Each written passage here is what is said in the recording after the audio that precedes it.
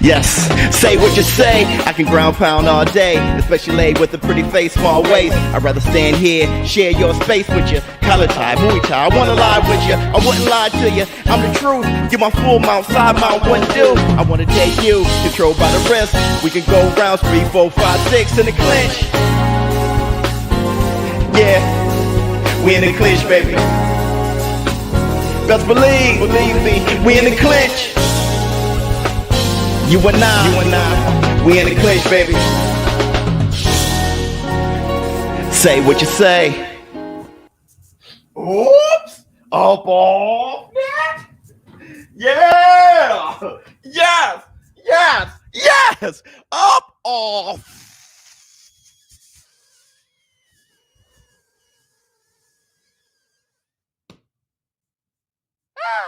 Y'all know what day it is. Hit the Tyson bell.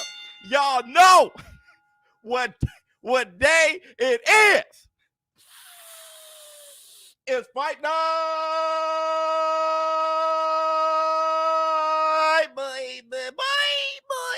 What's up, my people? This is ShowBizz. Don't. All right, man. Look. Look at who we have here. Oh, hold on. Let me bring this closer. My eyes getting a little bit. There you go. Chain with ice. What's going on with you? Cirilla.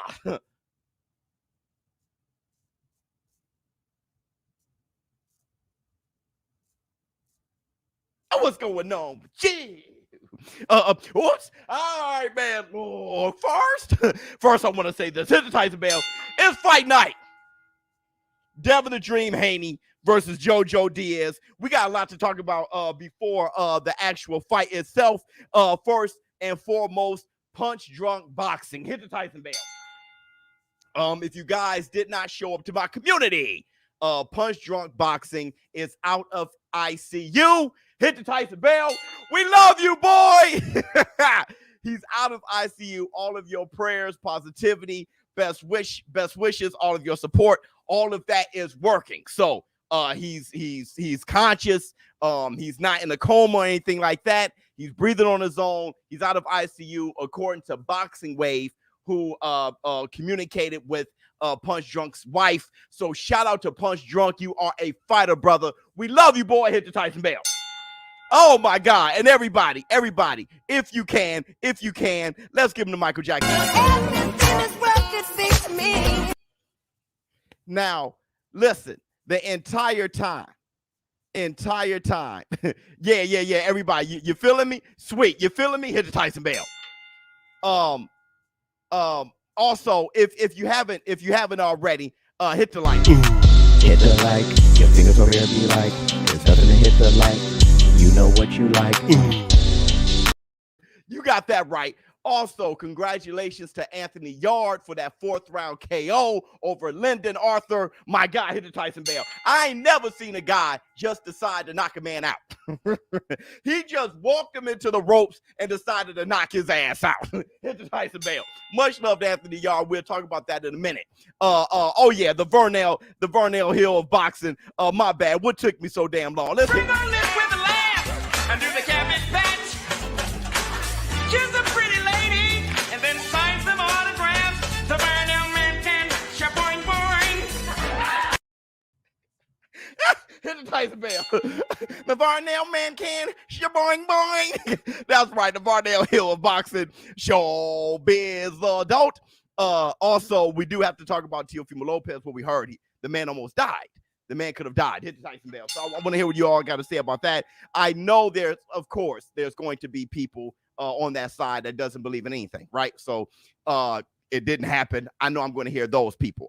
There's going to be the Wilder fans. It's like, hey, you didn't believe Wilder had a dent in his head. Why would you believe Teofimo Lopez's doctor? I know there's going to be some of you that's going to say that. There's going to be people that's going to say, I'm talking about the people on this end. There's going to be people that's going to say, he said Wilder had his excuses. He said Loma had his excuses. If you're about to die and it's hard to breathe, then that's an excuse. Hit Tyson bell.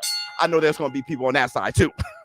Okay, so we're going to talk about all that in the war room. We got about how much more time do we have? About 30 minutes to talk about that before the show.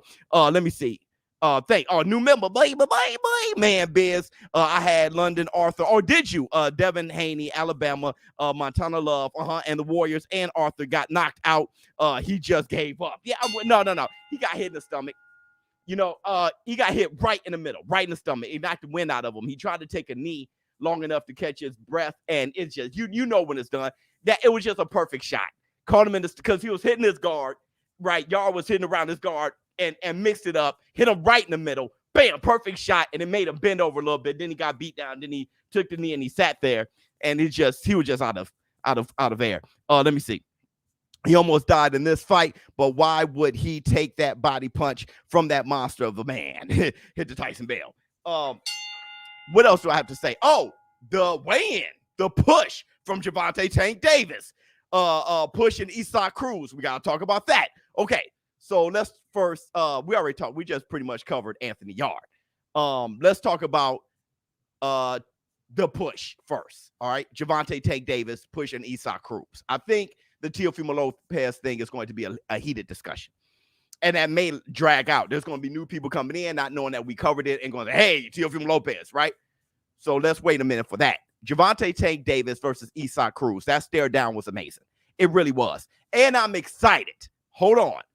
I'm excited for the action. I'm excited for the knockout that we're going to see. I'm excited to see. I love a knockout. Not too many people love a knockout more than me. You can love a knockout as much as me. It's very difficult to love a knockout more than me. Okay. So I mean, that's just a thing for me. I lose my mind when it comes to knockouts, and I'm sure we're going to get one tomorrow by the hands of Gervonta Tank Davis. Let's not get that mixed up. But with that said, let me tell you why I'm really excited. I'm excited to see that Gervonta Tank Davis weighed in at 34.5. It's Tyson Bell. He weighed in at 34.5. Okay. Now, to put that in perspective, Devin the Dream Haney came in at 135 on the nose against JoJo Diaz, where Gervonta Tank Davis, known for struggling with weight, go up to 140, stuff like that. He comes in at 134.5. That's beautiful to know that he's capable. So it's all preparation for him. Meaning, if you're capable, if you can make it comfortably at 134.5, maybe lightweight is your thing for real. And it seemed like that's the case, that 140 was a stop real quick, but he's going to make his run at 135. I hope so. Okay, hit Tyson Bell. Let me see. Missed this chat. Did I miss a super chat? Let me see. That's why I'm very excited. What do you have to say? BK, did you find it? My bad, Mr. Chat. Okay. Biz, changed the title to Diaz instead of Davis. I said Davis? Oh, Lord. No, I did not. Oh, I sure did say Davis. Hold on real quick. That's because I put both, I did both titles at the same time. I hope this works. Okay, thank you so much. Hit Tyson Bell. Working fast so I can watch movies with my wifey. Sully, I think what will help Tank the most is how much smaller Isaac Cruz is. Yeah. He will have way less ring presence than Barrios did. Yep. But hype for tonight. Yeah, I'm definitely hyped for tonight. And you got beautiful. I mean, you're going to have to be bigger than Tank Davis, at least. You got to have a reach advantage or something like that for Tank, at least. But I do want to tell you something. I grew up with my brothers training me. My brothers were always 10 to 8 years over me, right? So they were bigger than me, always punching down, and I was punching up always. I was a very short guy anyway. But what happened was, over the years of doing that, when I've gotten to a street fight with somebody my height, that was always the toughest fight for me. Punching straight, somebody punching straight. I was so used to dipping and coming up, right? And I grew up shorter than everybody. So even in my street fights, most people were bigger than me. I was used to doing that. I fought a guy around the years of my college years where the guy was my height, and that it was a struggle. I fought another guy like that. He was around my height, and I struggled. It's so funny. It is so funny. So I thought about that when it comes to Isaac Cruz. Let me see. You can tell Biz excited for Tank. He even named JoJo wrong. Let me see. The title was dumb. Oh, okay. Yeah, it was a mistake. Yeah, dumb mistake. My favorite boxing channel. Thanks so much. Keep punching. Much love. Gotta wrestle with those guys. Right. You fought in college? Yeah, well, yeah. I did my Taekwondo tournament while I was in college. I did boxing while I was in college. I had a street fight or two while I was in college. Yeah. Let me see. Tank said Cruz being shorter presents some problems. See, that's what I'm saying. That's what I can actually see that. You know, I was thinking if you're shorter than Tank, he's just gonna bully you. But I can see that. I can see that. Let me tell you. That was one of the things I thought about when it came to Deontay the Bronze Bomber Wilder. His power was punching down. He could punch down.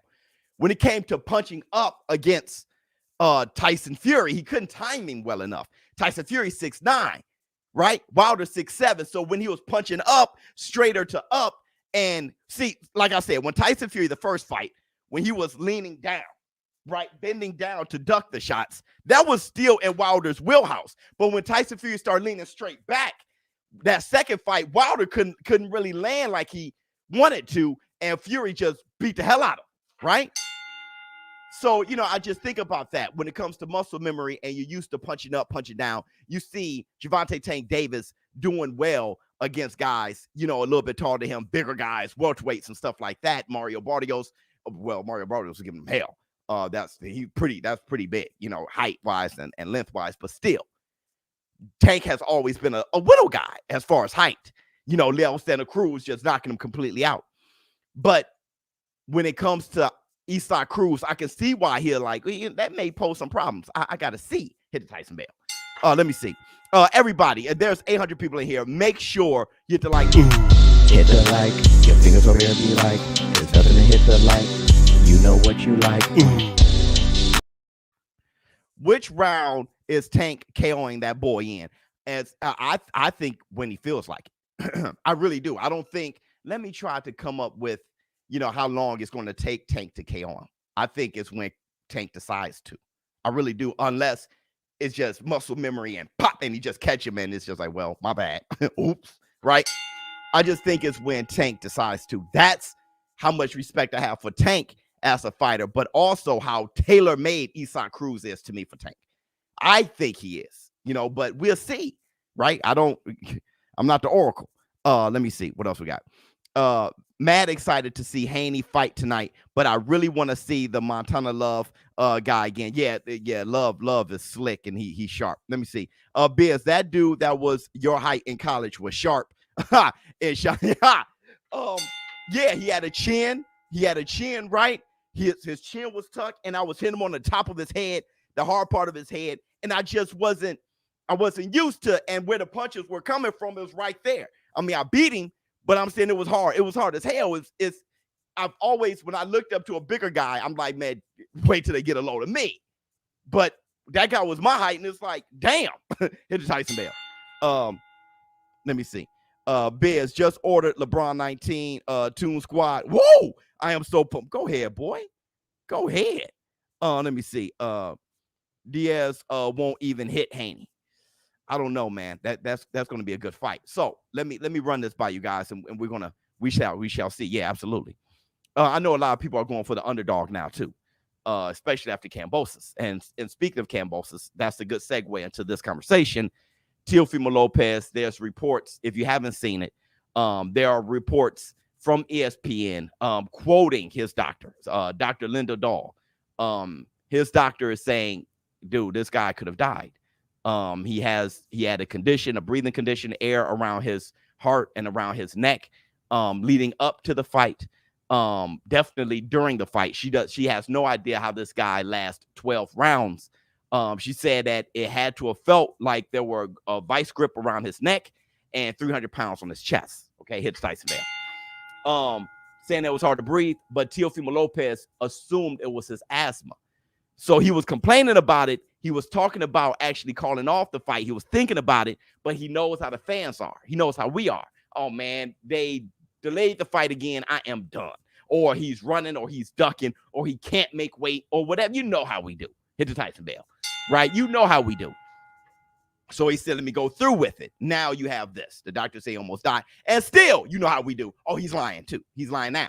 So no matter what, it's not going to, no matter what he says, a doctor, look, when Errol the True Spence was rolling out of the hospital with an eye patch, people were like, he ducked Manny Pacquiao. So where we are with social media, with Photoshop, with just the internet and everything, we believe in conspiracies more than hard evidence. Yo, we believe in conspiracies more than hard evidence. We don't look into things. We don't put any stock into medical reports. We don't put stock into what can be proven. We put no stock into that. We put more stock into how we are feeling. I mean, I feel like that's bullshit. So it is. Right? Hit the Tyson bell. So it's a tough, we're in a tough spot right now. Especially with fighters. And like I said, when it comes to medical stuff, if you could give me a doctor, if you can give me some kind of medical report, I'm not going to call you a liar at that point. If you could give me a medical report or anything like that, or a doctor saying whatever, I'm always on the side of that, right? Than just being the guy that's a pessimist, right? And putting out that energy because that energy comes back. So I believe him. I believe the doctor. I believe her. He had a condition. But still, that doesn't take away from Kambosos because they went on with the fight. And the father said, what's taking you so long? Whip his ass. Whatever was going on, the father didn't get that signal. Okay. He went 12 rounds. He even dropped Kambosos, but he didn't finish him. I noticed that he was breathing heavy early in the fight, and I noticed that he didn't finish Kambosos. He didn't attack him. Hit the Tyson bell. I say he's pacing himself. He don't want to punch himself out. He just couldn't. All right. So that brings more light to that. But still, Kambosos, he deserved to be undisputed as he is. Okay. Y'all know what else short Biz ESBC career. Boy, you tripping. You are tripping. I can't believe that's been on there that long. I'm gonna whoop your ass. Let me see. Thank you so much. Hit the Tyson bell for the super chat. Let me, what else we got? And hit the like button. It called you. Hey, hold on, everybody. Hit the like. Hit the like. Your fingers over here be like, there's nothing to hit the like. You know what you like. She looking thicker than my protein shit. Oh yeah. That girl, she's beautiful. That the fighter, she's beautiful. Everybody hit the Tyson bell. Thank you so much, James West. Let me see what else we gotta say. Everybody, people who's trying to steal fights and ruin the boxer's income, let's make sure we block those people too. Oh, they already blocked. Could it come from the mountain's stomach punch? I wish I knew what that meant. But thank you so much for the super chat. What else we got? Fantasy fight, George Foreman versus Larry Holmes. I got George Foreman, but I get it. I totally get it. Not undisputed. Sorry. Undisputed. Sorry. So we're just going to sit there and we don't agree. Let's move on. What else we got? How do I pick up women? Focus on yourself. Just keep improving yourself. They'll come to you. You don't even got to pick them up. They'll be there. What else we got? Hit the Tyson bell for Counter Punch. What's up, my people? Love you, man. Love you, boy. My boy Counter Punch out there with the $20 super chat. And that means he flexed on him. Everybody, flex. See, yeah, Counter Punch. I can't counter. Pow! My man Counter Punch. Hit the Tyson bell. What else we got? Biz, I love you like a play cousin, but when ESBC drops, you're getting whooped like Roy when he fought out. Now you picking a damn scab. I'm going to beat the hell out of you. All right. Now, Junior, I'm going to remember you. I'm going to beat the hell out of you. Okay, hit the Tyson bell. I don't give a damn who you got. I'm beating the hell out. I'll grab Berlanga. I'm beating the hell out of you. All right? Huh? Huh? I'm telling you, I'm gonna beat the hell out. I didn't mean to be Bizzell. Huh?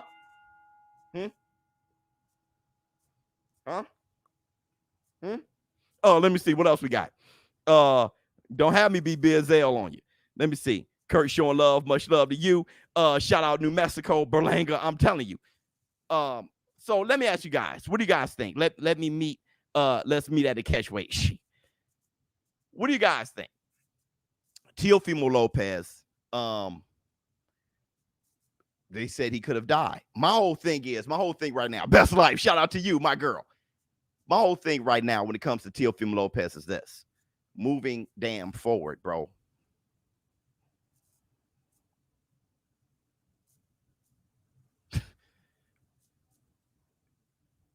Bro, Bizzell, bro, moving damn forward. If you got that kind of condition, how can you fight? I mean, moving forward, I don't know what kind of condition that is. Moving forward, do we ever see Teofimo Lopez again? What kind of condition is that? It's already asthma. Okay, and I tell people coming back from COVID, this is tough. Anybody who's caught COVID and came, it's rough. It's rough. Every fighter, it's rough. Tyson Fury getting dribbled off the canvas. Povetkin, what happened? Virgil Ortiz. Everybody who's caught COVID and came back is rough. The only one is my man Hamzat Shamaev. He came back and whooped the hell. I mean, other than him, let me see what else we got. Putting dirt on Roy or around you equals saying Candyman 3 times. You got that right. Hit Tyson. You got that right. Let me see what you have to say. Biz. Oh, Victor has to feed. Oh, yes, I wonder. Why would you shoot him on? They won't throw it up. Biz, before we fight on ESPC, I'm going to say, I'm going to kick your ass. Keep talking. Huh?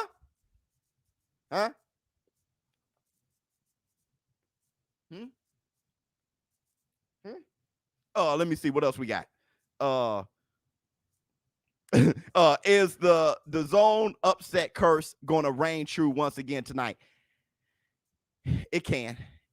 And let me tell you, I just think that Devin Haney is too special. But JoJo Diaz is special too, but Devin Haney's big and special.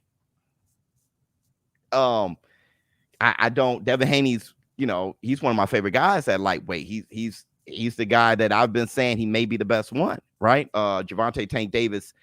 Outside Lomachenko. Lomachenko's the best one, all right? But outside of Lomachenko, the best with accolades is Kambosos. It's the top-notch guy.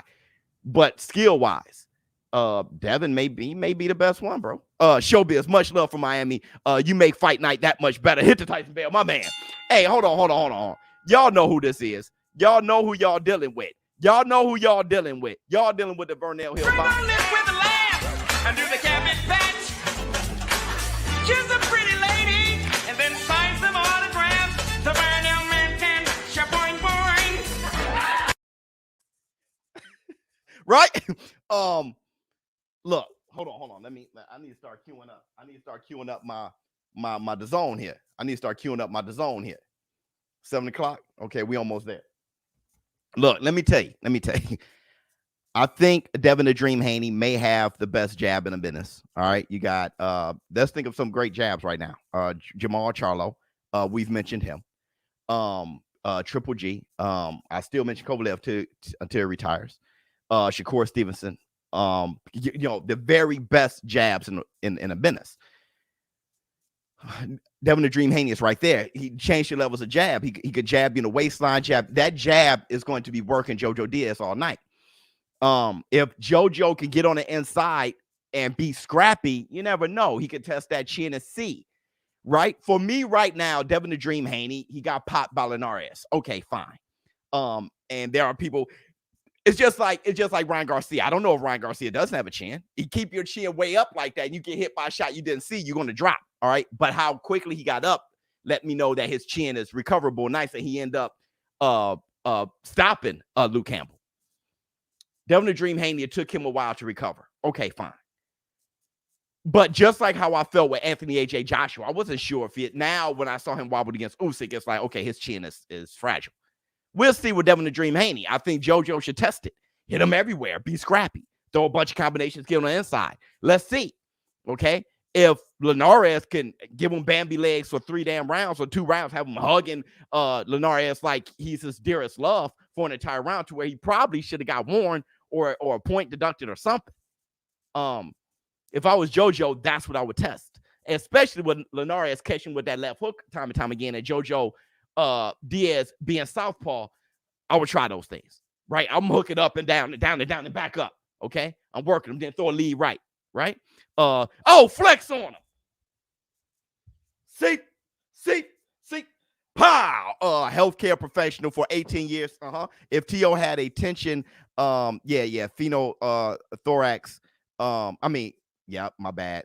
Pneumothorax. I'm sorry. During this fight, he is best conditioned human being on the planet. Oh, and the photo with the nab treatment is incorrect for the diagnosis. You talking about that photo he has with the and that's not the thank you. Now we got doctors coming in with the second opinion. What they have to thank you. Been in a what do you say? You've been a healthcare professional for 18 years. Thank you. Hit the Tyson bell. That's insight. That's insight, because I'm ignorant. I'm going to believe the first thing given to me because I'm ignorant. Now I got more. All right. Thank you. What else we got? Let's see what George Last Patriot to say. Will you make a video if they get some stats wrong on ESBC? If the stats are accurate, a lot of heavyweights punching power going to be around 95. Well, here, I wouldn't necessarily have to make a video if that's something that, would be an a good video to make, and there's enough complaints. Yeah. But me and the ESBC has a very great working relationship. That's right. So you ain't whooping my ass in the ESBC. It's not happening. Okay. But with that said, that's something that I would try to discuss with them. If enough of you guys are like, hey man, this isn't right. All right. Let me see. What else we got? Curious Jorge, video game player for 15 years. I'm beating it. you think that's going to be red? You think that's AG? You think that's AG? Biz, I don't know if you've talked about it, but did you see Wilder saying that he ain't done in the sport? I did see that. Let's cover it. Look, this is how Wilder should have responded the first time. I told you guys that second ass whipping that he took wasn't his words. Those weren't his words. Deontay Wilder is more of a stand-up guy than what happened. His overwhelming support end up ruining him, right? Ruining the perception of Deontay Wilder, and people were getting on me.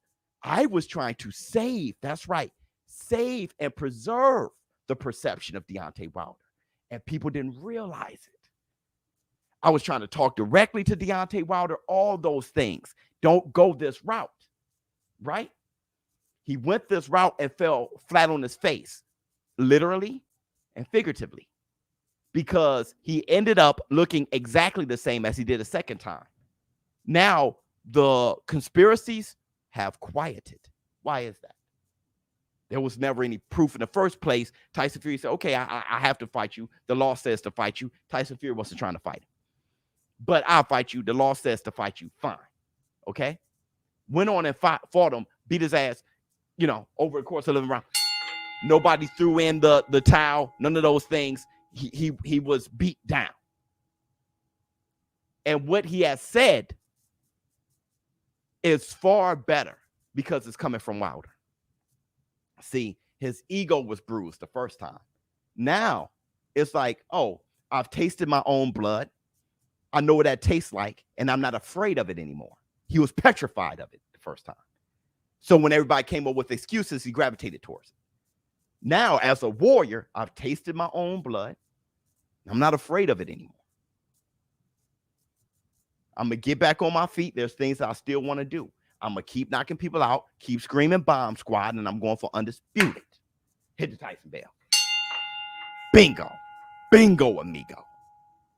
Because you just got to be humbled a little bit. Now he understands Tyson. Now he understands Ali even more.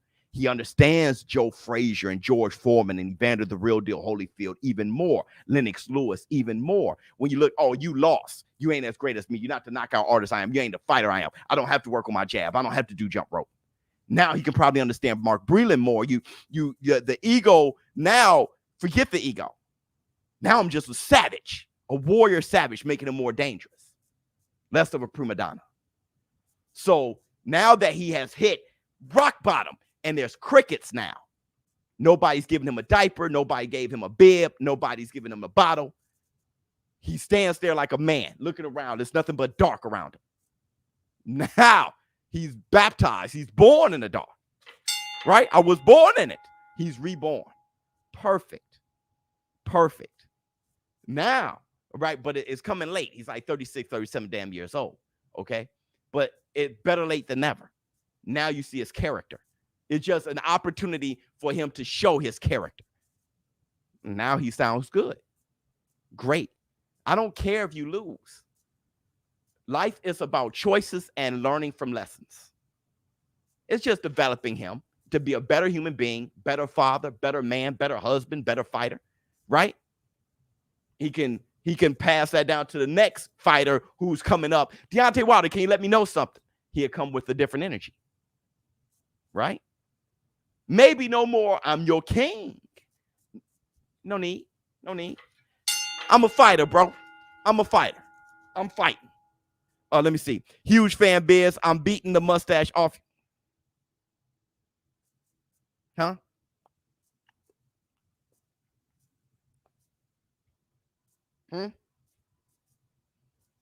I'm putting cases on every last one of you.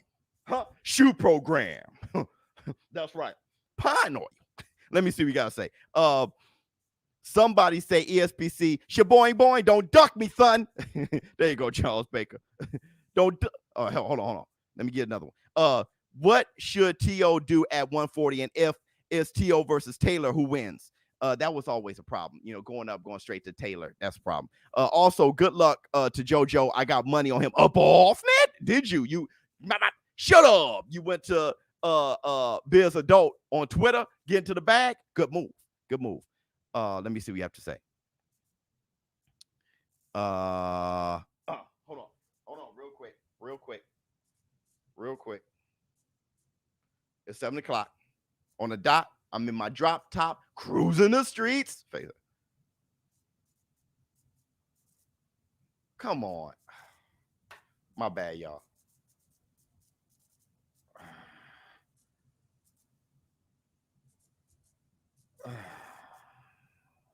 I hate this app. I hate my app. I don't think it's the zone. I think it's me, bro. I mean, what do you have to do here? I can't. Hold on. Is it just me, or does Wilder need to build some muscle in his? They're looking a little skinny, but props for him stepping back in there. Yeah, absolutely. Hold on real quick, bro. Hold on real quick. This is.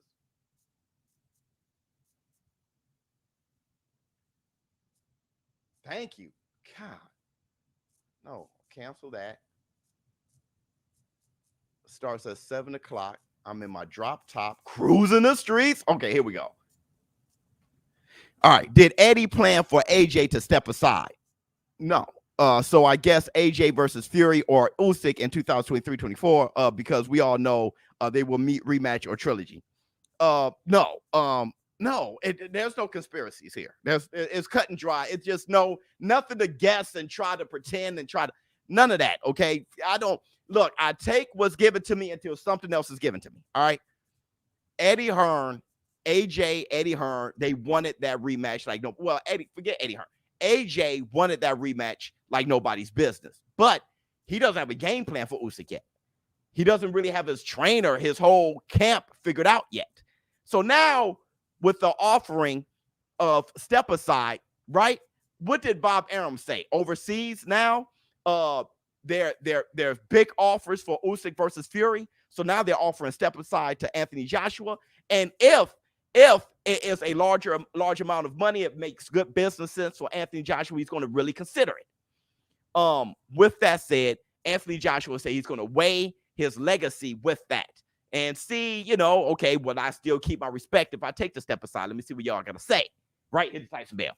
I wouldn't even consider that because people want to talk shit no matter what. You can be the best fighter ever, win everything. People ain't going to give you your love until you die. Okay? So, and even still, people want to step in. It has nothing to do with you, have everything to do with them. So if I was Anthony Joshua, I would take the step aside. Make sure I got my team in place. Get a fight with my team. Just like I said about Deontay Wilder. Get a fight in there and then come back and take on the winner between Anthony Joshua and Usyk. And get a promise there. Get something in the contract that you will have the winner. All right, hit the Tyson bell. Awesome stuff. Awesome stuff. Let me see. I never understood the whole Wilder is done narrative as if all of the other heavyweights are Tyson Fury. Yeah, but it's his age. See, if Wilder was 24, different. He's like 37. How old can you get? Right? Before someone says you're done. How old Areola, they were saying he was done around 37. He's old. Right now, Wilder's old. Right? Hit the Tyson bell. He's old. So, now you're starting to consider some things. Let me see. ESBC, you will be humble. You have no idea how much of a savage I'm about to be. You go to work. This is my job. Whooping your ass in ESBC is going to be my job. Do you get that? While you're working, I'm working. When you come home, I'm whooping your ass. When you go to bed, I'm back at work. Hit the Tyson bell. Huh? Biz and the Pastor Tower. Preach, brother. Hit the like. My man. Everybody, make sure you hit the like for a brother for the one time. Hit the like. Your fingers over there be like. There's nothing to hit the like. You know what you like. What's up, Biz? I'm late, but happened with Davis and Pitbull weigh in. Yeah. Isaac Cruz was staring Tank down, not budging, looking like a zombie, looking like a killer. Tank was looking like a killer back. But Tank did something that I saw. I hope you guys saw it too. When you're looking at somebody and you go, I've done that. Have you just despised them? You just looking at them and just look at them up and down like, I'm about to hit you in your jaw, your collarbone, punch you in the stomach. You're weak. Tank pulled one of those scans. Okay. I was like, ooh. All right. Look at the weigh in again. Isaac Cruz didn't want to look away. They were saying, okay, y'all can look forward, be professional. Tank Davis was going to look away until Isaac looked away. But what happens? Usually the champions look away. Usually the champion look away. Okay. Or the guy with a whole bunch of confidence ends up looking away. Tank Davis looked away, but he didn't like the fact. Teofimo Lopez did it with Kambosos. Sean Porter did it with Terrence Crawford. You end up looking away. Okay. What happened though? Tank looked away and then said, I'm going to look away, but I'm going to be the alpha and consume your whole area. Isaac didn't like, of course he didn't like that. I'm about to flex mine and bump you out. Soon as Tank is like, you know how you put your hand in somebody's face or your face in their face while you talk? I dare, please touch me. That's all he did. Touched him, pushed him, right? It's on.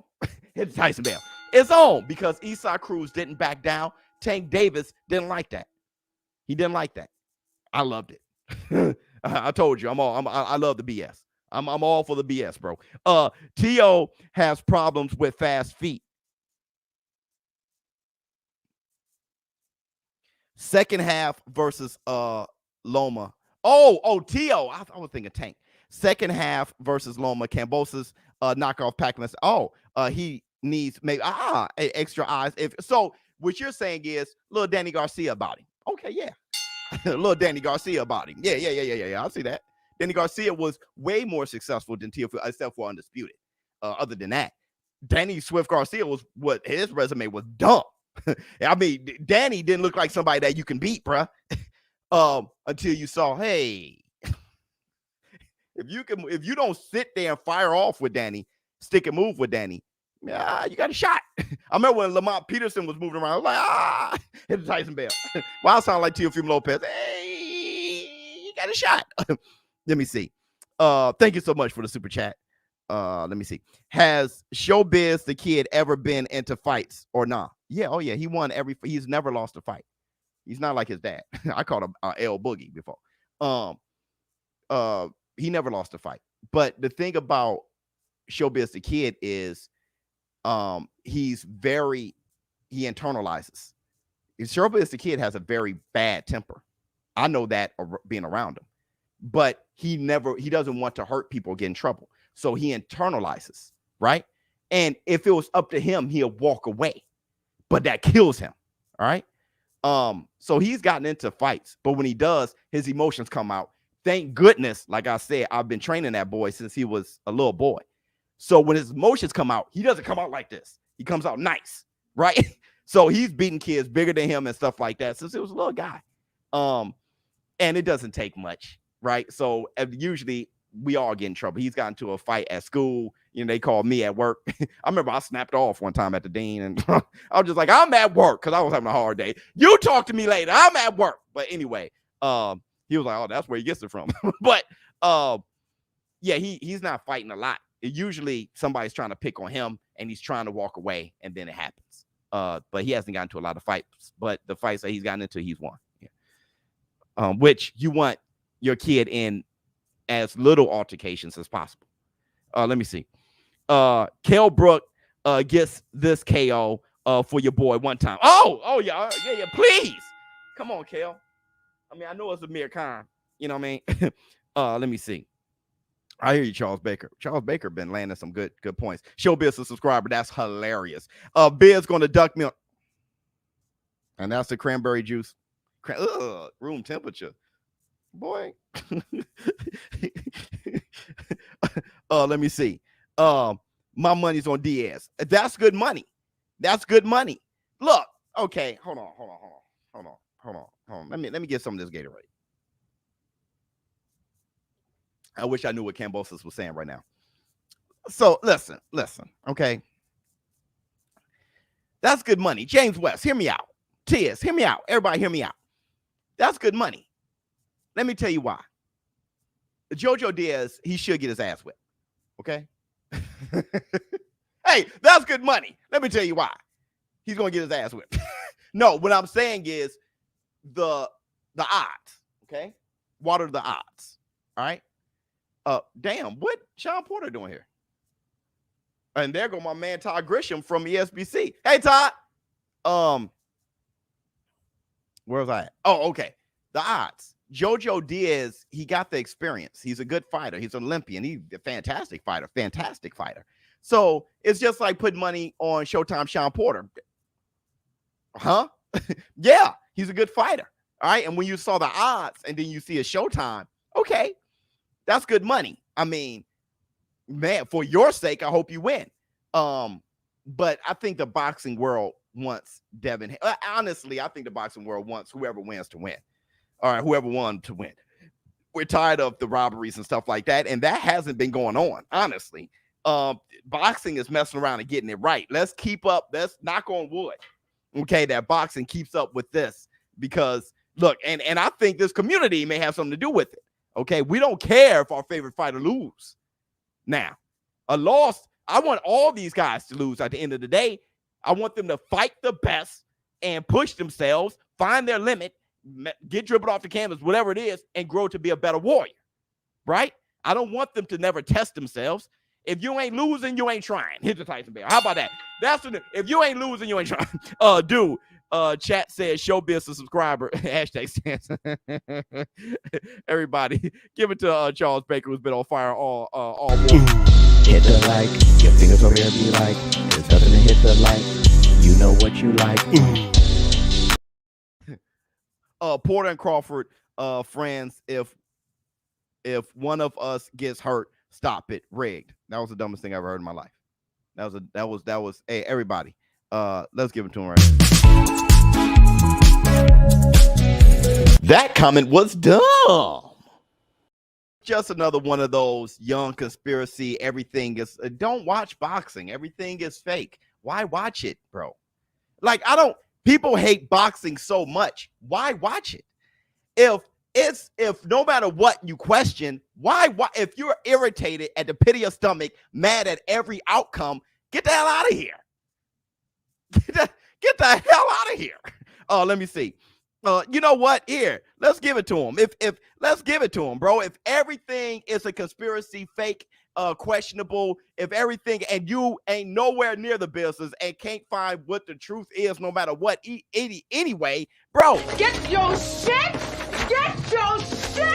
and get out. I got lovely odds on Cambosis 15-1 win. Oh Lord. Oh no, big Snoop Dogg. Hergovic versus I don't know how to say that name. McCaskill versus Wyatt. You definitely want to see McCaskill get it in. Who else is fighting tonight?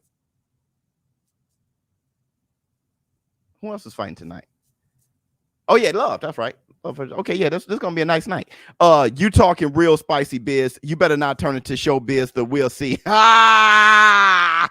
For once in my life, I got someone who loves me. Face that. When it's time to catch that fade at ESPN. Okay, I feel you. I feel you. You talking though.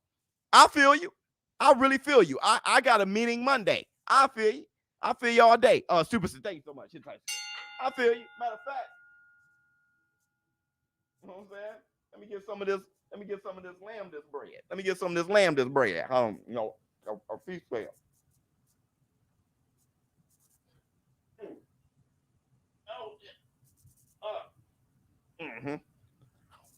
Let me know. Everybody smash a like. Let me see what else we got. ShowBizz, Showtime should hire you as the commentator. You always make these fight nights exciting. Thank you so much. It's Tyson Bell. You know, Showtime won't be around tonight, but they'll probably be around tomorrow in the war room. Showtime got a great relationship with Showtime. They're nice, well, with the PBC mostly. They're nice with theirs. Oh, James West, thank you so much, man. My man James, he's like, you know what? Keep the party going. My man James West always keeping the party going. Who doesn't need $1? Who doesn't need $1.99? Let me see. What time is JoJo versus Haney? It's the main event. So it's always and it depends on where you are, right? Somebody answer that. Find out where he is, and then answer that. There's 3 hours from now. Riddick Bowe versus Vitaly Klitschko. Depends on what Riddick Bowe. A prime Riddick Bowe probably got Riddick, and that's the Black Two Sugars. Look at Bradley Skeet robbery real quick. No, I won't. Let me see. Biz, you think we're gonna see Ennis versus Bud? Eventually, yes. Hit the Tyson Bell. Eventually, yes. I think eventually, or one of those guys, but just not now. Look, okay, hold on. Let me give you a better answer. If we do our jobs as a ShowBizz the adult community, this community is taking full responsibility of this. For this to change the boxing landscape, the environment, right? Don't be a Pete, right? To have if you lose, it's okay. Now you know your limitations. Come back better the next time. Show people how you get up. It's not how you fall, it's how you get up. Okay, and test those limits. See where you at. Test the limits. Pushing yourself. Be motivation, okay? Be inspirational. Life is a fight, and give me that literally, right? If we start applauding those who fight the fights, right? Teofimo Lopez, he took his first ass whipping, and he had to deactivate his Twitter. He has to turn off the comments on his Instagram. Damn.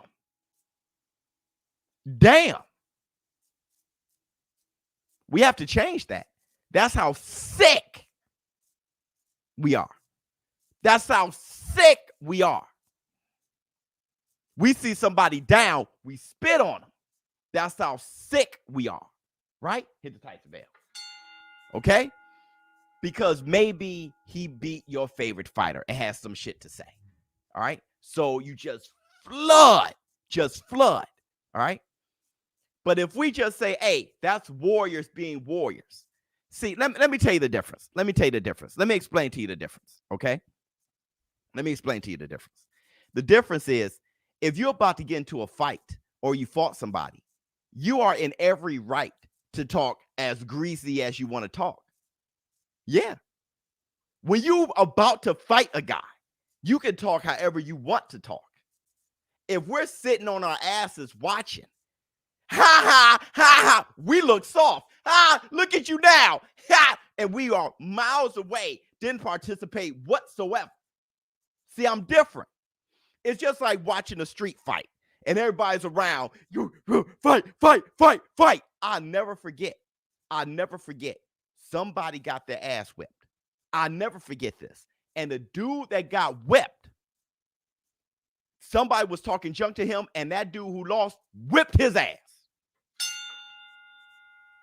Because now I'm warmed up. He had a bloody nose. This kid had a bloody nose and everything. But now I'm warmed up. You cold. You ain't been fighting. And you got your butt whooped. Okay, why don't you fight me? He was like, and then he whooped his ass. That was a huge lesson learned. While we're sitting on the side, we have no right to be on that. Look at now, them fighting each other, they can do whatever they want. Lomachenko talking junk about Tio talking junk about Lomachenko, Danny Swift, Garcia talking. They're warriors. Yeah. So that's what I mean by if we could be better fans, change the environment, they will all fight each other. And if we shape the environment to where they don't fall into deep depression after a loss, they will all take those chances. We'll get Boots versus Terrence Crawford. Biz, I had an amateur fight a month ago. Did you? Tires as hell. I won, though. I'm going to send it to you on IG. Oh, I'd love to see it. Tell me what you think. Oh, I'd love to see it. I'd love to see it. Let me see. ShowBizz, how do I become a member? I don't see the join, but that's because you're probably on your phone. If you're on your phone or iPhone, it doesn't show up for some reason. So you have to get on a desktop or a different phone or some laptop, something like that. And you'll see it. You'll see the join button. Let me see. Thank you so much. Hit Tyson Bell, James West. Best community in the world. So hit the like button. People, much love to ShowBizz. Everybody, please, if you can, hit the like. Hit the like. Your fingers over there be like. There's nothing to hit the like. You know what you like. Don't worry, show T.O. got J-Lo. Well, I don't. If he got J-Lo, that's all right with me. Let me see. All right, so here we go. Oh no, this is that little. I ain't gonna call this one. I'll wait on this one. Unless y'all desperately want me to call this one, I'll wait on this. Let me see. Charles Baker send me $10 and I'll watch it. Jesus. Anthony Yard is fighting the winner of Joe Smith Jr. versus Colin Johnson for the light heavyweight title after beating Lyndon Arthur in their rematch. Frank Warren and Bob Arum agreed on it. Nice. That's one. Another one. Anthony Yard got knocked out with a jab by Kovalev, took another loss. You know, his father passed away. Heavy losses in life and losses in the ring. Back to back. All of a sudden, got a title shot. Yard showed us something. Yeah, he took heavy losses back to back. People, he's been exposed. Title shot. That's what I'm saying. I told you when I first started this channel, somebody said being a clown and boxing doesn't mix. This dude just got dropped. Solus just got dropped. Being a clown and boxing doesn't mix. Play button. Hit the Tyson Bell. Ignore the naysayers. Get inspired. Let me see what else you got. Yard has power in both hands. See, now people talking positively about Yard now, right? Just like, look, Lomachenko. Lomachenko, he was this and he was that. Look, Lomachenko is probably, like I said, now that we include him with the rest of the life, he is one of the more fantastic fighters in the world. Lomachenko is back on the grind. Lomachenko, if he beats Richard Comey, who's next? It can be Kambosos. Whatever it is, stuff looking up for Lomachenko, and you start kind of thinking about his losses. Salido hit him in the balls more time than a streetwalker. Orlando Salido was focused on his balls more than a streetwalker.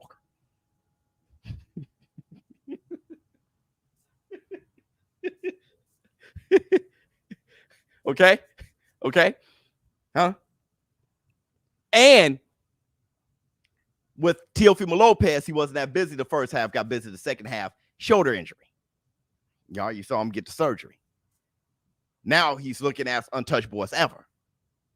We'll see. Let me see. New member, baby. Thank you so much. Like Floyd says, it's a fight. Shit happens, no excuses. Like, it's a fight, shit happens, no excuses. Well, Floyd was the one that said he had a shoulder injury, and that's why he performed bad against Castillo.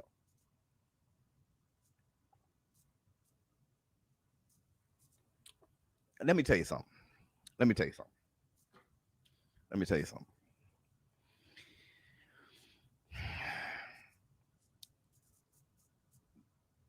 There's not the no excuses thing. The no excuses thing bothers me. It really does on a low. Look, if you give a reason, is that an excuse? Let me do it like this. If you ain't got much money and you trying to date a girl and she says, "Oh, you just broke." You don't want to know why? I'm a computer programmer with a master's degree, just laid off. You just broke it. I'm like, okay. The next girl who ain't got that attitude messed around and found one. Hit the Tyson bell. Right? When it comes to life, no reasons, right? When somebody asks you anything, when a cop pull you over, why were you driving so fast? Look at my back seat. My wife is in labor. Oh, if he said no excuses, sit here, and he started writing you a ticket, that's a damn shame. After every fight, the interviewer always says, "Well, what happened tonight?" Well, you keep probing me with these questions. We want me to say nothing. He just whipped my ass. Even though you have a feeling, Solus is getting his ass handed. Even though if you know what happened, nothing happened. I'm just not good. No, what happened tonight? I'm just not good. He's good and I'm not. That's just lying, right? So this is what I'm trying to say. Give me insight. What happened?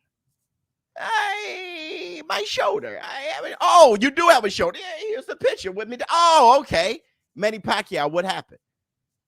Floyd Mayweather, what happened? Oh, okay. And then when you see Mayweather versus Castillo too, that makes sense.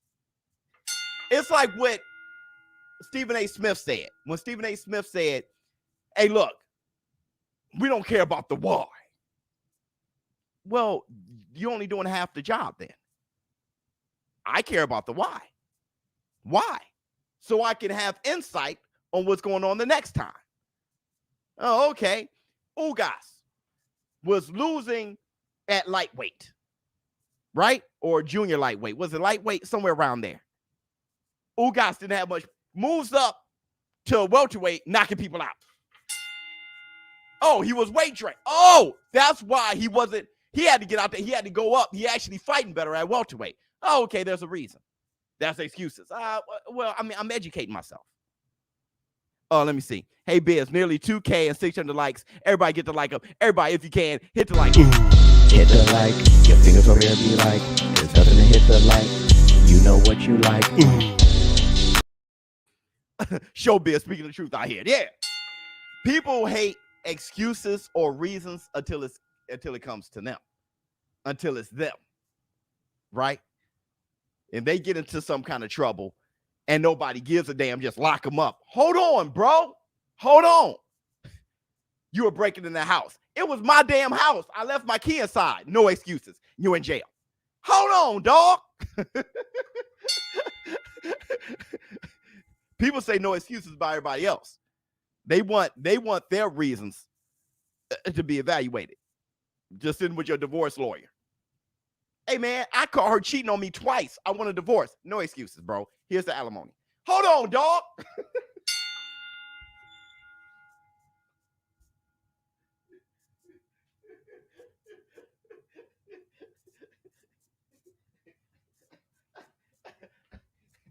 No, she gets the house. You get visitation with the kids, and you have to pay her alimony and child support. Hold on. I got a reason. Nah, dog. No excuses. Congrats on reward. You deserve it. I got Haney, 7th round TKO. Okay. Let me see. Teofimo the fake over Lopez. Yeah, I just want to say something mean because my life ain't shit. Let me see what else we got. Alimony is crazy. You're right. Right. Facts on that one. You feel me, James West? People just no excuses till it come to them. Then maybe that's why people are like that with everybody else, because their lives they've been shitted on. So they're like, look, I'm just like birds and windshields. People treat boxing like birds do windshields. Thank you so much for the super chat. Biz bias. There you go. Haney was holding rounds 11 and 12 against Linares. Yeah, which was a smart move because he was up by so many rounds. This dude, Silas, I probably should have called it because that was crazy. He was up by so many rounds. It was a smart move because he was hurt.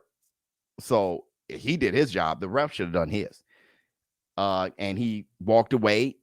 He beat. Look, let's not get it twisted. Devin the Dream Haney beat Linares. He outboxed him. He ghosted him. It's just he got rocked. And boy, was that significant, right? But he did what he's supposed to do. Oh yeah, hell yeah, hold. Don't just, I'm not going to hold with the Bambi legs and get knocked out. Please hold. Now it's up to the ref, right? Let me see. Who you got, Biz? Honestly, I've been honest the whole time. Devin the Dream Haney. I've been honest the whole time. I'm never not honest. I don't. Hey, who you got, Biz? Honestly, well, since you put it like that, let me tell you.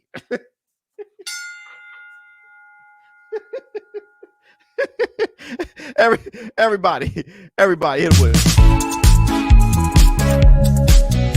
That comment was dumb.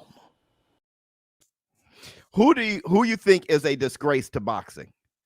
The one guy I don't mention that's in jail now for life.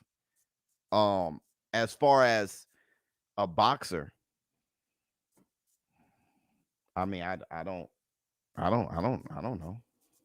know. I'm sitting here talking. I can't call anybody a disgrace to boxing. No, I can't really call anybody a disgrace to boxing. I see boxers who've made mistakes, but a disgrace. Look, I know what it takes to, I don't know exactly what it takes, but I've seen what it takes to get to the point where you recognize these people's names. Look, let me look. There's 1,800 people in here right now. Okay. How many of you can go somewhere and people recognize you? Right. It takes a huge, especially if that's something you want. It takes a huge amount of effort to get there in the one life that you have to live. It takes a huge amount of effort to get there to where you go somewhere and, you know, whatever that you are a part of and everybody recognize you. They know your name. The fact that you can ask me that question, and if I say a name, you'll know who I'm talking about. So that within itself, if I were to say Lomachenko, if I were to say Lomachenko is a disgrace, Y'all know who Lomachenko is. He's left his mark, his impact. I'm not saying that. I'm not saying that. And I'm gonna tell you this too. Before I say something negative, okay? Before I say something negative, I always think about myself. There's a lot of things that I haven't accomplished. So who am I to be so negative to someone else? A lot of times when I criticize somebody, think about what I'm trying to get to at the very end is for them to be the best version of themselves, right? I criticize Elder True Spence, right? Lately, I've criticized him for walking out with Terrence Bud Crawford, but I never called him a duck. But what I said was, what you communicated by doing that made everybody call you a duck. A lot of people have been DMing me, not understanding what I'm saying. It's same thing with Deontay Wilder. What you did, that action communicated and made everybody now call you a duck when you're a warrior. That was a bad move. It didn't symbolize. It didn't show what you really made of. It showed the opposite. Now people questioning what you're made of.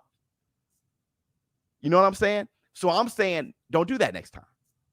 Hey, we'll see. Hey, Errol Spence, you sound like Keith one time. Doyman. And I'll be a hypocrite if I didn't point it out the way I pointed out with Keith Thurman. But at the end of the day, it's so Errol the True Spence can communicate what he is. And what Errol Spence is he's a future Hall of Famer. Errol the True Spence is going to be one of the greatest welterweights of all time. Errol the True Spence has the opportunity to be one of the greatest fighters of all time with one of the more wild stories ever. Car accident, torn retina, still getting busy. So that's all.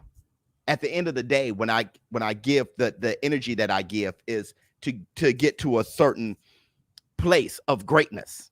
That's all. Hit the Tyson bell. Wise words, ShowBizz. Blessed for my man Stephen Ross. What's going on with you? Much love to you at Belfast, man. What's up, brother? Love and respect from Fort Worth, Texas. Big dog. Keep grinding, my man. Much love to. I gotta go out there. I got friends out there. I gotta go out there, man. And I'm really. I need to start traveling. I need to get on the road. Hey, sponsor. Wink, wink. It's time. We got to get on the road.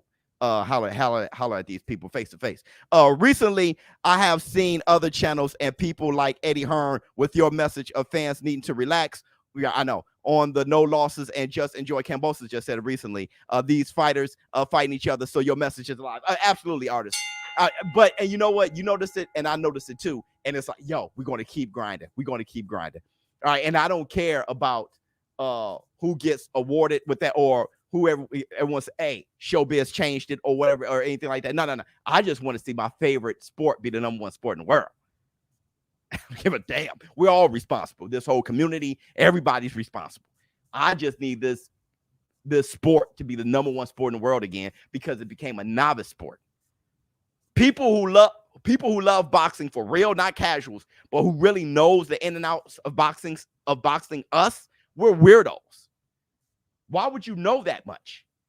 Yeah, when you talk about the WBC, WBA, WBO, IBF, junior lightweight, I mean, you know what I mean? Junior welterweight, I mean, lightweight, featherweight, this guy's a bantamweight, this is cruiserweight, this is a light heavyweight, all these things that we know. Okay, this is the interim title. It was this tournament who did, and this guy was elevated to this. I mean, all the stuff we know, resumes and who they fought. We're weirdos. If somebody knows that much about football, they're not a weirdo. You feel me? Basketball. But knowing that much about boxing, it's like, why would you know that? Why would you know that?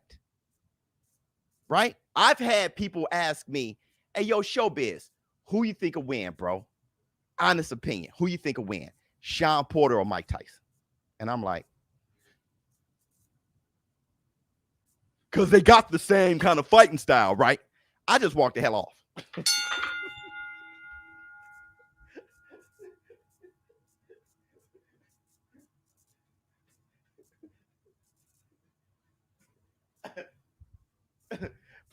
don't know. Hit the Tyson bell.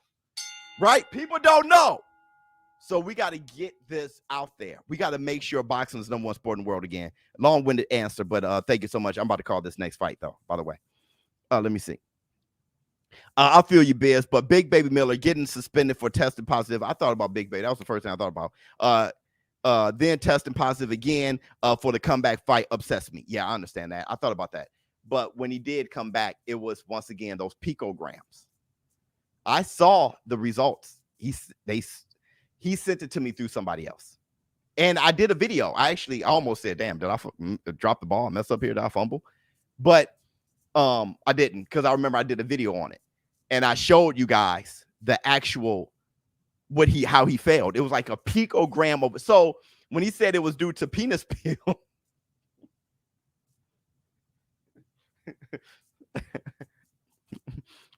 Big Baby Miller looking for me anyway. So when he said it was due to penis pills,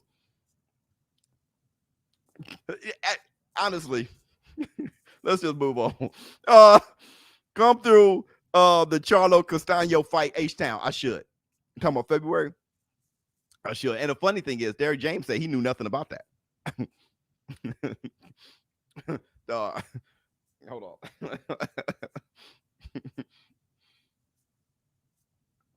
All right, man. Emir. Oh, that's the name of a frost giant in Asgard in Marvel Comics. Emir. Yeah, I think that was his name. Why would I know that? Let me see. Ali was the biggest troll, like Donald Trump. Both great Americans. like this comment is to piss people off. This comment it didn't piss me off. It was like, okay, make me laugh. But that is designed perfectly. And for him to be like, why are you so mad? Well, I said he was great. You know, the assholes. That's an asshole comment. Really. That's an asshole comment. And on the surface, nothing's really wrong with this comment. But you know, to put that out there when we're not even talking about Ali, you know he's being an asshole. Like, I'm going to put together the best, okay, Black Americans love Ali. And I'm going to bank that most of them hate Donald Trump. Let me...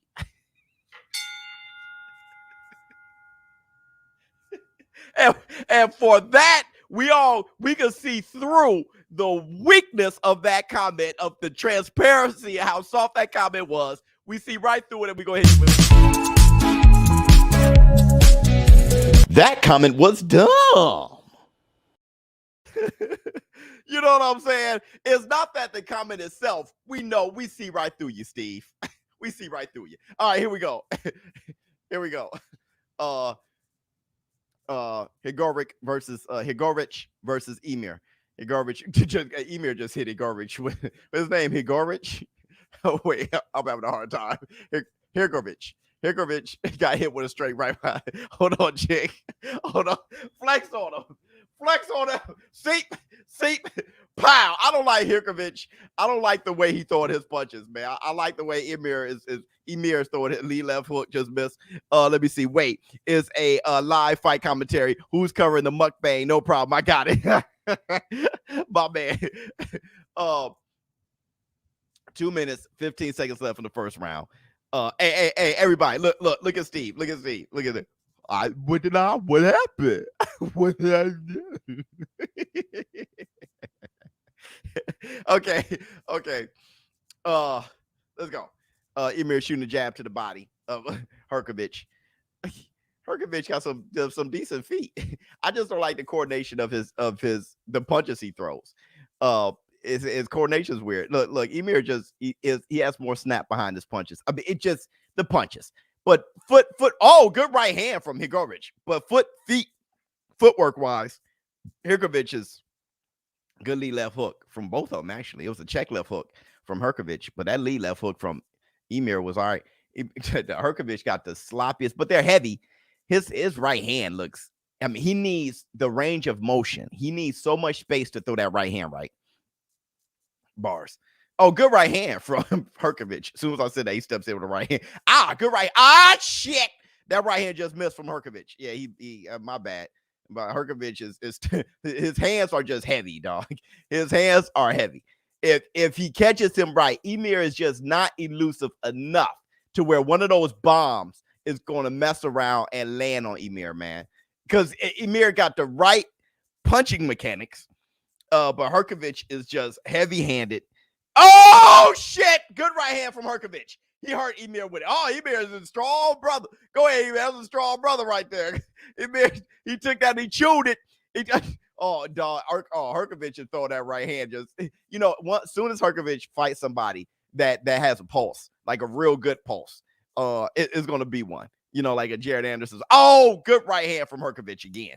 Oh, Lord. His hands are just heavy. A new member, boy, hit the Tyson bell.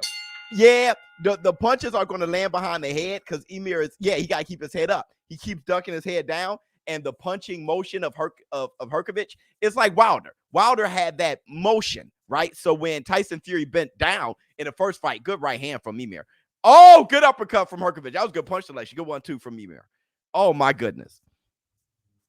T.O. was finna die. Yeah, he was finna die, bro. No. They said that that she was actually shocked that he was able to survive. That he could have died, and that's what his doctor said. Okay. Which we just had someone who's been in the medical field for 18 years say call BS on it. In the war room. So hey, it is what it is. Everybody in between rounds, can you please, if you can, hit me over here. And if you haven't subscribed to the channel, subscribe. Let me see what else we got. This is going to end in a KO. Yeah, Herkovich gonna knock him out with a KO. Babic is stupid. I like Babic. Babic is dope. Good double left hand from Herkovich. Oh, good jab from Emir, man. Lay left hook to the body miss from Emir. That right hand from Herkovich, though, Emir just doesn't have the footwork to get over. He has everything else. He's nice with it.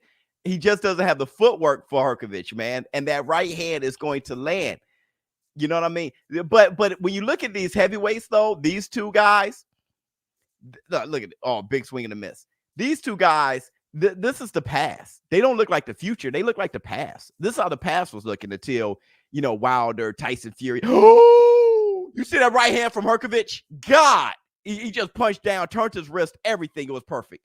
Good combination.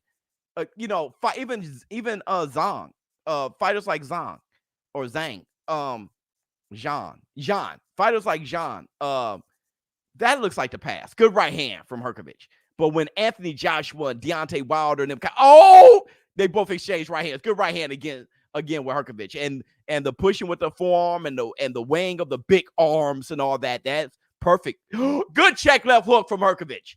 Hey, dog, Herkovich about to knock him out. They changed the game, right? Alexander Usyk, Jared Anderson changed. Good right hand but this is what we're seeing around the Klitschko era. Good right hand from Herkovich. A little bit after, like when towards the mid to end of the Klitschko's reign, you start seeing guys like this show up. Good left hook from Emir. And you were just thinking, the Samuel Peters of the world, you were just thinking, okay, these are big heavyweights and this is better. And no, it's not better. It was actually weaker. Herkovich is not going to, I don't see him do. Oh, good right hand from Herkovich. Good step back with the right hand. Oh, God. Good right hand from her. Hey, brother. Yeah, fall, Emir. Fall.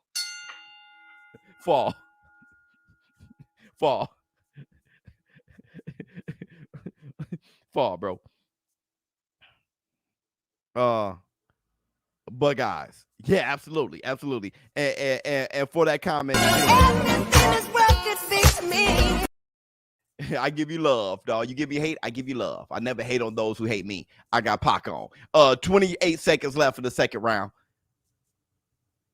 Big jab miss, big swing and a miss, another swing and a miss from Emir.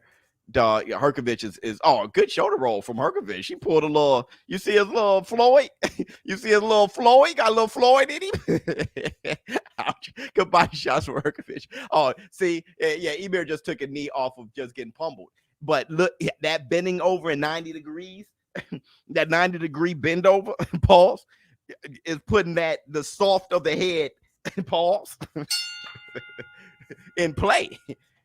In play. You get hit there, your jaw click. Yeah. And when you get hit right here, that's not a good look.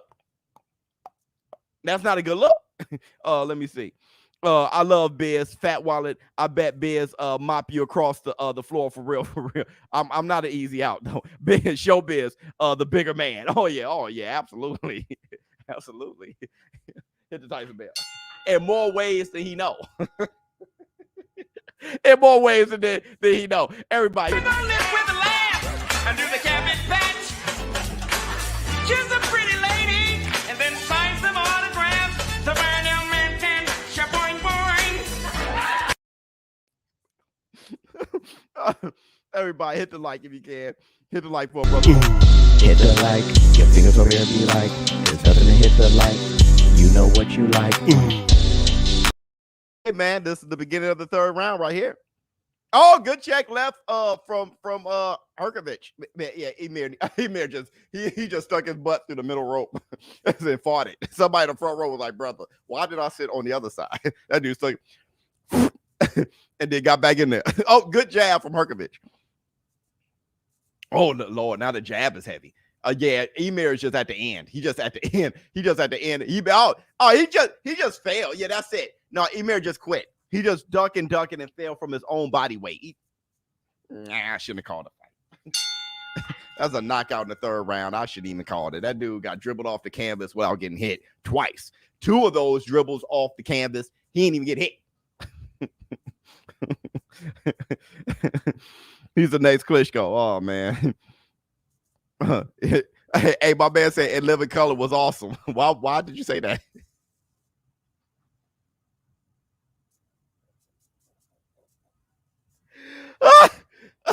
Don Donald, thank you so much. Hit the Tyson bell. Oh, Haney is on the zone. He signed with the zone, so is on the zone. One of the funniest calls, brother. Get that out of there. That dude got dribbled without taking a punch. That dude got dribbled without taking a punch. Remember when James Quick Tillis was on The Color Purple? How many of you guys remember that? When James Quick Tillis was on The Color Purple, he said, the first time I've been knocked out without taking a punch. Remember that? And he was shooting a jab at Mr. And Mr. was like, he was Buster on The Color Purple. Watch The Color Purple. And when, what's her name? You told Harpo to beat me. Oprah Winfrey brought in a new boyfriend named Buster. That was James Quick Tillis. He said, the first time I've been knocked out without taking a punch. Donald Glover was like, man, get out of here. I remember that. You remember that? There you go. Hey man, it's not Sophia. There you go. Sophia, yeah, Sophia. Y'all, I love y'all. Everybody, let's give it to him for the one time. What's your yeah? Yeah. The thing about Mr. is, for all the wrong reasons, Mr. was funny. Mr. from The Color Purple, for all the wrong reasons, he was funny.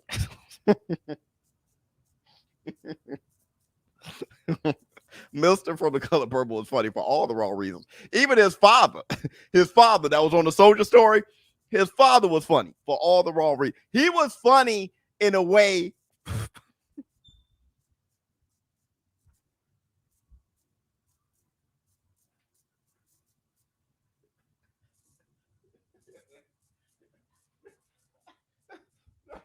I'm going to tell you, one of the funniest scenes in movie history.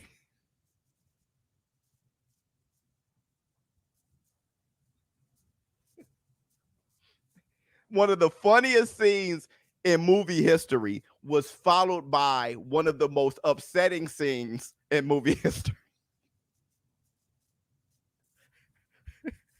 And I think y'all know what I'm about to say. Soldier Story was a great film. Oh yeah, that was the first, huh? That was the first. That was one of the first Dizels right there. Ike Turner. What's love got to do with it? Remember when Angela Bassett kept messing up when she was singing we call it Nutbush, when she was singing Nutbush, right? Field house, in house, whatever she was saying, schoolhouse, outhouse. And she was singing that song, and highway and contain, or whatever she was singing. And we call it Nutbush. And Ike Turner was sitting there looking at her like, he has so much booger sugar. Being housed in. I was like, brother, that has to be the funniest thing I've ever seen.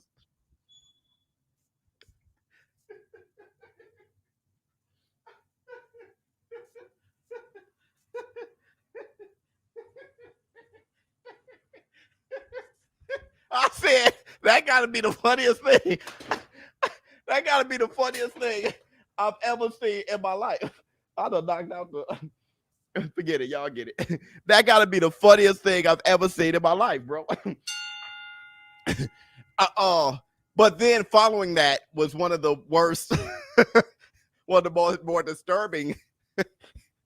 Hold on. Let me fix this.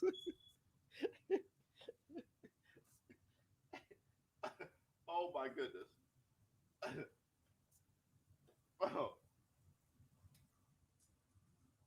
Oh my goodness. Did I break it? It's probably broke. Yeah, it's probably broke. We'll fix that later. What else we got? Oh, flex order. See, pow. Martin was trying not to laugh. Big shout out to you, Biz. I love and hate your show. But you definitely great entertainment. Thank you so much, man. That's it. That you're about right. You love and hate the show. There you go. What else we got? Yeah, Martin was about to laugh back there, bro. Martin was always about to laugh. Something fell on the floor. Yeah, I know. I saw that. I was trying to fix it, but it knocked out my light. It knocked out my whole little get together over there. I'll figure it out. Agreed. Never thought he was TBE. Cocaine. Yeah, dog. My man was like, this ain't flour. Now get the hell out.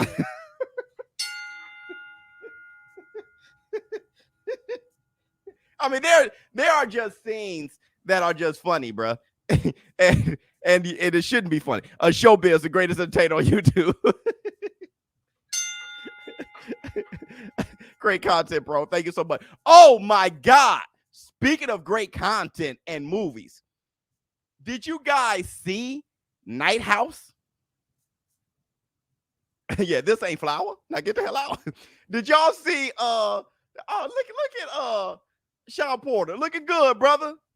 Looking good. Everything healed up nice. You looking good. Y'all see Night House? I saw it. That scared the hell out of me, man. That ain't no regular movie.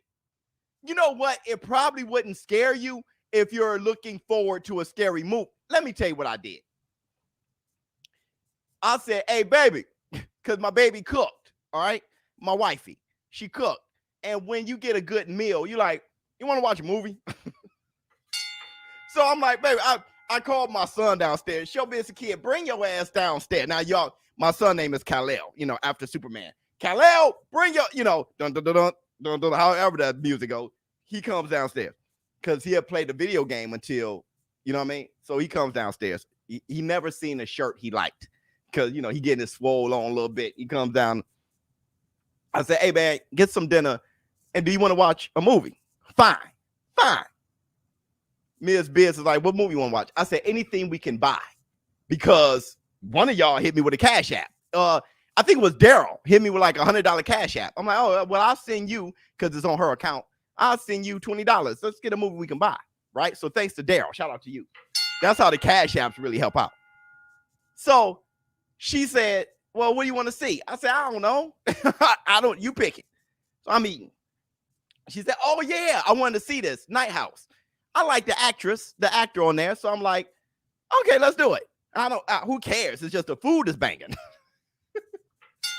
The food's banging. She turned that movie on, scared the hell out of me. I'm sitting back. ShowBizz the kid got pillows. I'm like, right, son? What the hell? He's like, Dad, this ain't small. This ain't light.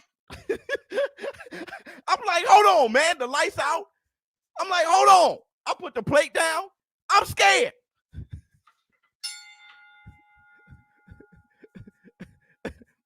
I'm scared. Check out Night House, man. I'm over here scared, man. Yeah, you can't just order a movie like that. You gotta let me know. I went into it not knowing what I was about to. I thought it was going to be a romance. I'm over here scared.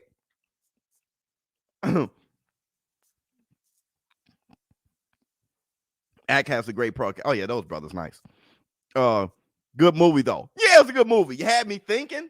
I went to bed thinking, like, damn. Y'all ready for that Spider-Man? Man, you ain't lying. We got our tickets, IMAX, everything. We're good. Hit the Tyson bell. We are good. It's going down.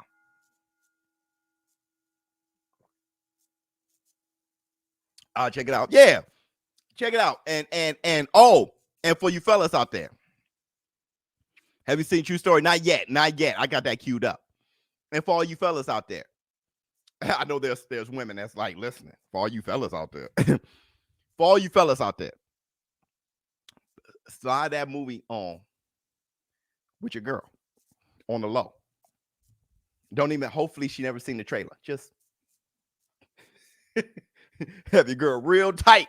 Have your girl real tight. Hit the Tyson bell. And you're going to talk through it. Uh-huh. Yeah. You're going to be saying stuff like that. Yep. I know it. Don't you love movies like that? I know it. Your head go back. I know it. That's what I'm standing up. Damn it, I knew it. I told y'all. They're like, shut up, Dad. I'm trying to finish. Oh my God. Oh my goodness. Floyd embarrassed Manny that Manny suddenly got shoulder injury. Nope. Let me see. Biz throwing the lob. 100%. Porter outfit. He looks like Blackula.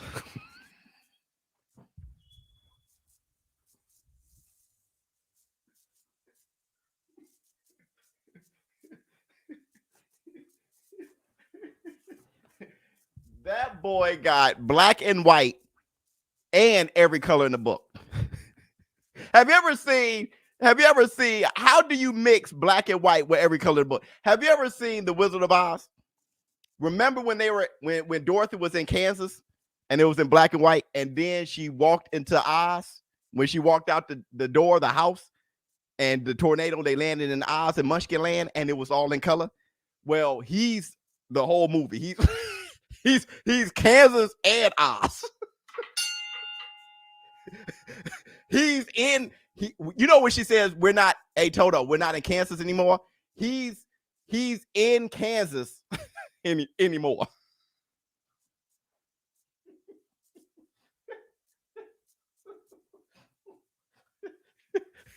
That dude is 1 foot in Oz, the other foot in Kansas, bro. Let me see. Biz, I'm a huge horror movie fan. I was trying to hear what movie you watch, but couldn't hear because my wife was asking. Night House. Night House. Night House. Leave my dog alone. $1 trillion. No, bro. No. What was the great Sean Porter tribute? Yeah, I saw that earlier. It was a great shot. But my man got on the Jordan 2s though. My man, which one is that? The Drake got on the 2s, the signature ones. I see those are like $700, man. You can't hate on that. He got on the 2s. Them about $700. I priced them my damn self. Hit the Tyson bell. Yeah, you got on $700 shoes, brother. Tennis shoes. You good. You got $700 sneakers. You good. You good. Oh, my goodness. Oh, my goodness. Yeah, I like that Nigel Benn is fighting Algieri. I like that. If you think about it, Nigel Benn, he's going through that. I'm telling you, he's trying to hunt down Errol Spence. On the low, Nigel Benn is trying to hunt down Errol Spence. Y'all see that, right? Nigel Benn is trying to hunt down Errol the True Spence. He's fighting Algieri next. Huh? Who did he fight? Who did he fight last? Who did he fight last? Have y'all noticed that? Nigel Benn Jr. That's what I'm calling him, dog. Instead of Conor Benn. Nigel Benn Jr. is trying to fight Errol Spence. Spence is damaged. No. Lil Nigel he took on Samuel Vargas, and now he's taking on Algieri. I call him Nigel Benn Jr. now, dog. I give him that much respect now.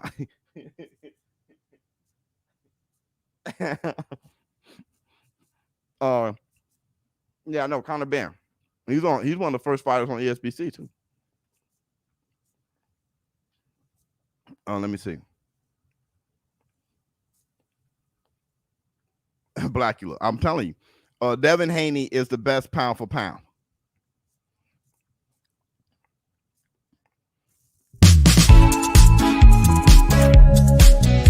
That comment was dumb. ShowBizz, what weight you campaigning at on ESBC? Every last one of them. The idea is I whip your ass no matter who you want, however you want to slice it. You want featherweight? I got you. You want heavyweight? I got you. Let me see. Can't wait for ESBC. Neither can I. Granados, you meant. Why did I mean Granados? I meant Samuel Vargas. I think that I meant Samuel Vargas. Didn't I mean Samuel Vargas? Samuel Vargas fought Errol Spence and Algieri, and I was just talking about those. Why are you so cocky when it comes to ESBC? Because that's what I am, and that's what I'm about. And you gonna get your ass whipped too. Okay. Why are you talking to me? Everybody else saying they gonna whip mine. Ain't happening. I'm about to be pound for pound ESBC facts. Now, there you go. Bucks is so fun just said it. If you ain't ready for the war room, if you ain't ready for competition, if you ain't ready to talk combat, let me tell you something. If you ain't ready to talk combat, I got one thing. Get your shit, and get out. Conor Benn is going to knock Algieri completely out. Little Nigel, bro. Dude, let me run this by you. Let me run this by you, bro. Let me run this by you, okay? All jokes aside. You guys know I be joking when there's dead time. All jokes aside. We're not talking about Virgil Ortiz, Boots, Ennis without talking about Conor Benn. For real. Just like his father. Just like his father, when James Toney and Roy Jones Jr. were running things, you had to bring up Nigel Benn. You had to bring up Nigel Benn. When Roy Jones Jr., the beginning of Roy Jones Jr., Joe McCullen, you know, all those guys were out there. Michael Second to None, Julian the Hawk Jackson, all those guys were out there, right? Eubanks, all those guys were out there. Michael Watson. You were talking about Collins. You were talking about Nigel Benn. Look, I am at that point. I'm not talking about Boots Ennis. I'm not talking about Ortiz. And then I'm not talking about the rest of them. When you're talking about Terrence Bud Crawford and talking about Errol the True Spence without bringing up Conor Benn. And that's the Black Two Sugars. That's the Black Two Sugars, man. Let me see. Roy Jones should have fought all those guys at 160 to 168. I know, but a lot of stuff was brought to light later. Like Eubanks pretty much said that he dunked Roy. He wasn't going to fight him. All right. Steve Collins and Roy should have fought. That was the fight I think that should have happened. Nigel Benn was not going to leave the UK, but you got to understand this too. A lot of those fighters, the Collins, the Eubanks, the Benns, at that time, the UK had their own thing that was going on out there, right? If a lot of you guys remember from the UK, they had their own thing going on where how the States had the middleweight division over here and it was popping over there. And we weren't mixing. Hit the Tyson Bell. It's not just Roy. You ain't see James Toney versus Nigel Benn and Eubanks. No, we weren't mixing. They had huge fans and everything over there. They were getting to the bag, just like we were getting to the bag over here, right? And they just could not. It was only the G-Man. The G-Man went out there against Nigel Benn, and then he never came back the same. And there was a lot of things, conspiracies, a lot of things came up with the referee, how the fight probably should have been called, ruled a knockout or whatever when Nigel Benn was knocked out the ring, but then they get extra seconds, like 25 seconds to get back in or whatever. Although with the rules and the headbutts and all those things, it was a war, but Roy Jones didn't take that lightly. And a lot of guys, they were like, we're not going over there. You cheat us over there. So there was this huge thing going on. It was more than just he should have fought him. There was like this huge beef and just, it was this huge thing. And they were fighting. Honestly, I wish they would have fought each other, but I remember it vividly. I remember how it was going on, and it just wasn't going to happen. It wasn't going to happen. But thank you so much for the comment. Go to BUSR / place your bets on me whooping his. I'm already in his head.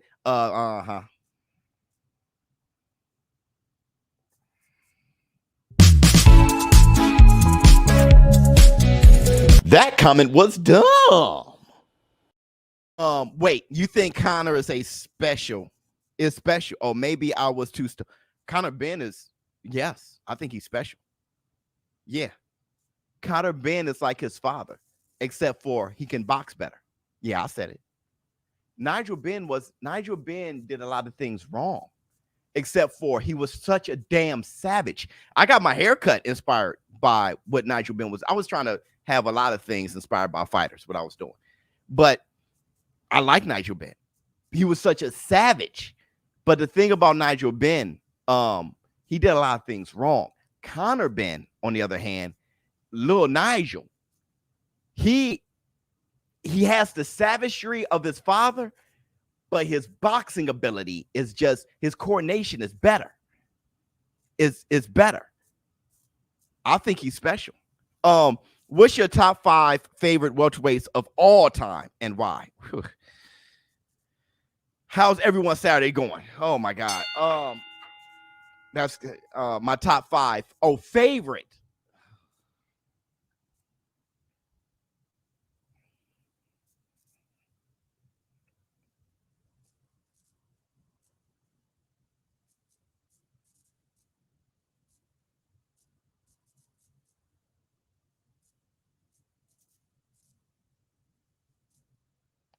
Of all time.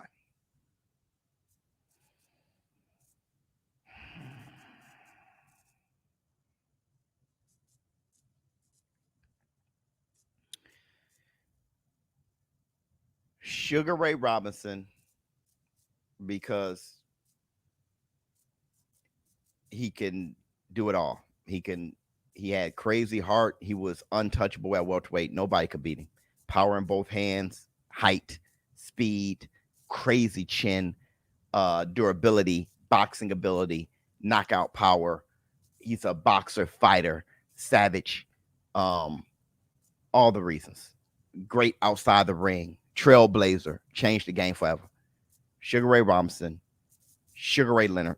I don't even have to explain these reasons why, really. Floyd Mayweather. Floyd Mayweather, I've never seen a fighter like him. Just so damn sharp when it comes, like I called him a fencer. When it comes to he was a computer. Everything he did was almost perfect, but he wasn't a fighter as much as he was. I mean, he was a fighter, but he didn't fight like a fighter. He fought like the sport of boxing. He transcended. He made no one can mimic it. He's the only one that can land at a higher percentage, punch less than everybody else, but land at a higher percentage and make you miss more than anybody. Like he was what you would want to design your fighter to do. Like if my son was a fighter, that would be it. To win fights without punishment. Floyd Mayweather. I think I had them all at one point. So Sugar Ray Leonard, Sugar Ray Robinson, Floyd Mayweather, Tommy Hearns, almost a perfect fighter himself. Crazy power. His abilities, he just really magnificent. That fifth is going to give me trouble. And I feel like this can change at any moment. I really liked Oscar De La Hoya. I really like Manny Pacquiao at welterweight, actually.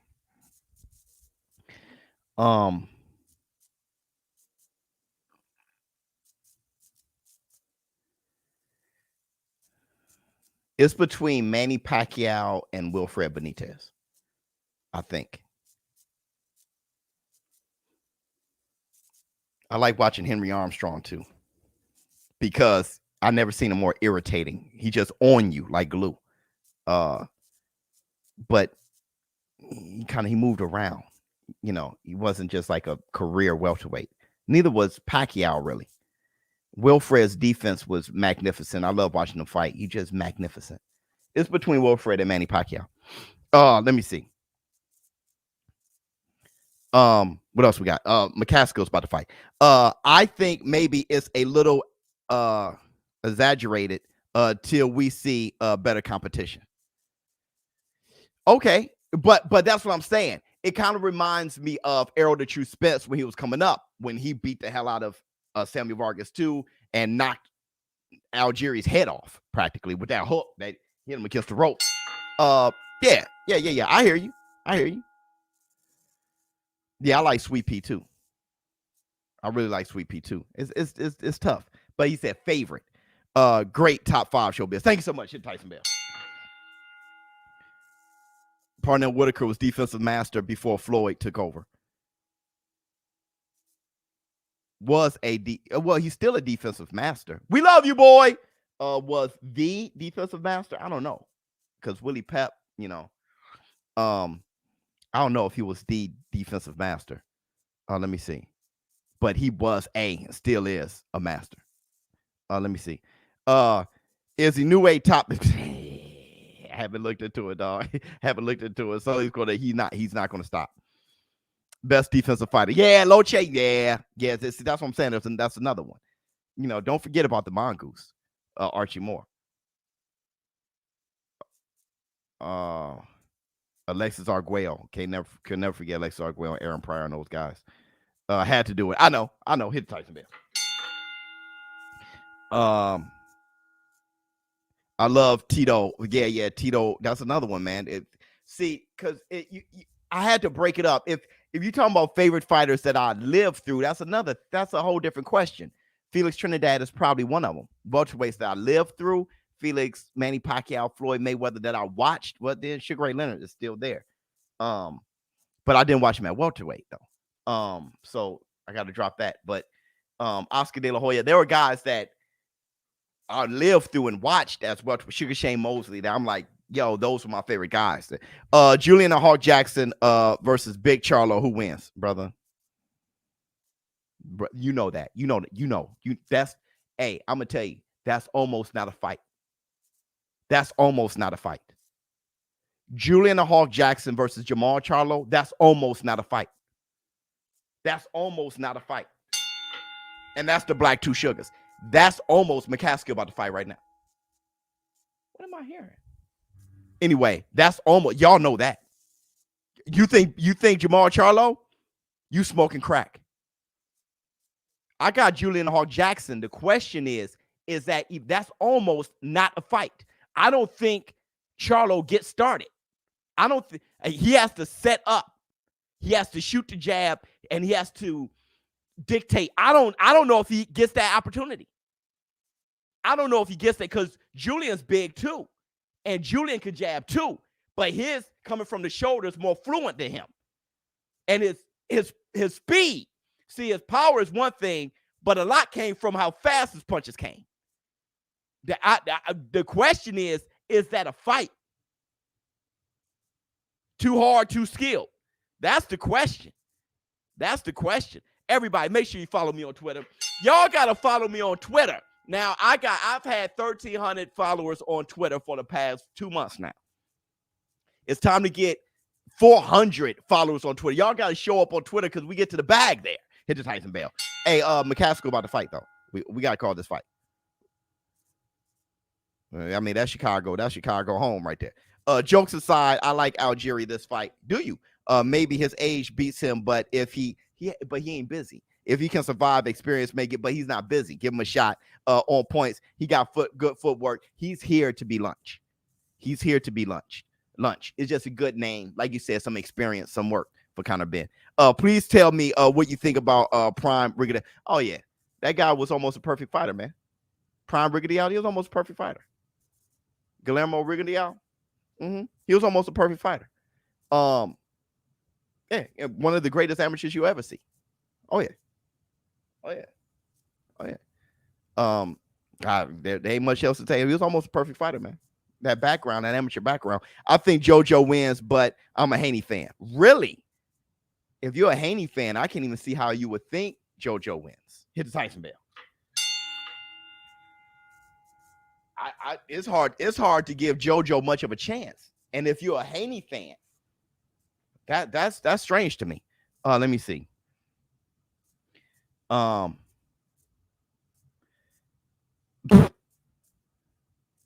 me see. Follow. Thank you so much. Thank you so much. Sugar Ray Leonard versus Henry Armstrong. I know. I got Henry Armstrong. And here's the thing. I feel you. If you say get the hell out of here. I was watching Henry Armstrong with my oldest brother.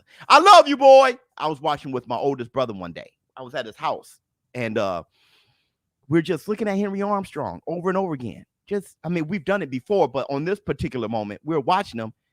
And my oldest brother said, I don't know how it just out the blue. We watched him maybe 4 fights straight.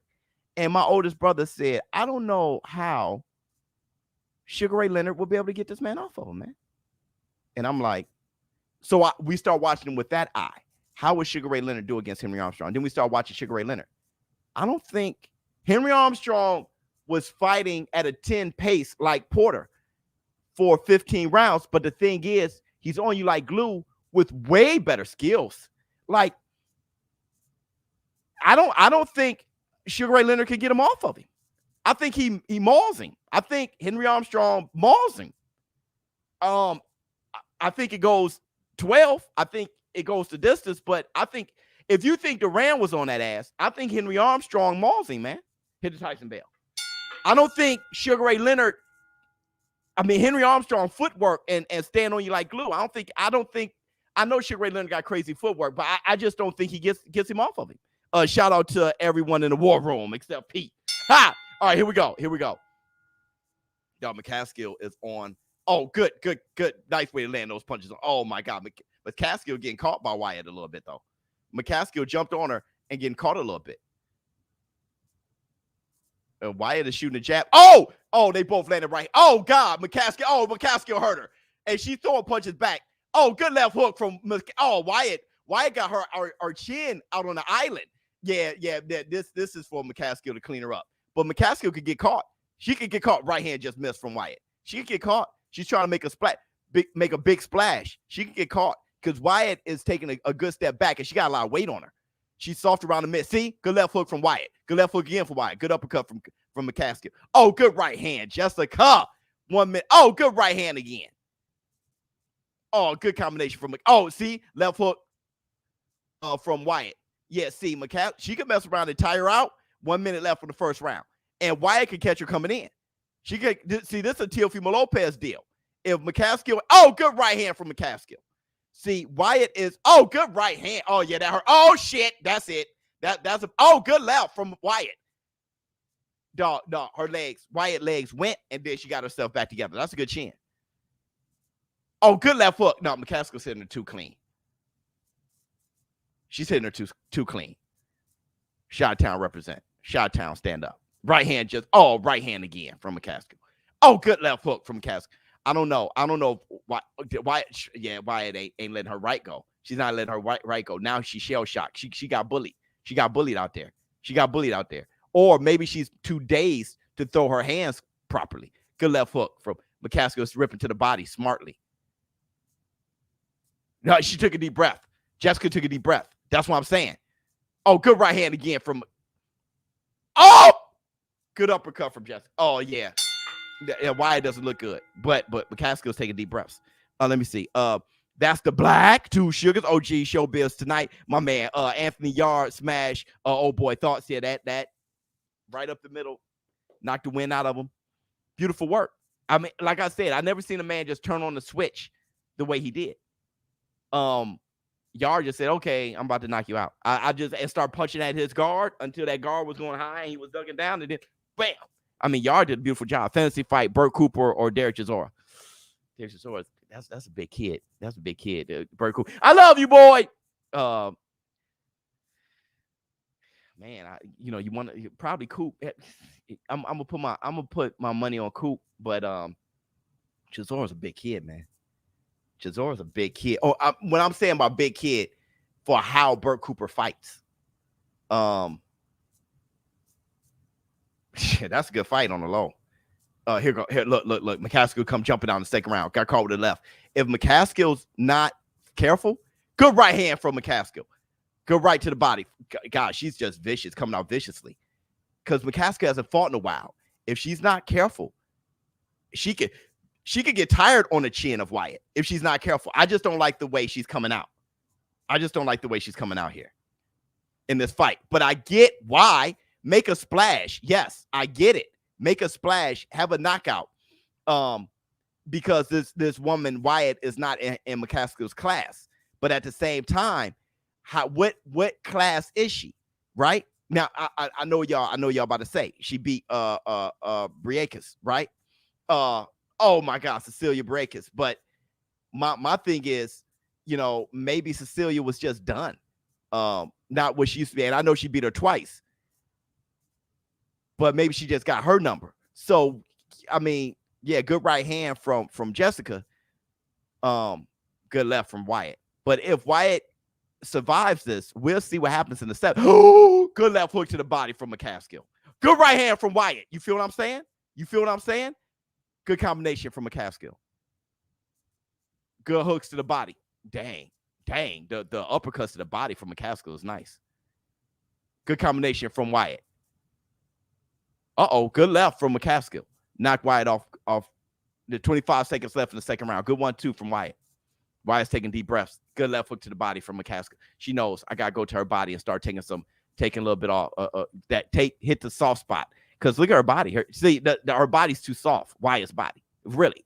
So McCaskill is going to that soft midsection of hers. Smart move. But these women are going to war. Good right hand from Wyatt. Good comp. Oh Lord, McCaskill's hitting her with some hot shots, boy. That's the end of the second round. I think he's that underdog that gets that massive upset. Really, I love to see Haney and T.O. at 140. Me too, especially after the loss, and see how strong T.O.'s mind is. Yeah, and let's see how healthy T.O. is too. If what happened was true here, he almost died because of that condition. We'll see. Ray Robinson, but Ray.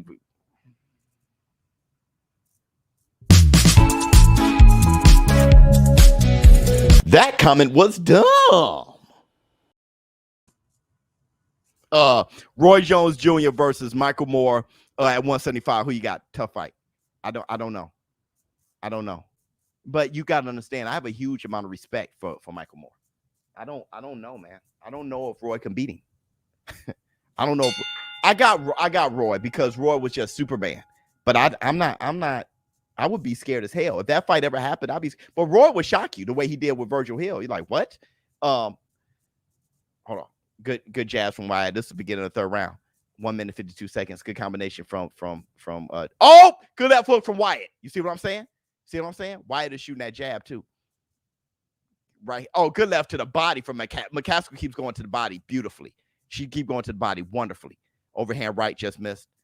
Third round. See, there's more rounds to go. But McCaskill, she must box male rounds or something because she knows she can fight at this pace. Good uppercut from McCaskill. Overhand right from Wyatt. 1 minute 15 seconds. McCaskill is not trying to leave it up to the judges, man. She's not, because she's obviously winning all these rounds. Okay, obviously, good combination from McCaskill. A right left, a good double jab from good right hand from McCaskill. Good double jab from Wyatt. Combination by Wyatt. The right hand to the body from Wyatt. Good right from McCaskill. McCaskill's trying to find how many different punches can I hit her with. Something has to hurt her. What kind of change my timing up, do something, and she's trying all those things. And she's doing a wonderful job. McCaskill is, and Wyatt circling out but shooting a jab. Wyatt has yet to change her game plan, which is to make sure she just keep jabbing and trying to stay on the outside. McCaskill is just being a better fighter, being a better aggressive fighter. Oh, good right hand. She hurt Wyatt with that right. But Wyatt is just, she hit her with the right. With the right again. Uppercut right through the cleavage from McCaskill. God, good uppercuts to the body from McCaskill. This beautiful work. And look, Wyatt is still there. She's still there. Legs like tree trunks, soft around the mid. Just a big figure. Oh, good uppercut from McCaskill. Just bam, just throwing it right up the middle. Good jab to the body from him. Beautiful work. We need more UFC style matches in boxing. UFC style. I don't know what that means. Jay Cooley, thank you so much. No war room without me. What up, community? What's going on, man? Jay Cooley, my man, the legend.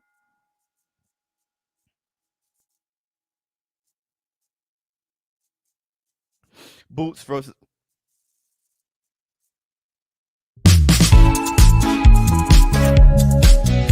That comment was dumb. Heavy shots. Yeah, those some heavy shots, man. McCaskill versus Katie Taylor. Katie Taylor beat her already. I gotta go with Katie Taylor.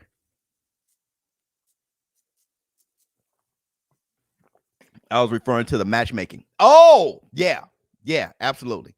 You're absolutely right. Well done, Biz. Another sold out live. Yeah, yes, it is. Everybody hit the Tyson bell. And everybody, make sure you hit the like button. It does a lot for this channel, for this community, and my family. Oh, if you haven't subscribed, please subscribe to my channel. Dude, 1 minute 45. Good combination from McCaskill. Hey, yeah, okay. Yeah. Now, look at Wyatt. Yeah. She's turning black and blue a little bit. Good body shots. McCaskill is like iron. She's like iron. McCaskill's like iron, man. Right hand. You see that? Then she did it again. You see that? Bam! Good left hook to the body from McCaskill. You see the work? Boom! Good right to the body. Boom! Uppercut left from McCaskill. Working. Now she's throwing the straights.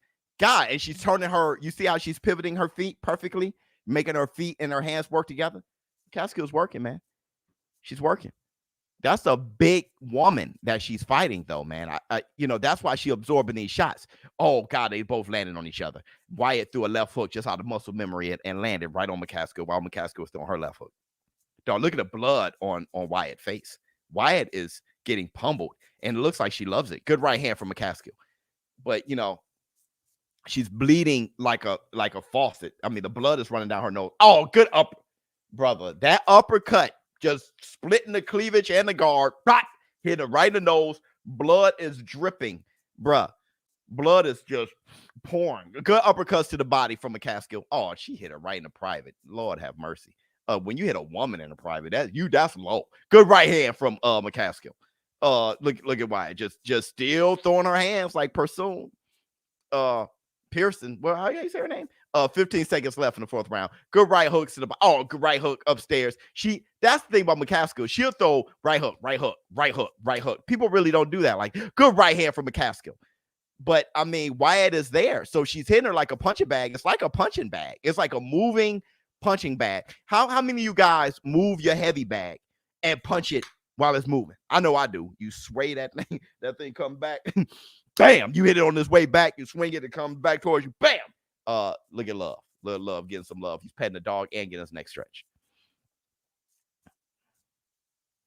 Moving up in Biz pound for pound. Everybody is. Katie Taylor, Amanda Serrano. Everybody is. McCaskill is skill, slips, and waist movement is impressive. It is. Because it looks like she's just in there, slugging it out. But she's got a great shot here, great shot there. My thing is her work rate is incredible. Push and pull. Yeah.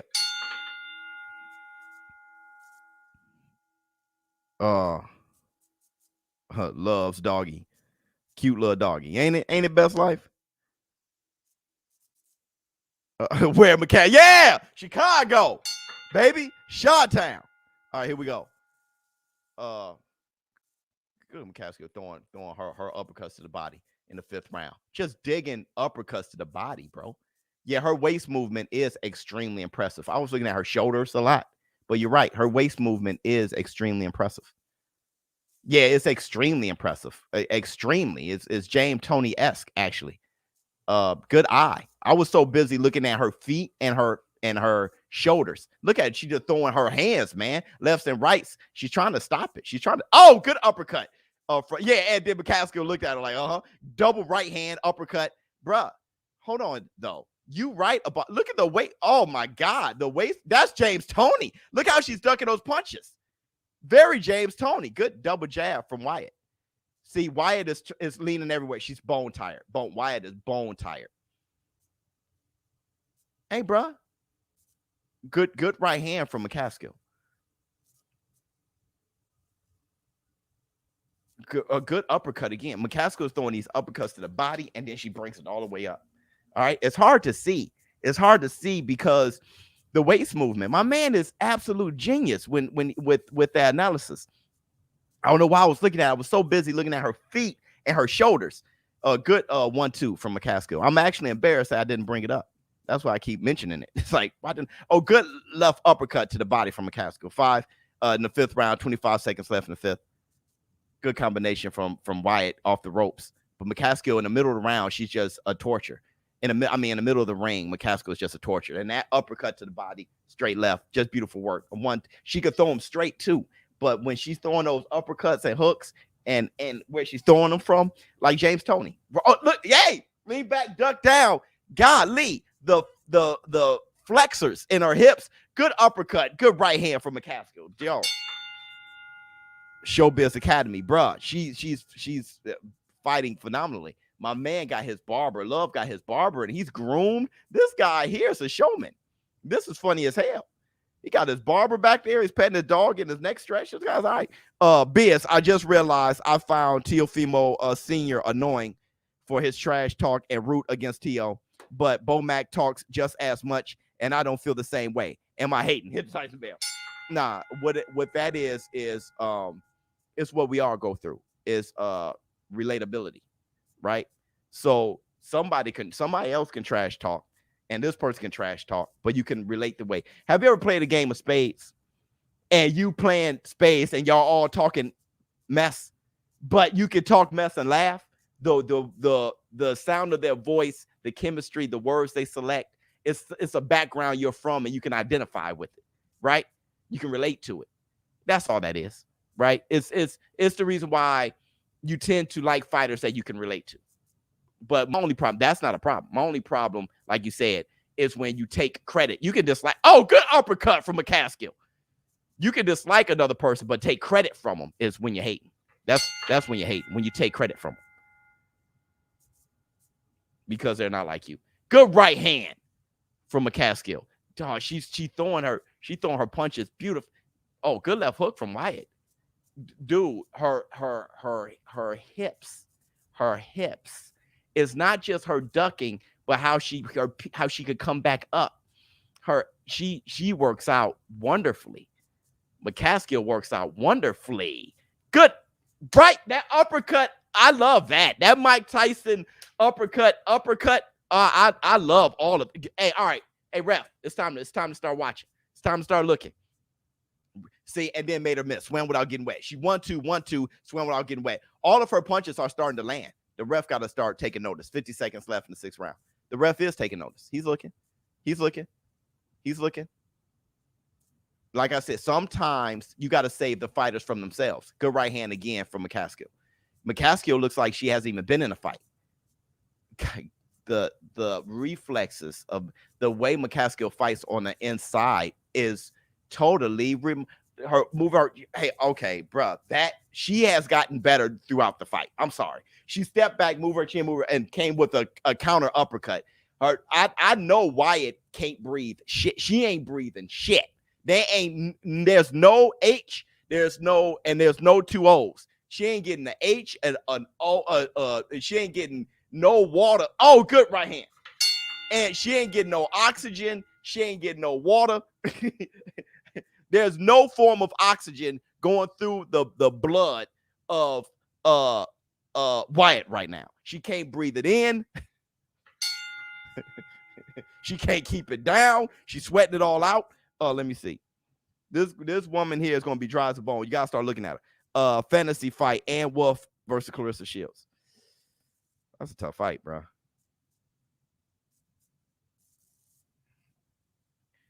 Yeah, you gotta unclog that. You gotta unclog that because the H2O is coming through everything, and now she can't even breathe in the oxygen. Get quiet when the ring girl come by, and the H2O, and now,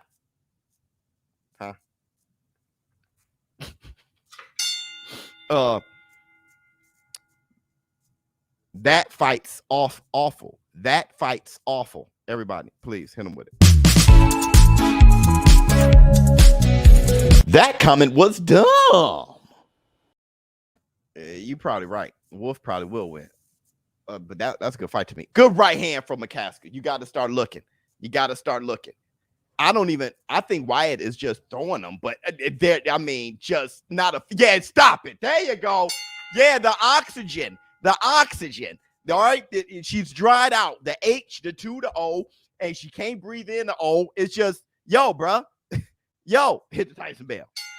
Yo, it's not looking good. Everything start drying out. That's a stoppage. Lennox Lewis versus a disciplined Riddick Bowe. Like I said, man, Lennox beat him in amateurs with one hand. I like Riddick Bowe, but Lennox beat him with one hand, and then Bowe ducting. You can't get no clearer of a duck than that. Okay, so Lennox, because Bowe didn't believe he'd win. Lennox beat him in amateurs with one hand. He had a broken thumb or something like that. $1 trillion. That ring girl was holding. Everybody, give it up for my man $1 trillion. And do the cabbage patch. She's a pretty lady, and then sign some autographs. The burn young man can boing boing. Where J Body at? What up, Biz? War Room. What's up? What's going on with you? You know, it's funny. You guys showed up and showed out. That's every weekend now. Hit the Tyson bell. We're selling out every weekend now. Give you guys, hey, look, let's give it a like button for you guys. We got to give it a like button for you guys. Hit the like, your fingers over there be like, there's nothing to hit the like, you know what you like.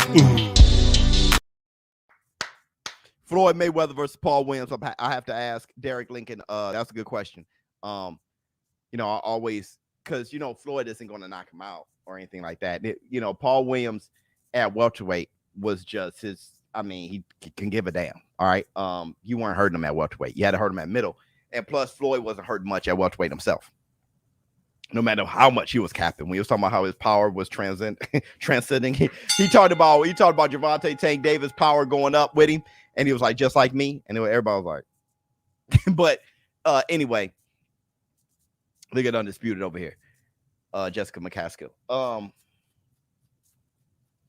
With that said, Paul Williams, tall, rangy, but he didn't fight tall and rangy. He fought up close, throwing a bunch of punches. Overwhelming fighters, landing a lot of shots. He'll give Floyd some trouble. Or I got Floyd. Okay, either he'll give Floyd some trouble or no trouble at all, right? Because Laura beat the hell out of him, and I don't know how. That was one of the worst robberies of all time. Okay, but Laura is also southpaw, and you saw southpaws. Paul Williams didn't do well. All right. But with that said, I don't know how well Paul Williams did with slick fighters. And I've seen, you saw Floyd Mayweather against Diego Corrales. I give it to Floyd because Floyd is a greater fighter. Matchup wise, that is a bit of a problem. But Floyd, in hindsight, at the time, I didn't know. In hindsight, Floyd beat him.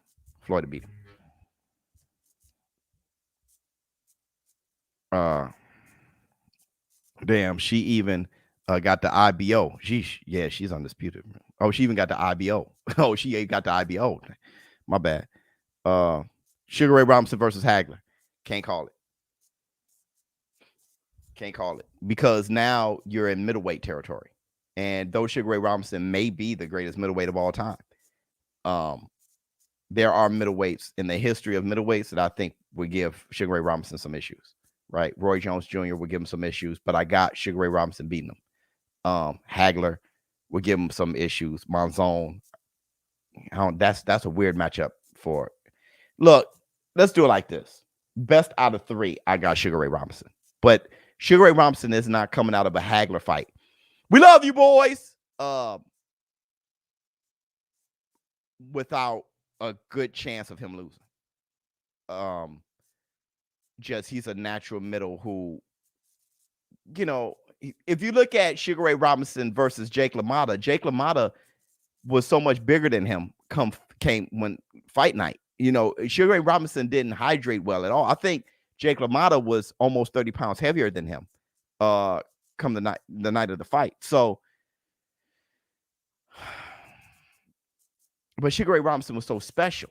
I don't think I don't even see him. Though he's one of the hardest punchers ever, pound for pound. Sugar Ray Robinson is one of the hardest punchers ever. One of the fastest punchers and one of the hardest punchers ever. With one of the best chins ever. With that said, he may not even hurt Hagler. He may sting him, but he may not even hurt him. So, because Hagler, you never really seen him hurt. I saw him hurt for a while, but maybe hurt for a split second against Hearns. That first round, when he got hit with that right, he took it, bam, and it looked like he may have hurt him for a minute. But Hagler it was a split second. He may have just been off balance. It wasn't even that long to notice. All right, but he busted him open. And that's Hearns, probably the hardest hitting welterweight of all time, right? Sugar Ray Robinson, best two out of 3. But you ain't leaving that. Robinson isn't the and honestly, Sugar Ray Robinson versus Carlos Monzon. My heart says Robinson, my mind says Carlos Monzon. Because when I look at the way Carlos fight with being a natural middleweight, that's a lot to overcome. That's a lot to overcome. Hey, did you guys hear this? Did you hear this? That did you hear that Wilfred Benitez versus Manny Pacquiao? Wilfred.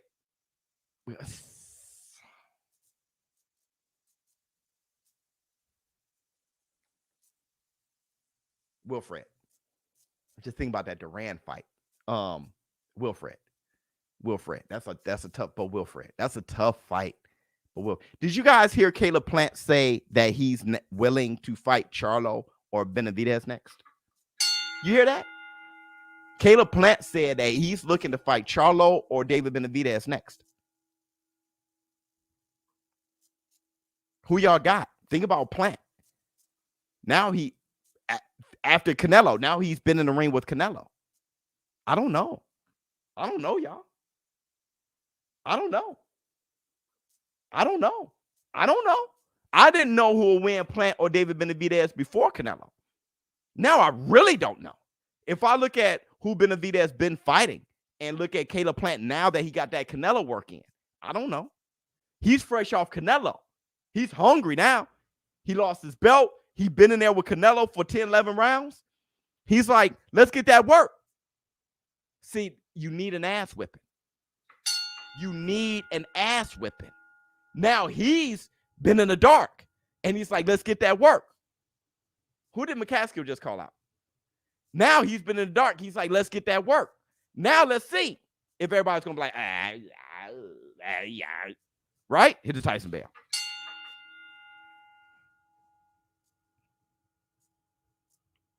Yeah, legit. I got Plant. You see what I'm saying? I'd rather see Plant Benavidez. I don't even know. I like that their history is so messed up. You know, what Benavidez said about Caleb Plant's daughter who passed away is why I cannot like a guy like that. All right, I can't forgive him for that. All right, and I'm not even going to repeat it. But they have that history. But who's going to not watch Jamal Charlo versus Caleb Plant? Please. Please. Please. Please. Please. Benavidez will kill him. Because you put him in all caps don't mean it's true. I don't like I said, my thing about Benavidez is he's fought nobody. He's fought literally nobody. Darrell, he's fought nobody. Nobody. And it's funny, you know, like I said, the consistency. Devin Haney's coming into they show him when he was stepping through the stadium. It's funny, you know, people have this mentality. Canelo's cherry picking. He ain't fighting nobody. Tank Davis isn't fighting anybody. Take Davis a chair, but then hype up David Benavidez. I don't know how that happens. People talk junk about Ryan Garcia, who resume is better than David Benavidez at this point. People talk junk about Devin the Dream Haney. These guys ain't fighting nobody, but then hype up David. How? I don't know how. I'm not saying not like David Benavidez, like him for sure. But why hype him up if at that point you must think Tank Davis is God. If you're hyping up David Benavidez, Tank Davis is God. Devin the Dream Haney got one of the best resumes in the world. If you're hyping up David Benavidez, then dude, Canelo a cherry picker, please. He got the best resume and that nobody's close. That if you cannot on one hand say Canelo's a cherry picker and hype up David Benavidez, that is insanity. Hagler's IQ was always praised, and I still think it's underrated. I know it's praised and underrated. Dude was textbook definition of innovative. I loved him. I got Plant beating Charlo and likely David Benavidez. I'm saying. Benavidez needs to beat Yildirim, Billy Joe Saunders, Danny Jacobs, etc. Canelo-like opponents. I heard Floyd saying it this morning. What did he say? I know. Yeah, right. I know Floyd said Canelo is ducking David Benavidez. He ducked him. Fine. Right. But listen, let me tell you something about Floyd. Okay. This is what I know about Floyd. And I love him like a play cousin. I told you guys one of my top 5 favorite welterweights of all time. Right. But Floyd got an issue. And you know, I'm going to be calling the Tank Davis fight tomorrow and stuff like that. And I know, you know, this is not going to go over well. Okay. But Floyd Mayweather has an issue. I love you, boy. I love you like a play cousin. But Floyd has an ego issue. He has an ego issue. It's not even just he got a big ego. That's fine. But he has an ego issue. It's almost like he's jealous of he still is looking for either acceptance or there's something going on. He cannot talk about anyone without talking about himself. It's Canelo is the man right now. When Pacquiao was doing this thing, every time Pacquiao did something, he tweeted. Now Canelo's the man, and he's talking about him and anything he's associated with. Gervonta Tank Davis, his own fighter, he talks about him like me. You know, when I was me. He said Teofimo Lopez was undisputed before Kambosos. But he said he did something that I couldn't do. He said, but I did something that no one else did. I had 5. You know, it's almost like a sickness. It's an issue. Love him like a play cousin. It's all good. But the truth of the matter is, when you hear him talk negatively about who's hot right now, you got to consider that. I love the channel. I watch all your videos. Keep up the good work. Thank you so much. Everybody calling out Canelo, but not fighting each other. 100%. Hit Tyson. Biz, $1 trillion. Biz, can we get a I love you, boy, for Susie Frinton? She was the UFC makeup. Yeah, she lost her battle again. I know. That happened a couple. Man, we love you. We love you, Susie. That was so sad because I went through her Instagram and I saw when she was updating people on what was going on, and you know, it see her alive with optimism. But then you saw when she felt the writing was on the wall, and you could see that video. It's heartbreaking. It's really heartbreaking. Hit Tyson Bear. So but she transitioned, and she knows something we don't. Right? What's on the other side? She's brave. She knows something we don't. Right? Let me see. This is I don't know what that means. Big Brother, is this a pay-per-view fight? No. It's on DAZN. Check it out. I love you, bro. Much love to you. It's almost time. Yeah. We got love next though.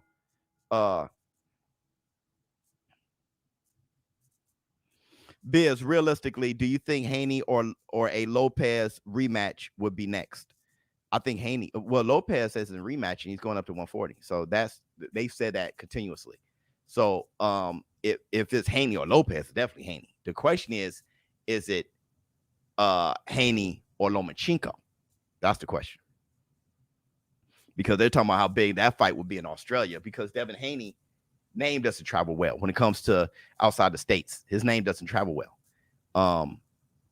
It's not, you know, that bringing that dog, his love is great.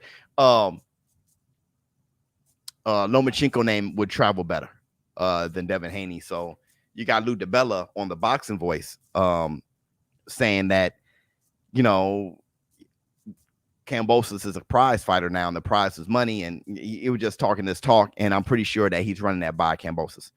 Let me see. Top 5 heavyweights of all time, 1 through 5.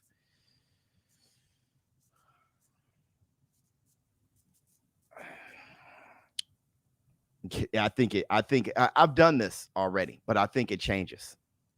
To be honest, I think it changes. I've done this.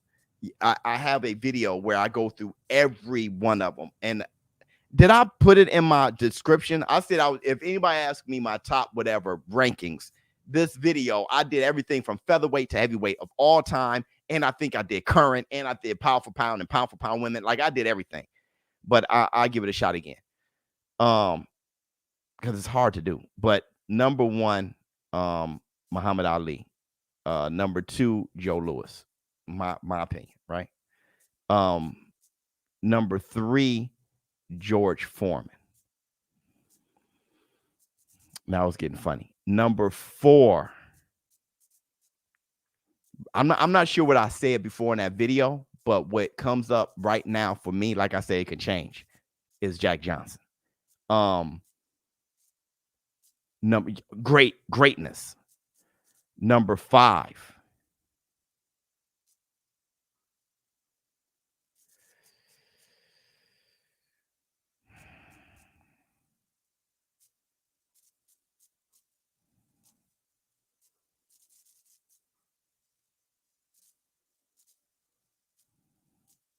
You know, I'm gonna tell you who's jumping in my head is Jack Dempsey. But I go back and forth on who's greater, Rocky Marciano or Jack Dempsey.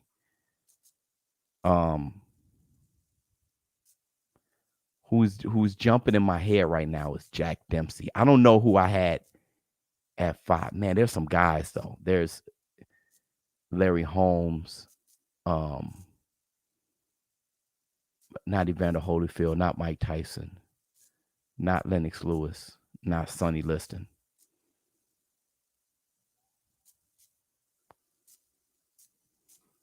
I go back and forth with Henry Armstrong. I mean, not him. I'm sorry. With Rocky Marciano and Jack Dempsey.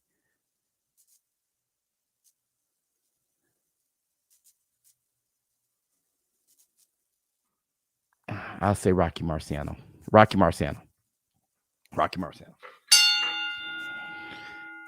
my 5 right now. But who knows? Let me see. What else we got? What about Larry Holmes? Yeah, I know. Larry Holmes is probably in my top 10 for sure. Yeah, Rocky Marciano. Yeah. Got Rocky Marciano at 5. Can you do, let me see. Any bets you have tonight, Biz? I didn't tonight. I probably should tomorrow. Get a quick bag with Gervonta Tank Davis. Just to get a quick bag. Somebody said, it's Marciano. Then this guy said Dempsey. That's how it is. The thing about Dempsey, Dempsey changed the game. That's why when we talk about greatness, Dempsey changed the game. And Dempsey changed the game so much. He was the first $1 million fighter, I think, ever. He's the first fighter that got to the bag like that. That's how he made a real money game. He had the looks and everything. Being a Willard. I mean, he's a badass, man. Talking about you don't have Mike Tyson without Jack Dempsey. Not the character Mike Tyson. You don't have the haircut with the black trunks and I heard Jack Dempsey right hand he named Iron Mike. If you guys believe that, Tyson Bell. If you believe it. Dempsey innovated boxing. Yeah, Rocky was undefeated and beat the best guys he could. It is a hard pick. Yep. If Tyson Fury can beat Joshua and Usyk, though. Yeah, if he could beat Joshua and Usyk, you cannot call anyone dumb for putting Tyson Fury in their top 10. But I'm gonna tell you what I don't like. I think Tyson Fury is in a pound for pound now. Hit the Tyson bell. Let me check it out. Let me check it out. I think Tyson Fury is in a pound for pound list right now. It rings pound for pound right now. Hold on real quick. Top 3 heavyweight fantasy fights. Well, of course, Ali, Tyson, right? Just because it's just beautiful. I think Ali beat the hell out of him, but I think it's beautiful all the way up through. Holyfield, Frazier, me personally. After that,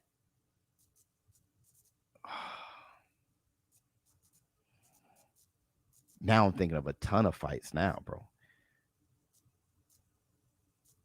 And I don't want to mention a guy that I mentioned already. You know what I would like to see? And y'all going to be like, why? But I would like to see Jack Johnson versus Wilder. I just like to see that, Jack Johnson versus Wilder. Now, you know what I mean? Because the way Wilder fight and the way Jack Dempsey fights. I mean, I'm not Jack Dempsey, Jack Johnson. I'm sorry, Jack Johnson versus Wilder. I got Jack Johnson. I just would like to see what that would look like.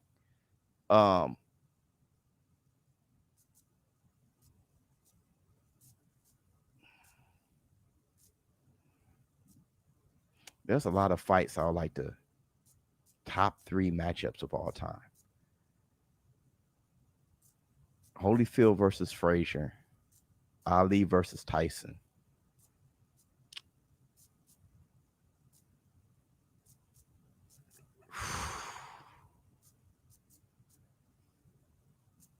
Of all time.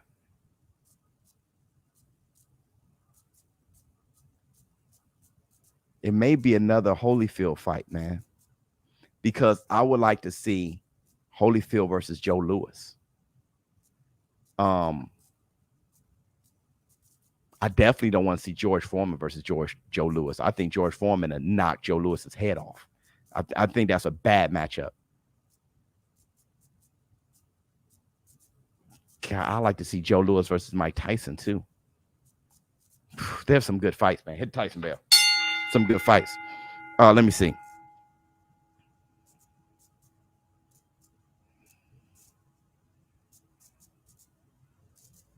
Let me see. Who's that girl with the eyes? Hit the Tyson bell. Wait, you talking about her? Hit the like, your fingers over here be like, there's nothing to hit the like, you know what you like. Oh, that was cold, Audrey. She's a dancer, actually. I'll do a video. I'll do a video about her in a minute. Ernie Shavers versus Joe Frazier. Joe Frazier beating. Look, let me tell you how I feel about Joe Frazier. Okay, you damn near gotta be a top 3 heavyweight who won the Olympic gold medal to beat him. He only lost 4 times, and it was to 2 guys, and both of those guys are top 3 heavyweights of all time, top 5 definitely heavyweights of all time, Olympic gold medalists, and that's Ali and George Foreman. Everybody else was getting asses whipped. Do you think Barrios would be a good fight for Lopez if he goes? I always did. Before people even knew who Mario Barrios was or Lopez. You guys saw that. Where's Brent at? Me and Brent used to go back and forth all the time. 3 years ago when I started this channel, I was saying that, dude, I would love to see Lopez versus Barrios. One day they're going to meet each other. That's why I was on Barrios and Lopez so early on. That's why when Gervonta Tank Davis was about to fight Barrios, I was the one that was like, oh my God. I wasn't shocked when Barrios was leading, when he was beating Tank. I was not shocked at all. Hit Tyson bell. At all. Because I was like, that guy's been good ever since I've seen him. The guy is magnificent. I've been wanting to see Lopez and Barrios since the very beginning. Since they were both prospects, let alone champions. Got $135 on Diaz. I know I stand alone. No, you don't. There's a lot of people. That's how you get to the back. Tyson was overrated. He's great entertainment only. He's Sean Porter at best at heavyweight. No, people like saying that because maybe you watched them, but people like saying that because you start looking back and over criticizing and not really knowing exactly who he fought. He fought Hall of Famers and gold medalists, right? He fought the Hillmans, gold medalists. He fought the Biggs, Tyrell Biggs, right? He fought the Spinks. You're talking about gold medalists here, and he fought Hall of Famers, or damn near Hall of Famers, the Frank Brunos of the world. He fought Larry Holmes, Hall of Famer, Spinks, Hall of Famer, Evander the Real Deal, Holyfield, and Lennox Lewis. Fought these Hall of Famers. He losing, of course, to Holyfield and Lennox Lewis. But he also, not only did he fight gold medalists and Olympians, he also became undisputed, collecting all the straps. And he also fought dangerous guys like Razor Ruddock and Bone Crusher Smith and TNT Tucker. I think what happens is he fought them all. He fought all of them. And not only did he fight them all, he possessed a defensive skill set that is at the heavyweight division is probably number 1 next to Ali. And explosiveness, speed, and athleticism that is only rivaled by Ali, and punching power so high that some think that he's the hardest puncher, but it's only rivaled by the best. George Foreman, Ernie Shavers, Sonny Liston, Jack Dempsey, Rocky Marciano. So you're talking about one of the most explosive fighters of all time, especially at the heavyweight division, probably the most explosive, one of the fastest fighters of all time. Next to Muhammad Ali, the fastest fighter of all time, him, Floyd Patterson. You're talking about top three fastest heavyweights of all time. But on top of the fastest, which Ali and Floyd Patterson are the fastest, none of them are the fastest and one of the hardest punchers of all time. Mike Tyson and his technique, his skill level is unmatched. It's hard to match what type of. Holyfield said that he was the hardest worker he's ever seen train. So you got a guy devoted, hard, one of the hardest workers. I mean, just 7-3-5, boom, boom, and they throwing out numbers. So he's amazing. But then when you look at his resume, don't sleep on the fact that he fought everybody and was undisputed, and he reigned, and he fought Hall of Famers, and he fought should-be Hall of Famers, and he fought Olympians and beat most of them. So Lennox Lewis beat him after he was just done, right? So many tours with Booger Sugar is incredible. Went to jail, his best years he spent in prison, and still came back and still got busy. Mike Tyson's incredible. What he is, he's not. If he's overrated, you definitely underrated him. You didn't look at him properly. Hit the Tyson bell. If he's overrated, you definitely underrated him. You went too far on the other end. Mike Tyson is top 10 greatest heavyweights of all time. Let me see. I was amazed when I read the Pancho Villa during the Mexican Revolution offered a heavyweight fight in Mexico to Jack Johnson when the U.S. went after him. I did not know that. Thank you so much. Hit the Tyson bell. You learn something new every damn day. Gary Russell, Barrera, Better BF versus Asad Muhammad. Gary Russell versus Barrera. Well, Barrera showed you what you would do, what he could do against hand speed. Barrera's one of my favorite fighters ever, man. I can't. The guy was magnificent, bro. I don't know. You know, I mean, when you look at Lomachenko, I got Barrera. Better BF versus Asad Muhammad.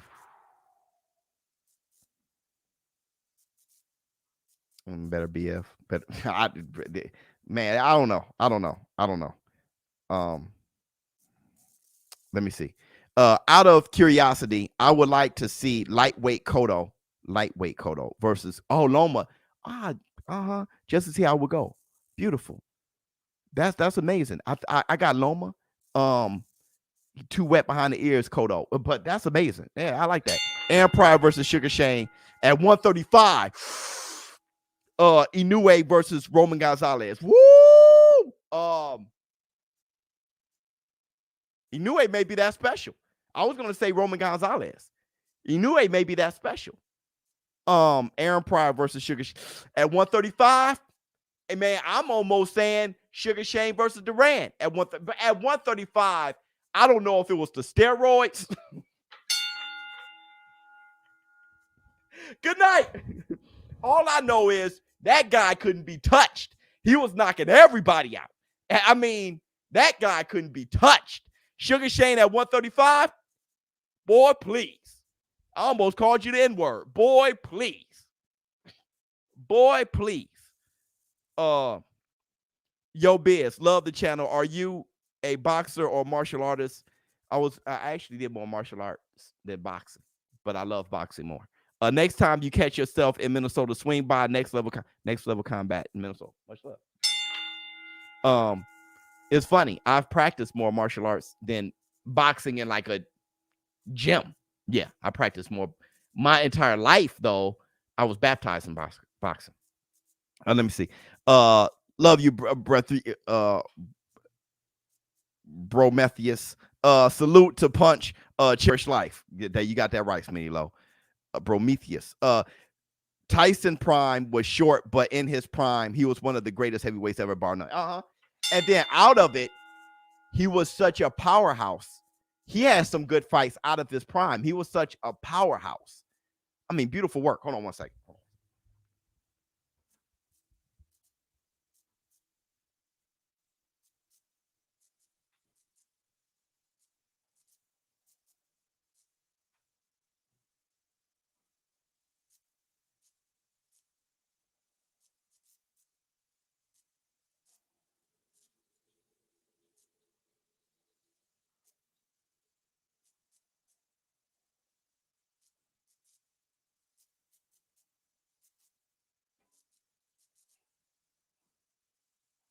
Look, here's the thing.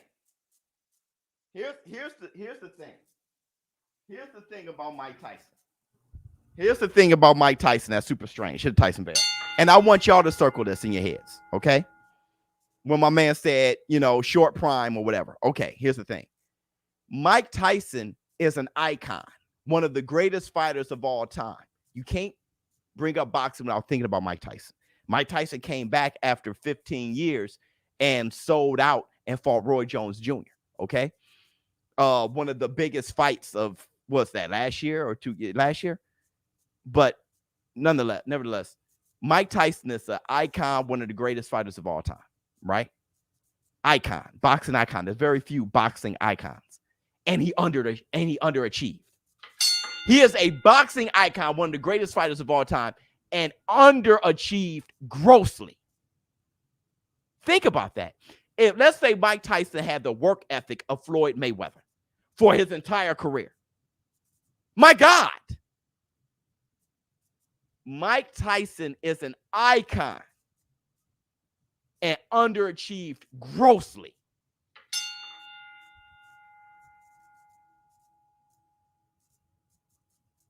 It's like Ali. Imagine if Ali was never out of boxing for 3 years. You never saw the best of Ali. You never saw his best. His best was Zora Foley, those fights, right? Hit the Tyson bell, right? Muhammad Ali did not reign at his best. He was gone for 3 years. You never saw his best, right? Mike Tyson grossly underachieved and a boxing icon. My goodness. My goodness. Mike Tyson, I did the same thing. I went many years saying that Mike Tyson was overrated. Hit the Tyson bell. I went many years saying that until I really looked into him and I said, that guy is phenomenal. Phenomenal with a great resume. Fantastic resume. Hey, Biz, just wanted to let you know Tyson Fury got me into boxing, but your coverage, shows, and commentary has given me a massive love and respect for the sport. Thanks for the positive energy. Thank you so much. Positivity and energy. Thank you so much, my brother. James West, super sticker. Thank you so much. Canelo versus Pacquiao prime. Canelo versus Pacquiao. See, Canelo prime is now. Canelo, this is the best I've seen him fighting. He's perfect right now. And that's at 168 though. You know what I mean? And he's maximizing his prime years right now. He's jump up cruiserweight. That's when you do it. Pacquiao's prime is right under, is like at 140, 130, just right under welterweight. That's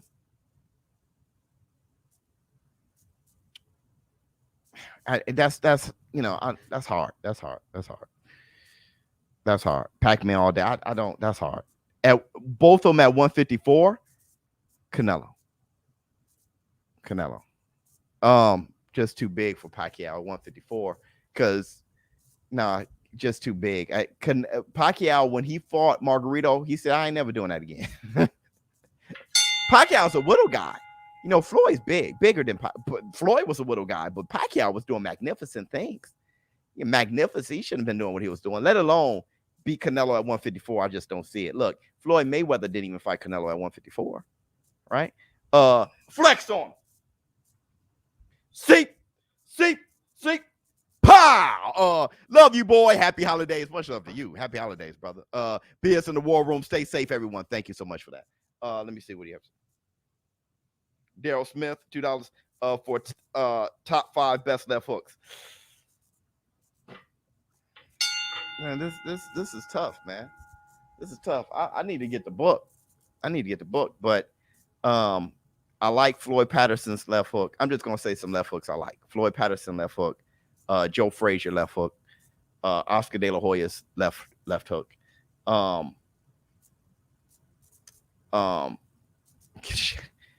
Sugar Shane Mosley messed around and had a beautiful left hook himself. Sugar Ray Robinson left hook is nothing to sneeze at. I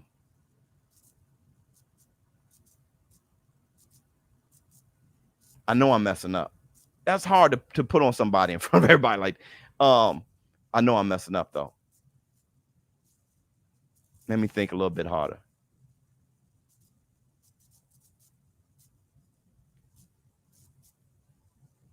I'll say Floyd Patterson, right? Floyd Patterson, Sugar Ray Robinson, Joe Frazier, Oscar De La Hoya. My man's coming out with the dog. Love is walking out right now. Who else y'all got that I probably didn't think about? What if Tyson? What if Tyson had a slick style like Floyd? It wouldn't be as good. But the power, do you think he would have been successful? Nah. Tyson's alligator approach, his aggressiveness with defense. He was one of the more aggressive fighters of all time, but you couldn't touch him. That was the beauty. Not that he's defensive and counter you. He's one of the more aggressive pressure fighters, one of the best ever. But one of the greatest defenses you've ever seen. That's the beauty. That's the beauty. Julio Cesar Chavez versus Sugar Shane at lightweight. Sugar. Roy Jones, beautiful. Mike Tyson, Roy Jones, Ryan Garcia. Not already. Hagler out of Southpaw. Trinidad was nice, beautiful. Tommy Morrison, another one. Hit the Tyson bell. Roy versus Holyfield at cruiserweight. Holyfield. Now, I don't think Roy beats. Holyfield would have to be so out of his prime. Holyfield at cruiser, the busy Holyfield on his toes. Don't forget Holyfield was bouncing back and forth. No. That heavyweight head, he doesn't discourage Holyfield or nothing. Holyfield puts him in a fight. Roy Jones in a fight that Roy Jones he's not comfortable. He's not comfortable, and Holyfield's boxing and no, Holyfield to beat him. He'll beat him. Now, there was a time when Roy Jones when Roy Jones looked untouchable, but Holyfield to beat him. And Roy Jones, my favorite fighter ever. Left hook Lacey. Nah, left hook wasn't his thing. His right hand was beautiful. Left hook Lacey will tell you himself. They only called him left hook Lacey because it rhymed well. It worked well with his name. He said he didn't have like an impressive left hook. Yeah, Holyfield, bro.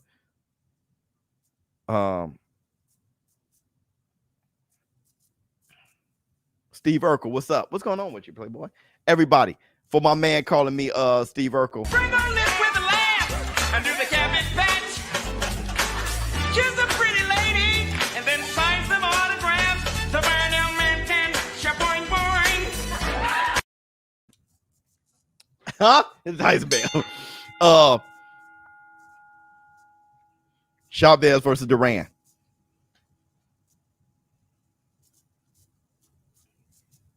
Because stylistically, every time someone asks me that, I'm like, brother, but look at Love been in the gym, bro. Period. I'm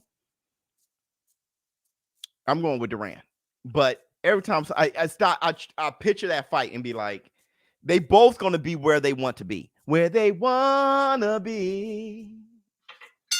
Skip-a-dip-dee-dip-dee-dee. I never meant to hurt you, baby. Here we go. All right, here we go. Julian Hawk Jackson versus Canelo Prime. Julian knocks Canelo out.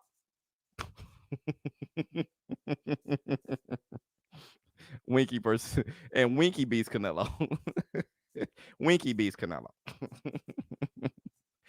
Southpaw at that. Winky beats Canelo, and everybody's pissed off about it.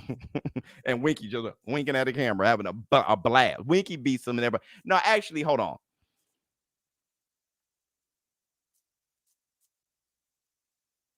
That's a good fight, man. Actually, not to be fun. That's a good fight, man. That's a good fight because Canelo's going to be ripping and punching his way through it. Hold on. I gotta call this fight. I gotta call this round at 2 minutes 50 seconds. Love is coming out pacing himself. Just seeing where he can place his shot. Just he's really focused. He's coming out with all the razzle dazzle, and he knows to be focused. God, taking that step back. His boxing style is beautiful. What I don't like is the amount of muscle he has. I don't like the amount of muscle he has for that boxing style. But good. Good check right hook. And he made his feet and hands work together at the same time. While he was escaping, he threw that check right hook. It was beautiful. Good left hook. Remember when he's not Sugar Ray Robinson, all right? But when we talk about Sugar Ray Robinson, see the right check right hook kind of wobbled Diaz. When we talk about Sugar Ray Robinson, how he can be aggressive on a retreat, that was a good left hand, just missed from Love. Love is just outlasting. He's just better, just sharper and better. His footwork, he's gonna knock him out with his feet. Good left from Love. Lead right from Love. He's giving him all the love. He's gonna knock him out with his feet. You know what I mean? It's like when good lead uppercut. I'm gonna tell you guys what I mean. Good lead uppercut, straight left hook, check hook. Lead right hook from Love out to southpaw. 1 minute 20 seconds left in the first round. If I was, Love is doing right. If I was Diaz, I wouldn't fight at that distance though. You can't fight at that distance. Not with Love. God, good left to the body from Love. Oh, good left from Diaz. Good right to left to the body. Oh, good straight left from Love. Diaz, they're going to clash heads because orthodox versus southpaw is going to happen. But Diaz is turning up, and Love did throw a straight left in exchange. See, he's throwing punches in while Diaz is rushing. He's not just blocking or being defensive. He's throwing, which is a beautiful thing. Good left to the body from Love. Does Love pack the punch? Oh, good straight left from Love. He does pack the punch. Diaz, he feels the power. But Diaz is getting frustrated too. He knows he can't just stay there. Last 25 seconds in the first round. Right hand just missed. Oh, God. That right check right is make. Oh, good lead. Oh, Lord. Good lead right uppercut from Love off the southpaw. Just bam, it just swam without getting wet. But oh God, that right hand just missed, brother. Last 10 seconds of the round. Ref about to jump in there. Yep, that's it. Enticement. Jones Jr. versus Hagler. Almost impossible to call. I got Jones. Spence versus Holyfield. And light heavyweight. Holyfield. Leonard versus De La Hoya. Leonard. Floyd versus Pryor. Floyd. I think Pryor, that's a tough fight. But I think Pryor allows Floyd to that's a tough fight though. But Pryor would mess around and allow Floyd to Floyding. He would allow, that's the thing about Pryor. His busyness, he's going to fight well. It's going to be a tough fight, but I'll put my money on Floyd. Mike Tyson's arguably the Floyd Mayweather of the heavyweight division in his prime, possibly the best hand ever in the heavyweight, the best hand ever in the heavyweight division. I don't know what you mean by Floyd Mayweather. Okay, here we go. Good jab from Love. Beginning of the second round. Flicking a jab. No, Diaz is going to let Love. Yeah. He had time with his corner. Good straight left from Love. He had time with his corner. And his corner is like, you got to get busy. You got to get busy with your feet. You got to get busy with your pressure. And you got to get busy with your combinations. Oh, good left. Just dropped him. Yep. Love on the escape. He caught him with a left. He got power retreating. His foot, I told you he was going to knock him out with his footwork. He hopped right back. As soon as Diaz came in, he hopped right back and he gave the distance. I'm gonna tell you what I mean by this. I'm gonna tell you because this reminds me of somebody. I'm gonna tell you what I mean. I'm just gonna tell you now. Good straight left from Love. Love wants to finish him. Good left from Love again. Good combination too. Good left again from he dropped him again. Diaz should be down. Should be done. He should be down. The ref pushed him in the corner and then continued his count. You see what I'm saying? For those who was on that Tyson Fury thing and didn't know, he said 1, 2, 3, push him in his corner and then continue his count. Now he brought him back in. Here we go. That's the second time that Love done dropped Diaz. Terrence Bud Crawford. I'm gonna tell you what I mean. When people talk about the power with Errol Spence and Terrence Crawford, good right from Love. Love is going to finish, is going for the finish. And then Love, see, he knows when to be aggressive and then when to use his feet and step back. Love is well balanced, man. He's well. Oh God, that left uppercut counter was beautiful from Love. Good straight left from Love. Diaz is like, look, if you're gonna knock me out, you're just gonna have to knock me out. Diaz can't outbox him. Oh, good. Oh shit. That's it. left hand, left uppercut just dropped Diaz. That should be it. You dribble him off the canvas that many times. His nose is all across his face. His nose is touching his lips, his ears. If it touches your lips and your ears, it's over, bro. 1 minute left. It's up, feint to left, and then Diaz just almost hopped to the other side of the ring. Oh, good jab. Right hook just caught Diaz on the temple. Those punches are kind of high. They're not on the chin, but that's because Diaz got his head down, right? So those hooks are landing high, and his hand landing on the temple, which throws off your equilibrium. And cut your lights out too quick. 35 seconds left in the second round. Good lead left hand from Love. Bam! Right, lead right. Roy-esque jumped in with the lead right hook. Beautiful work.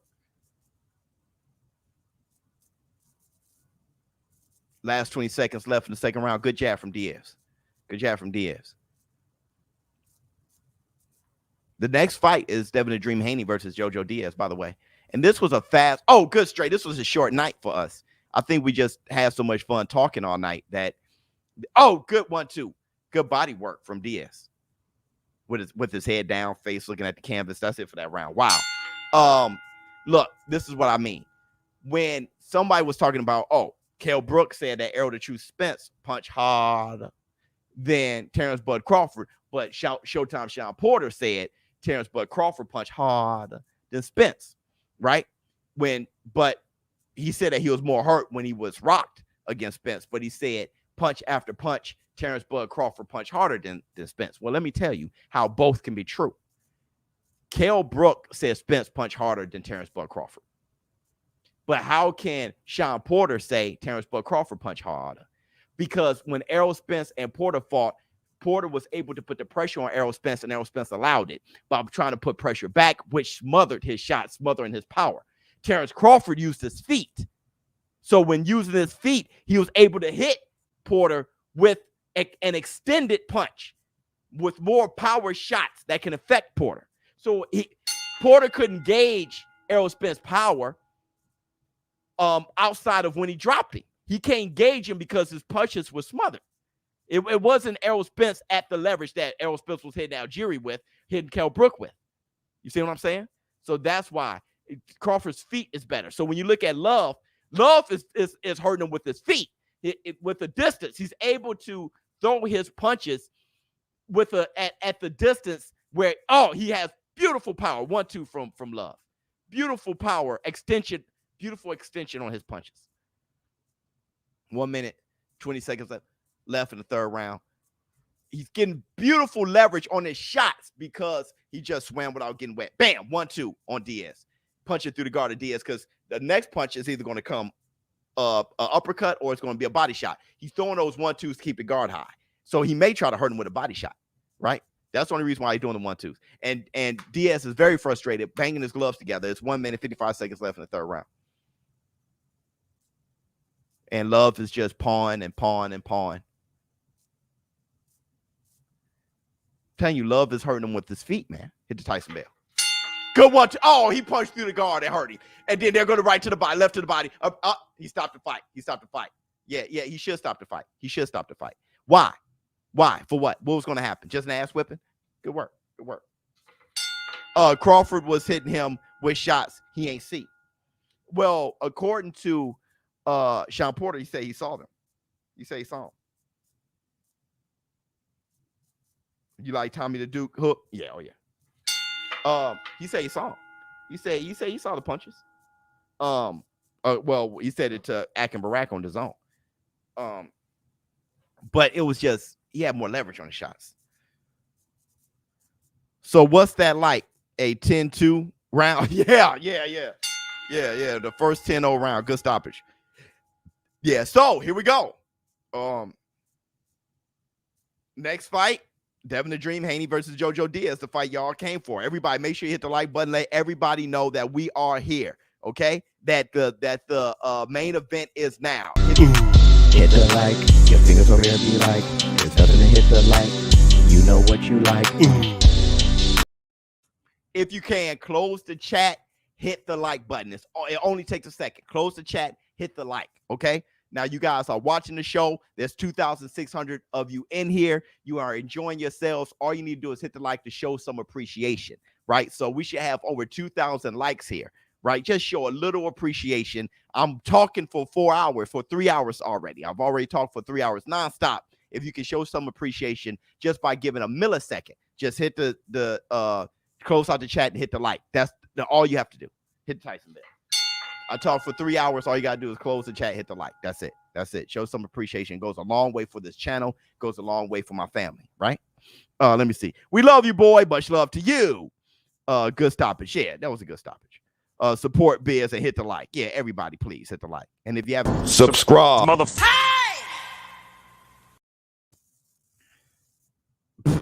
My man said Julian Hawk Jackson versus Fury. That comment was dumb.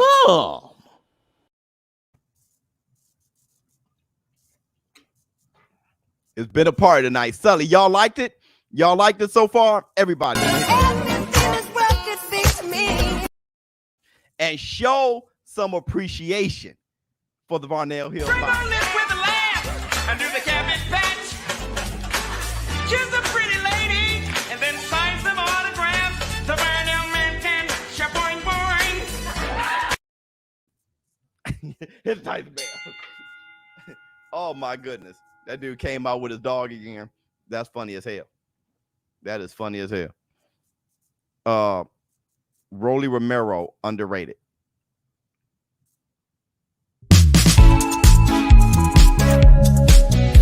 That comment was dumb. Prime Cotto versus Thurman. Cotto. Prince Nazim versus Floyd. Let me see. I knew Montana was the shit since he sparred Tank. Kind of like ShowBizz to go. Thank you so much. Kind of like Brian Norman Jr. That's the thing. I'm gonna hit up Brian Norman Jr. See how he's doing. Well, I know how he's doing. We hit each other up enough. But bring him on this show. Let's see what's the updates. What's going on with him? We know he sparred with Terrence Bud Crawford. Was it good work? Did he learn a lot? And when can we see him on undercards like this here? I mean, it's time to see him. I mean, the guy can fight. Let me see. Ike Biabucci versus Holyfield. I got Holyfield, but that's a good fight. If I ever saw that, Ike Biabucci versus Holyfield, that's a good fight. I got Holyfield though. He's greater, but that's a good fight though. ShowBizz, do you think the ref stopped it early? No. I actually said good stoppage while I was doing the commentary. But to extend on that, you just got to ask yourself. You got to ask yourself why. Why? What are we trying to just an ass whipping, brutal? I mean, it was over. It was over. He got dribbled off the canvas 3 times. He probably should have stopped it the last knockdown. I mean, what do we want to see? Him dribbled off the canvas 5 times? Hit the Tyson bell. Just keep boxing safe. What else we got? He did a good job. We saw enough. We all saw enough. It was an ass whip. Montana been a beast since we were kids. Really, G Mill. Much love. Rolly versus Canelo. This dude here. Trying to get as many. That comment was dumb as he can. Biz, how's Punch? I'll put in my community. He's out of ICU. And he's recovering. So he's conscious and recovering. So much love to Punch. But I'll put it in my community. Don King hosts the next Makabu fight. Shake my head. Well, he's his promoter. So I'm he's his promoter. I did a video on it. Talking about how many ways is Canelo versus Makabu, how much that is actually the Rumble in the Jungle with Canelo Alvarez going to the Congo, which was previously known as Zaire, and then with Don King being involved. So I've mentioned that, but yeah, Don King is his promoter, so I would expect. It's kind of like saying Bob Arum is going to promote Lomachenko's next fight. Shake my head. It's like, I mean, that's his promoter. That's top rank. Let me see. That dog tongue is insane. Yeah, hit the Tyson bell. The G-Man will beat the hell out of both of them. And the Charlo brothers are my favorite middleweights. Salvador Sanchez versus Alexis Arguello.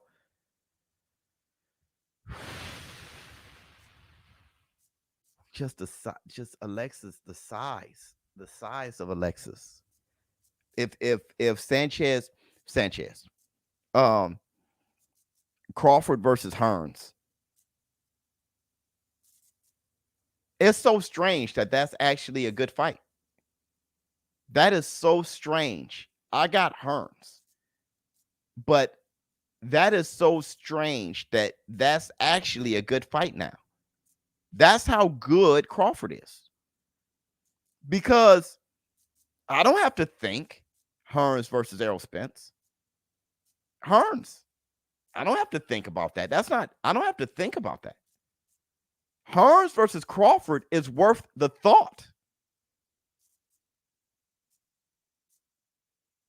I mean, Crawford is that good. He has power and time. He's that good. I got Hearns, but Hearns great, but Crawford is that good.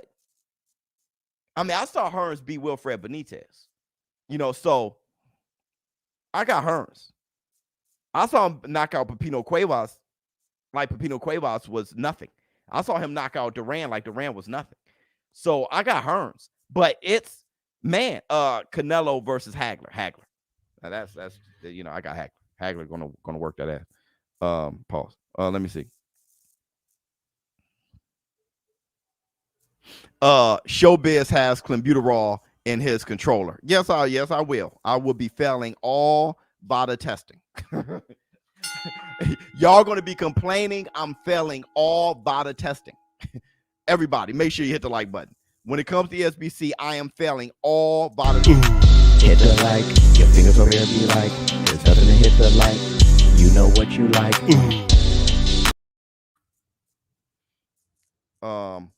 Crawford getting slapped by Hearns like Duran. It's not like Duran.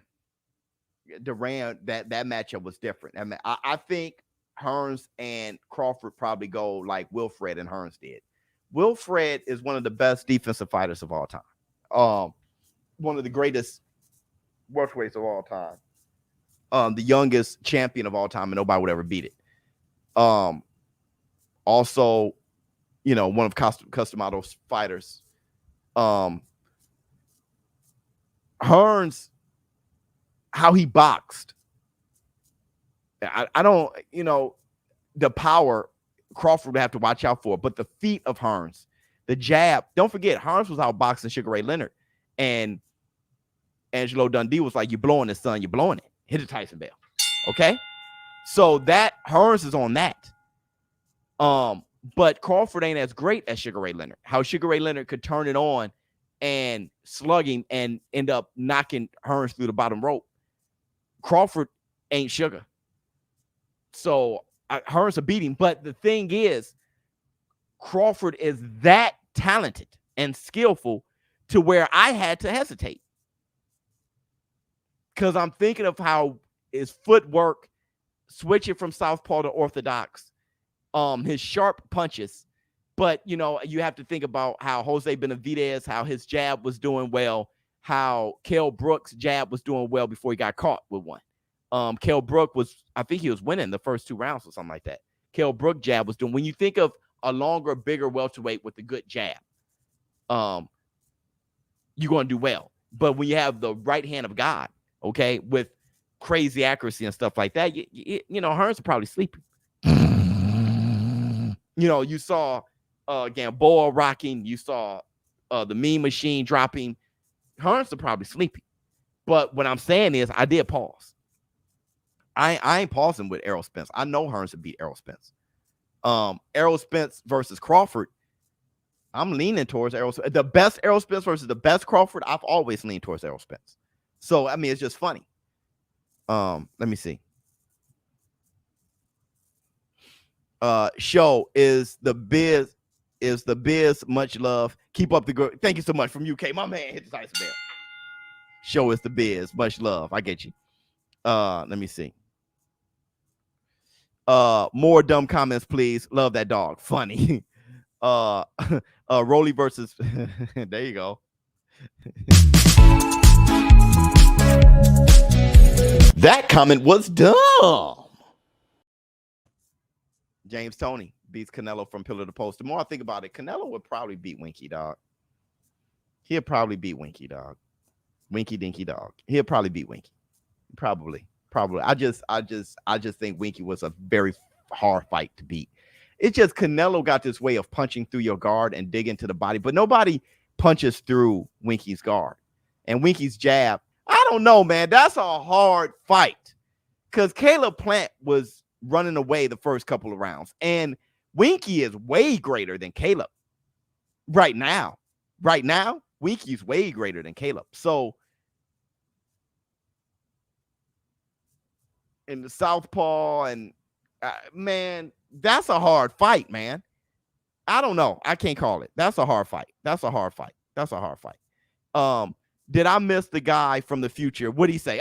Hit the Tyson bell. My guy from the future. Where is he? Canelo Boombaye. Canelo's my guy, man. You gotta love him. You gotta love Canelo. He's doing great things for the sport, man. You know that. Me and Leonard Ellerby, we see eye to eye with Canelo. He's like, man, that dude's shit. Wilder. I like how Leonard Ellerby and Floyd Mayweather don't agree. If you notice, other than Tank Davis is great, when you interview Leonard Ellerby and he talks, and then interview Floyd while Leonard Ellerby is chilling in the back, Floyd don't think the same. And Leonard be smiling like, you know how Leonard just be smiling. He got a little Don King smile about it. But they don't agree. Think about it. They don't agree. Leonard doesn't say too much negativity about Canelo, while Floyd shits on Canelo. But there's been many things. I think how Leonard felt about Teofimo Lopez Sr., right? And was like, he hates that guy. He called him an idiot. But Floyd Mayweather said, I got nothing bad to say about Teofimo Lopez Sr. They don't agree a lot, but they just coexist and they do their thing. But that is a very interesting thing. When you hear them both talk, they don't see eye to eye, but they work together seamlessly. Wilder destroys Inoue. Did you hear Teddy Atlas say he's not interested in Benavidez Charlo versus Canelo? He got that from me. Teddy, stop taking my work. Teddy. Now you're not interested. Teddy Atlas, you were just saying those were the fights you wanted. I said I'm not interested in that. Teddy, that's Teddy. That's the upteenth time, Teddy. Now you got to invite me on the show, Teddy Atlas. We got to talk. Teddy Atlas, you watching right now. We got to talk.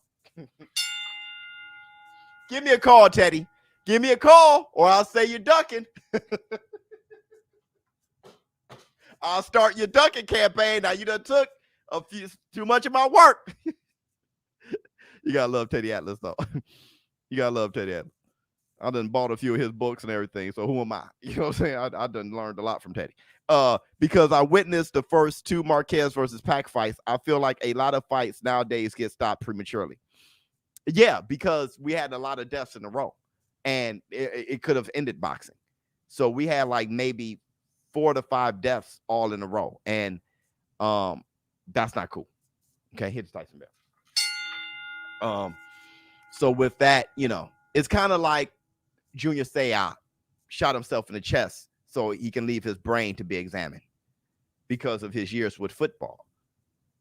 Because he's like, yo, we got to make a change in NFL.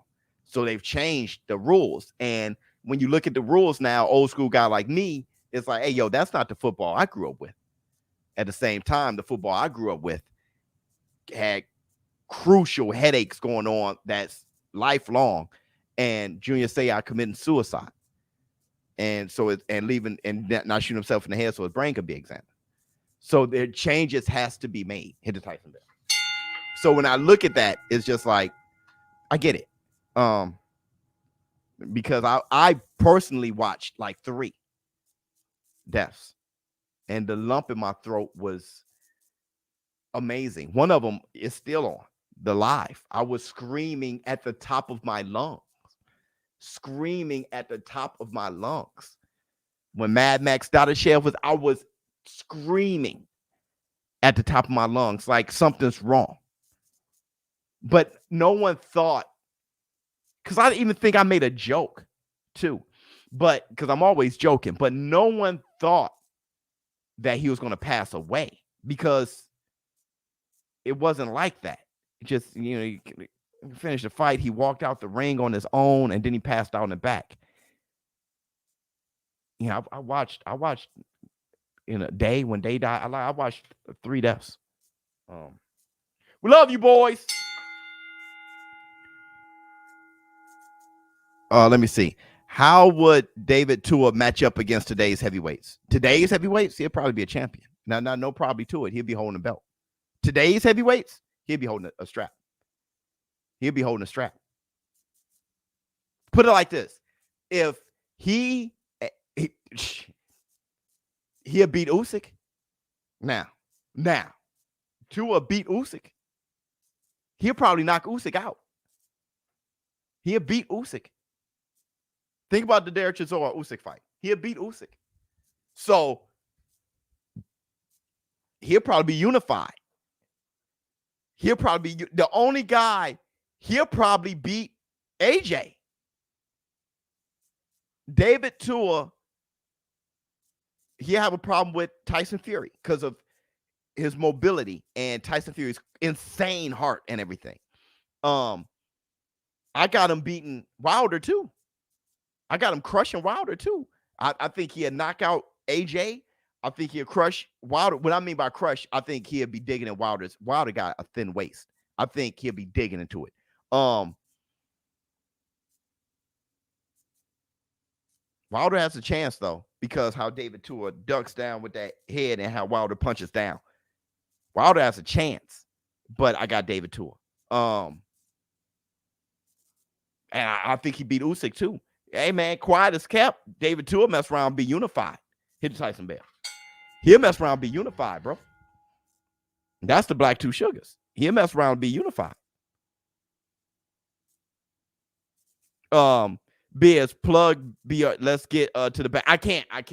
That's why we gotta go 2K on Haney. I feel you, Young Hollywood. We gotta go. Y'all gotta go to y'all gotta follow me on Twitter. That's why I say get to the bag. Join the Shut Up Club and get to the bag. Y'all gotta follow me on Twitter for that. With the new rules and everything with YouTube, you gotta get to the bag on Twitter. Let me see. T-shirt is okay, but me, talking things up. Let me see. The Varnell man can boing boing. I get it. I can't get it out my head. Hit him with it. Damn. Hit him with it one time. Everyone smashing like, yeah, with my stutter itself. Yeah, the Varnell Hill. Bring on this with a laugh and do the cabbage patch. She's a pretty lady and then sign some autographs. The Varnell man can shaboing boing. Hit the Tyson bell. Flex on him. JoJo Diaz and Devin Haney coming up right now. See. Pow. Love you, boy. Hit the Tyson bell, my man. Let me see. What else we got?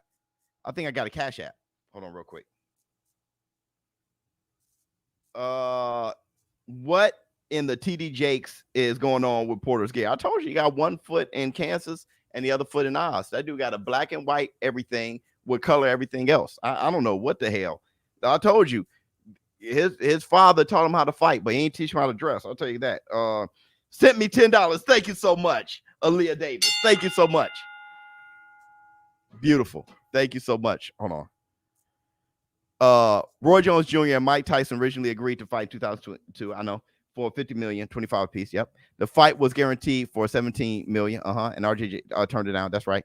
He chose to give Tarver a rematch, and you know the rest. Yep. He thought he was going to get past Tarver. He thought he was going to get right past him. He beat him the first time, but because the fight was close, you know, Roy had an ego too, and because you couldn't question Roy, so Roy fought him again, and then any excuses night Roy. And actually, Roy looked better the second fight than he did the first. He looked faster and better the second fight than he did the first. He just got caught because he was so emotional. I tell people this all the time. Tarver beat him here because I've seen Roy almost throw it away before against Montel Griffin emotionally. He landed a left hook on Montel Griffin that knocked him across the ring. No. Actually, that wasn't a left hook. It was. He knocked him across the ring. Right? Roy Jones hit him like this. He hit him with the left hook, and he had and knocked him across the ring. But quiet as kept, Montel Griffin threw a left hook of his own. And it just, Roy's left he's so much faster, got to Montel Griffin right before Montel Griffin left got to him. And he just had his right high enough to where when he caught him, bam, he knocked him back. Right across the ring. But that exchange, he almost caught Roy. Roy emotional. That's how Tarver caught him. Roy looked at that hook come to him. He looked at it, and then he tried to throw his left. He saw the hook. It was the left hook, I think. He saw the hook, and he put his guard up, and he tried to throw his left. Look at it in super slow motion. Roy looked at him because Tarver ducked and was coming up, and he looked at it, and then he still threw his, and he landed on Tarver, but Tarver's got there earlier. And the thing is, Roy's guard was not tight. It was like sloppy like this, and he punched right through his guard and knocked his man, dude. Roy, he got in Roy's head. Roy would get emotional at times. That was Roy's fault. And he ended Roy. When Tarver said those famous words, if Roy's shot, I shot him. Right before the third fight, they had an interview with Tarver, and Tarver said, and they said, do you think Roy is shot? He said, well, if Roy shot, I shot him.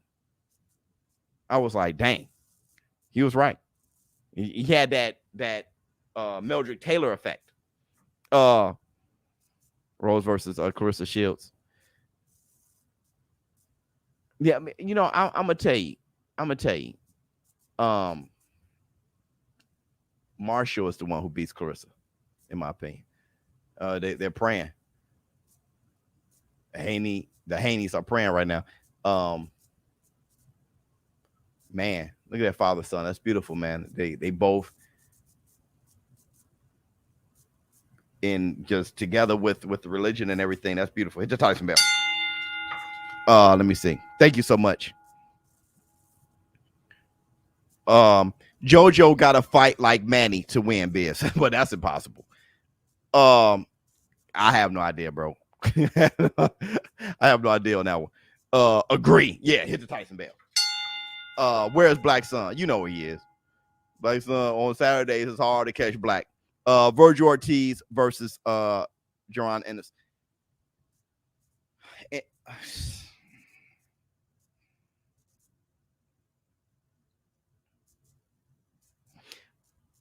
Let me do it like this.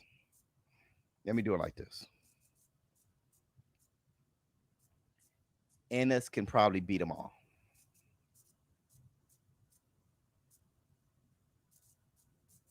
Only thing holding Ennis back is experience. Ennis can probably beat them all. What Ennis did to Delorme, look, let me tell you something, dog. Lipinets, with Lennis can probably beat them all. Ennis can probably. The only thing holding them back is experience. And even still, he can probably beat them all. Yeah, I know. And that is mad disrespectful. I'm including Terrence Crawford, Errol Spence, all of them. Keith one time, Thurman, all of them. Ennis can probably beat them all. If Ennis fought Errol Spence tomorrow, me as an Errol Spence fan, I'll be nervous. if he fought Terrence Crawford, I'm a bigger Crawford fan by far than I am an Ennis fan. Because I know Crawford. I've watched him forever. Ennis versus Crawford, I'll be nervous. I'll be nervous for Crawford. I'll be like, this may be it. I think so highly of Ennis. It's incredible. It's quiet as kept. I'm sitting here quiet as kept. I'm like, that guy may be the best one, bro. I'll tell you this, he's the future. And he's been the future for a while. It was just, will he maximize his abilities? Right? Will he maximize his talent? Will he maximize his potential?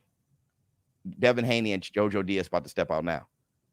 And it looks like he will. And with that said, our future is fine. Boots Ennis is looking like a Roy Jones, not as good, but you can tell he's highly influenced by him. So it's kind of how Andre Ward was kind of looking like Bernard Hopkins, Roy Jones-esque. That's Ennis. Bro, not saying that he's like Ward, just when you can see the crazy influence and he's pulling it off. Because Ennis also has a mean streak. That's a chance he's the best one, bro. That's how I'm feeling. That's a chance he's the best one. Let the light in for the one time. Oh man, my bad. Look, tell your mother, tell your father, tell your husband, tell your wife, tell your brother, tell your sister, tell your grandmother, tell your grandfather, tell your aunt, tell your uncle, tell your niece, tell your nephew, tell your cousin, tell your play cousin. What else? Tell your girlfriend, tell your boyfriend, tell your best friend, tell your side piece. If they're right next to you, tell them they're away from you, text them, they don't like hear anymore. Look what's going to say, I love you. Hit the Tyson bell. Let the light in. Let everybody you know and love, let them know that you love them while they're still here. And if they're not here, look up in the sky and say it. Okay. Give everybody their roses. Let me see. Boot size and power to rival Spence moves like Bud. I mean, look, his reflexes and kind of like Bud's, right? His initiation, bro. You know how Roy can clear a distance, and not as good as Roy, but how Roy can clear a distance. Boots is a big welterweight, but with his speed and reflexes and hand-eye coordination, that's God-given. That is, well, if you don't believe in God, that's nature. You can't teach that. You can work on it, you can fine-tune it, but you can't teach that. You got to be blessed with that. With how Boots Ennis can clear a distance and pow and hit you, pip, like perfect timing, hand-eye coordination with the accuracy and snap and power to clear a distance. That's not just the boxing ability. I mean, it's the hand-eye flash. You remember that moment, that scene in the first Spider-Man with Tobey Maguire when he was fighting Flash, the bully, and he threw the punch and it was slow and he looked at it and he was just like, huh. You can see Boots seeing what you're going to do, looking at you, dissect you, and hit you right on the button like Terrence Crawford. So when you got that hand-eye, when Terrence Crawford got that hand-eye coordination and the reflexes, that's kind of like, you can't teach that. You cannot teach it. And when a fighter has those abilities, they can rely on it. But at the same time, we just asked who win in a fight, Roy Jones Jr. or Hagler, because there's something to say about Rock. There's something to say about being high skilled with a monster attitude and tight and technically sound like Hagler. There's something to say about. That's why Errol Spence is going to do well no matter what. There's not too much room for failure. He got a great jab. He got great footwork. He got great hips. Good, very good power, good chin, good dog attitude. That's hard to beat, right? There's no wavering. But Boots, it's scary. There's a chance that he's a level above all of them. But we'll have to see. The experience is what does it. We have to see. Thanks for the content, Biz. Best Box Channel on YouTube. Thanks so much. I've learned a lot about the history of boxing from your channel. Keep up the great. Thank you so much, man, because I feel like I've been slipping a little bit today because I'm like, dang, I'm saying, trying to think about what everybody's asking. It's hard because there's 3,000 people in here and people shoot out questions, and it's just like, dang, I'm trying to like on another day, I'll probably be even quicker, right? But I'm like, dang, dude, I can't think of all the names I was thinking about before. He's not Biz. Oh, okay. All right. Well, I guess you're right and I'm wrong. Biz, what's more important, teaching or learning? Learning. It's kind of like, what's better, talking or listening? It's communication is listening and talking, right? That's communicating. Living is teaching and learning. That's living. But what's better, talking or listening? Listening. Because then you'll know what you're talking about.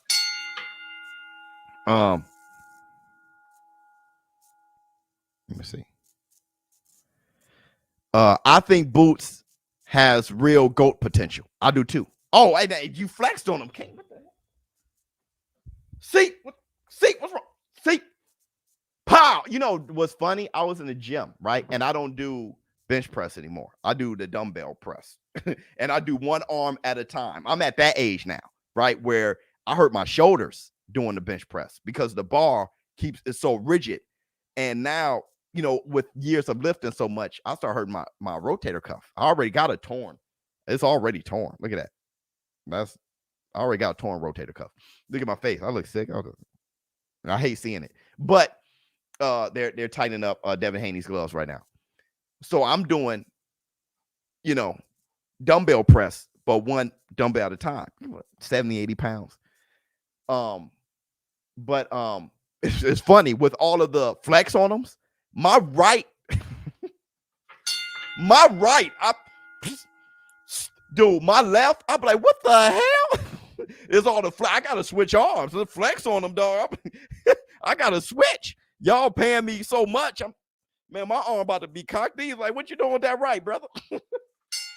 Lonely nights, dog. Why your right hand a cock knees, dog? Let me see. Oh my goodness. Peace, Biz. Spence is going to knock Buzz straight out. Porter exposed Crawford.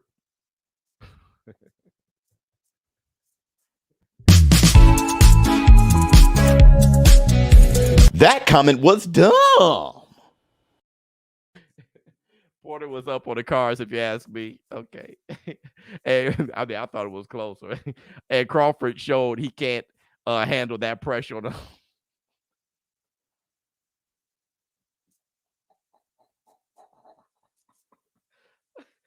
Oh.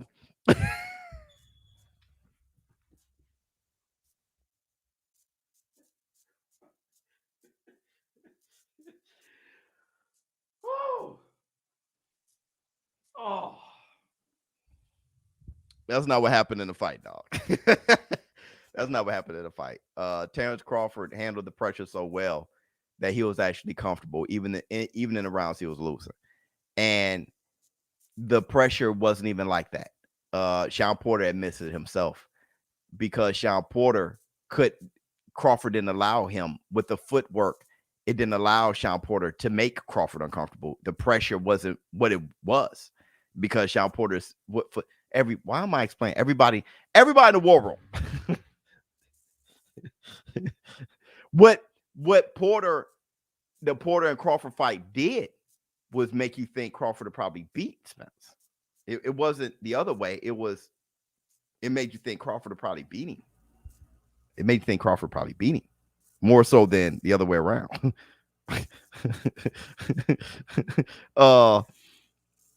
Let me see. Yeah, Uncle. Keeping it one. Spence fans talk about Porter being up against Bud like it wasn't up against Spence before the knockdown. Yeah, right. Porter was up against Spence too. The difference is Crawford. I'm not sure if Porter was actually up against Crawford. It was tie to me. I think it was like 5-5 or something like that. Or was it? No. It was 5-9. Yeah, maybe he was up, or I can't remember. No, I had Crawford up.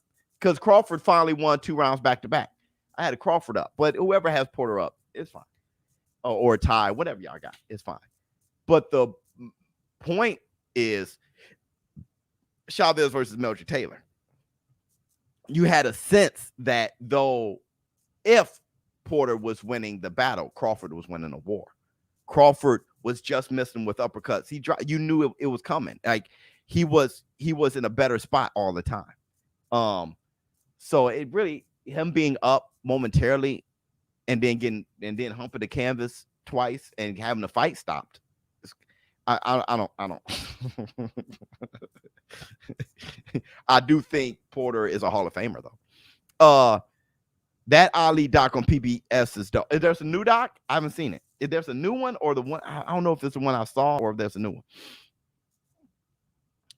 one. 5-4 Porter, but you can tell Crawford was winning. Right. And with Errol Spence versus Porter, it was for Errol Spence fans. Thank goodness Errol Spence dropped him. It was different. When Errol Spence versus Porter, it was thank goodness Errol Spence dropped him because it was about to be over. Porter was winning, and the thing is, Errol Spence won like the 12th. So it was like, thank goodness Errol Spence dropped him, bro, because woo, that's different than Crawford versus Porter.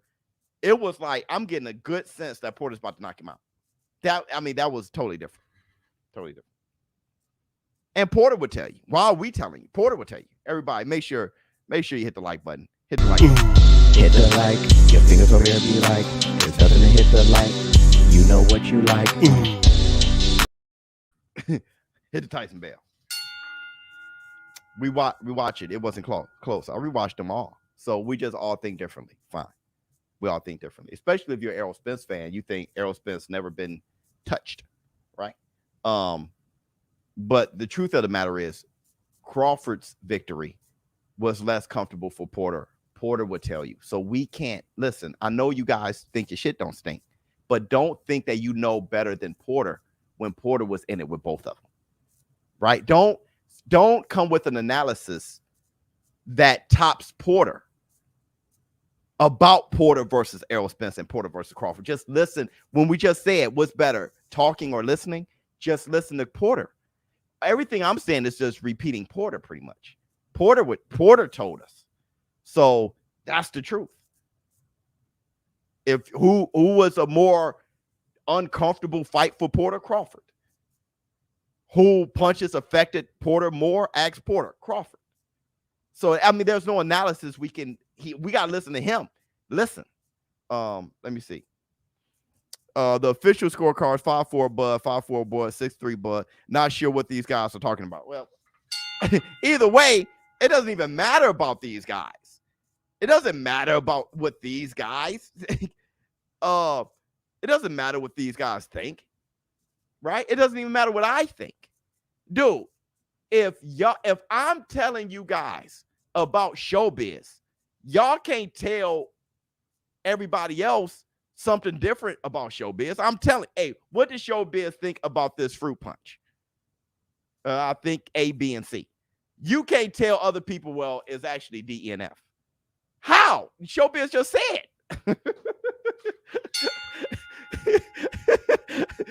What the hell?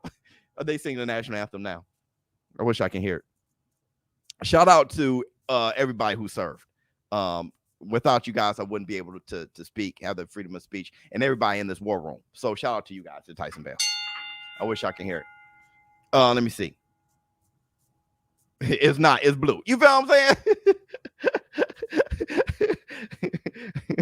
saying? Let me see. Brought the best out of both. Yeah, but Crawford was more difficult. Period. Crawford was more difficult for Porter. Now, who will win in a fight between Errol Spence and Crawford? I don't know. Okay, I'm leaning towards Spence.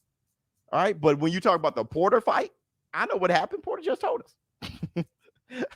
Let me see. Logan Paul made Floyd look ordinary. Yeah, Floyd's an old ass man. And Logan Paul is a 200 some pound man. Yeah, YouTuber. Floyd Mayweather, he went upside his head a few times. I mean, it was, you know, it happens. Happens. It happens. What else we got?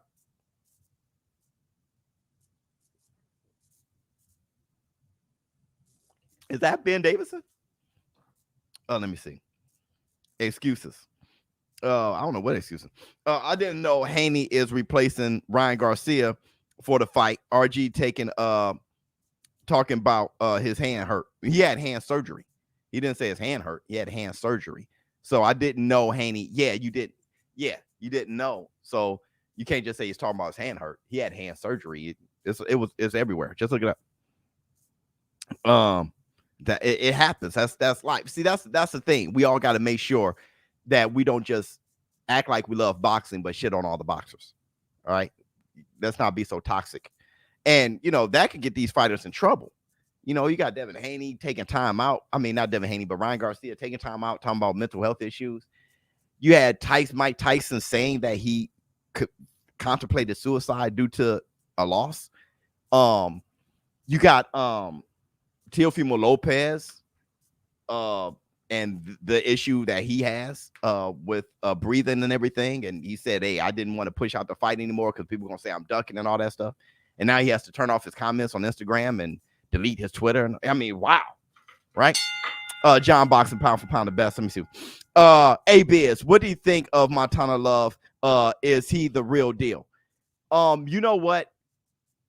He has to be because of what he did with Baranchik. The real deal. I don't know what level that means. What it means to me is, can that boy fight? Yeah. Is he worth money? Yes. Does he have personality that can bring eyes? Yeah, with the dog and dress like, yeah, he got that. Good looking kid. He did the little barber thing before he's coming with something. I don't see abilities that's on Bruce Ennis level or anything like that, but he's very skillful and he has punching power and hand-eye coordination and good accuracy and timing and great footwork. With all those, I wish he was less bulky. I wish the elasticity was there a little bit more.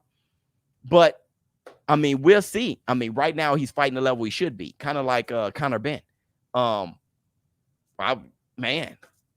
He's something to be excited about. I'm excited about him for sure. Hit the Tyson.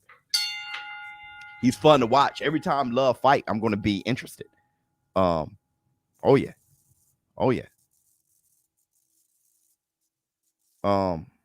Where can we watch for free?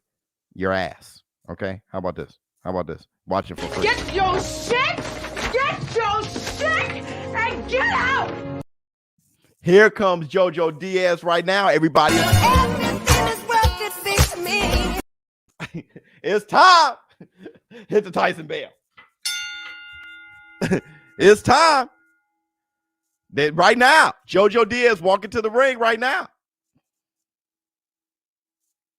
Is this going to be another upset? We'll see. How are we going to talk about this in 30 minutes? We'll see. Is Haney just going to whitewash him? We'll see. Look. I want you guys, now we're going to talk about toxic fans, okay? We're going to cover the options here before the fight, all right? If JoJo Diaz upsets Devin the Dream Haney, Devin the Dream Haney was exposed. I'm not saying from me. I'm saying this is what's going to happen all over the internet. If Devin Haney beats JoJo Diaz, Devin Haney cherry-picked. That was nothing. JoJo Diaz is too small. All right? If JoJo Diaz gives Devin Haney a tough fight, either it's a cherry-pick gone wrong or Devin Haney was exposed. All right? Either way, at the end of the day, you're not going to get anything positive from Devin for Devin Haney unless you're a big Devin Haney fan. This is the toxicity of the sport. All right. The toxicity Come on. The toxicity. What's your thoughts on comparing Bruce Ennis to Roy Jones? I ain't seeing it. I just talked about that. Yeah, I really broke down the Roy Jones-esque qualities. If you watch Bruce Ennis and especially listen to him, okay, listen to Bruce Ennis first. You will know, and then you'll hear him say, I watch Roy Jones all the time. And then when you watch him fight, you see it. If you've seen Roy, I mean, you don't train up the speed of Roy. No one has that. You don't train up the charisma of Roy. He's not trying to be Roy, but tactics of Roy. You see him covering ground and throwing the lead right hand, lead hooks. You see that.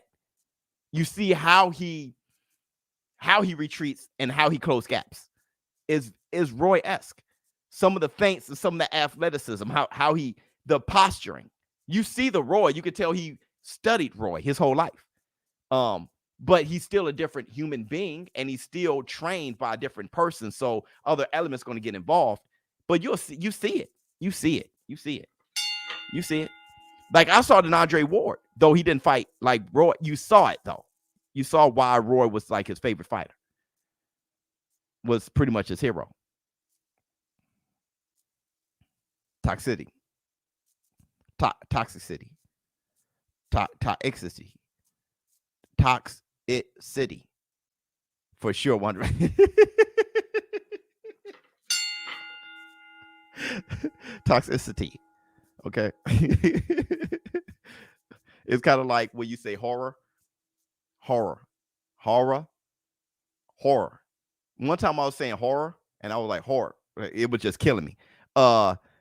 Devin is walking out. Yeah, Devin's in the ring right now. Toxicity. All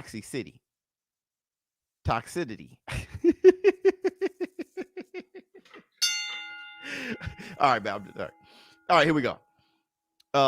Yeah, Devin the Dream Haney is back in there. He's in the ring right now. JoJo Diaz walking back and forth, rolling his shoulders around. Here we go. Is that Progray? I see Progray right there in the front, chewing gum. Look like he's ready to fight. What's that behind Progray? He looks real familiar. Come on with the fight, Biz. Bud is who he says he is. Enough said. They all are. Let's go.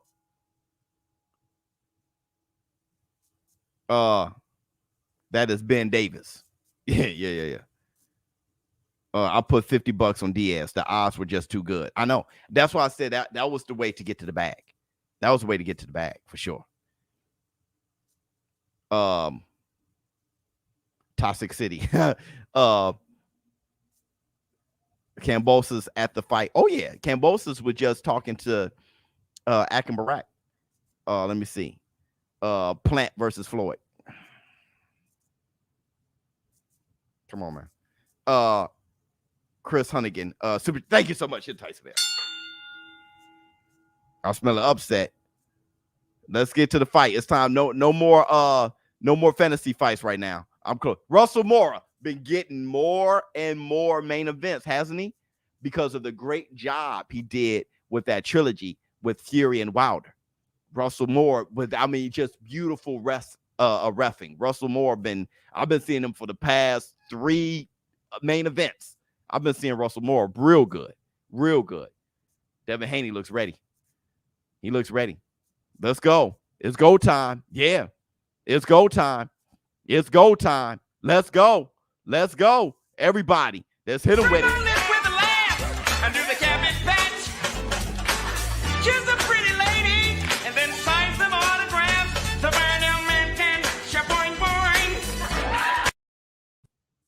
Let's go. Hit the Tyson bell. Come on. Let's go. If you haven't hit the like, close the chat, hit the like right now. Hit the like, your fingers over there be like, there's nothing to hit the like, you know what you like. We got a lot of people in here right now. We got 3,500 people. Everybody is extremely excited and curious about Devin the Dream Haney versus JoJo Diaz. I did not expect this. This is a beautiful just sold out live stream commentary tonight. Hit the Tyson bell. Don't forget to show up tomorrow for the Javante Tank Davis versus Esau Cruz fight tomorrow. Same bat time, same bat channel. We getting ours in. JoJo Diaz he's ready. JoJo Diaz is ready. Haney's going to crush dude. Haney came in. He weighed 135 pounds on the nose. I'm thinking he's 145 or something like that right now, man. That's a big kid right now. Devin Haney's a big kid right now. Let's see his abs. Let's see his abs to see if he's kind of softer around the middle or see how well he hydrated. Take that shirt off, man. Let's see how well he hydrated. Let's see if he's shredded or a little softer around the middle. His back look heavily muscled. Yeah, he hydrated. Yeah, he hydrated well. That's a big kid. That's a big kid, man. That's a big kid. I'm saying, coming in, when he came in at 135 on the nose, I said, this man gonna come in 142, 145, man. Here we go. JoJo's gonna have to sit down. He's gonna have to get inside, throw punches and bunches, sit down on everything. He definitely gotta spam his left hook. Okay, Linares was catching with that lead left. He's southpaw. He's gonna have to spam his left hook. All right. And trust that he's been in there with more experience, right? With Tevin Farmer, with Gary Russell Jr., with Javier Fortuna, all those boys. Look, JoJo being an Olympian, he has to rely on those things, rely on himself, don't second guess himself. Because if he does, thank you so much for the super chat. Because if he does, Devin the Dream Haney is going to jab and he's going to control the fight. They staring each other down. JoJo Diaz, look, he looks real ready. He even looked at JoJo Diaz even looked at Bill Haney. Devin footwork. If you could think that you could cut the ring off, but Devin's footwork is so good. Ask Gamboa. Gamboa had to keep resetting, and when he kept resetting, he found himself back on our side. Back where you find yourself, back with me. Here we go. First round. And there go Devin Haney with the wide stance. Look how big. Oh, them the white gloves. The white gloves look huge always, man. Look at JoJo Diaz is taking a step back, and it's Haney that's kind of stepping forward. Ain't that something? Now, why did JoJo decide to do that? To counter Haney. He decided to counter Haney, huh?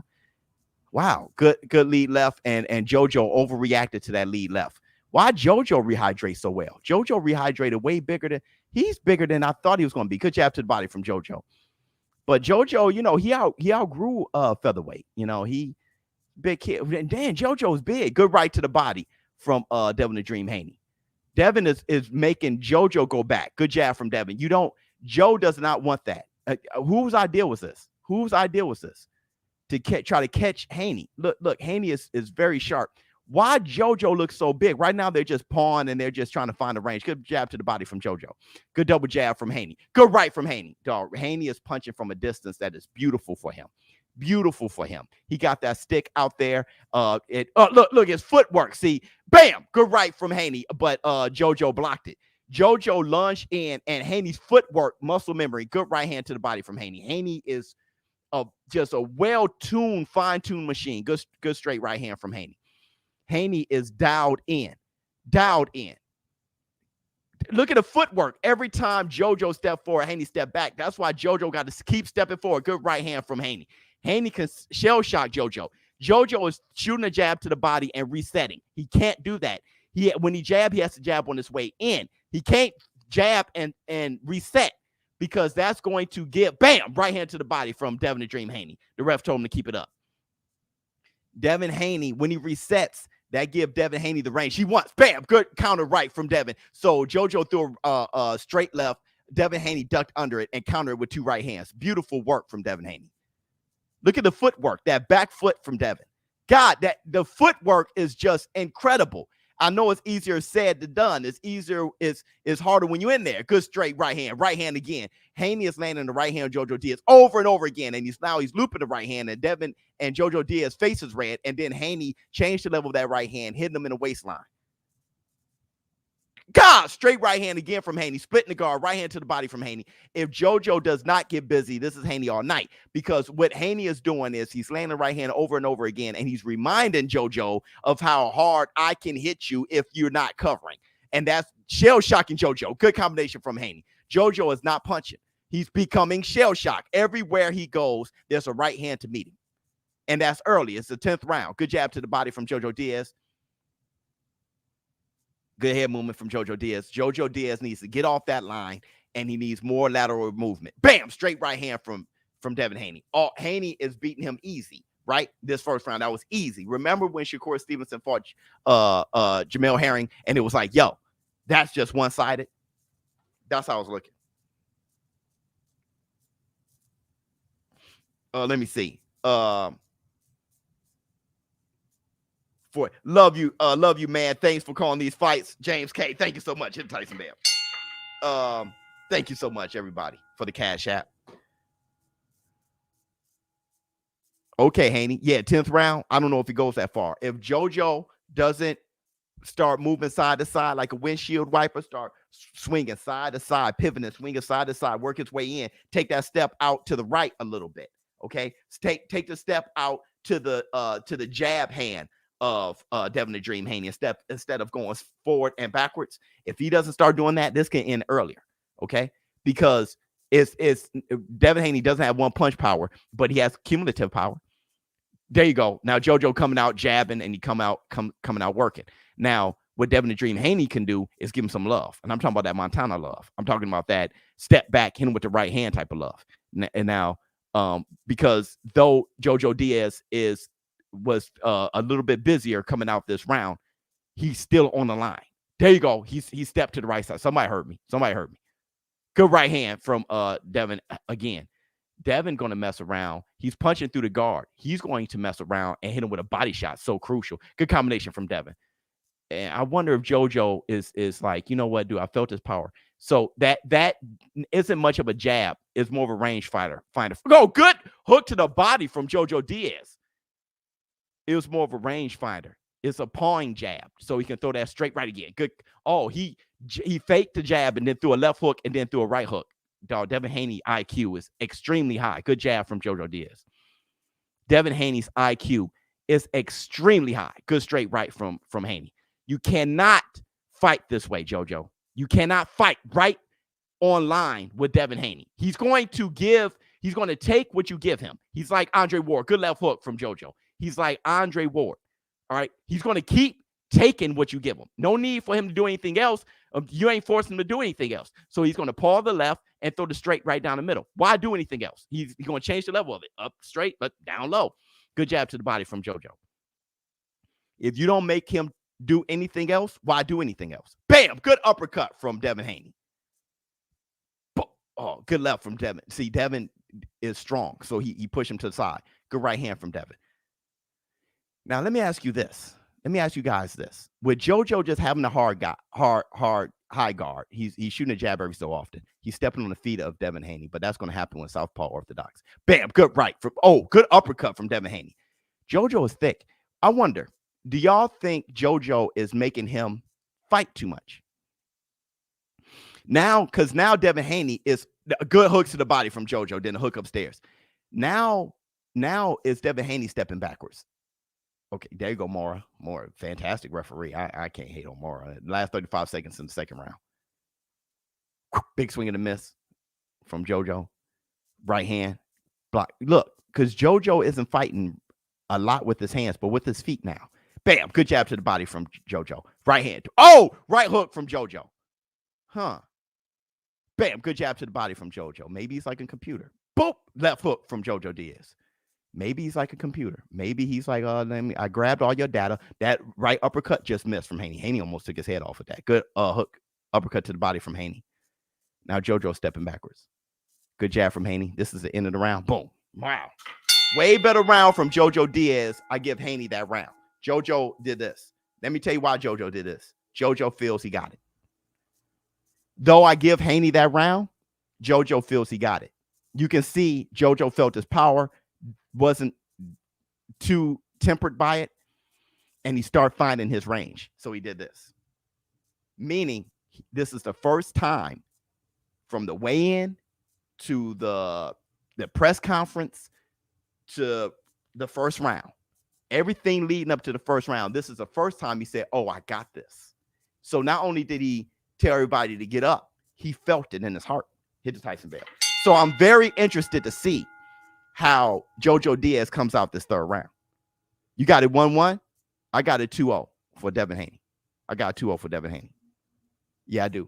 Devin Haney did more than JoJo right there, but that was the bet. But JoJo looked way better this round. Now look at JoJo. Look, bam, see, bam, hooks, boom. I told you.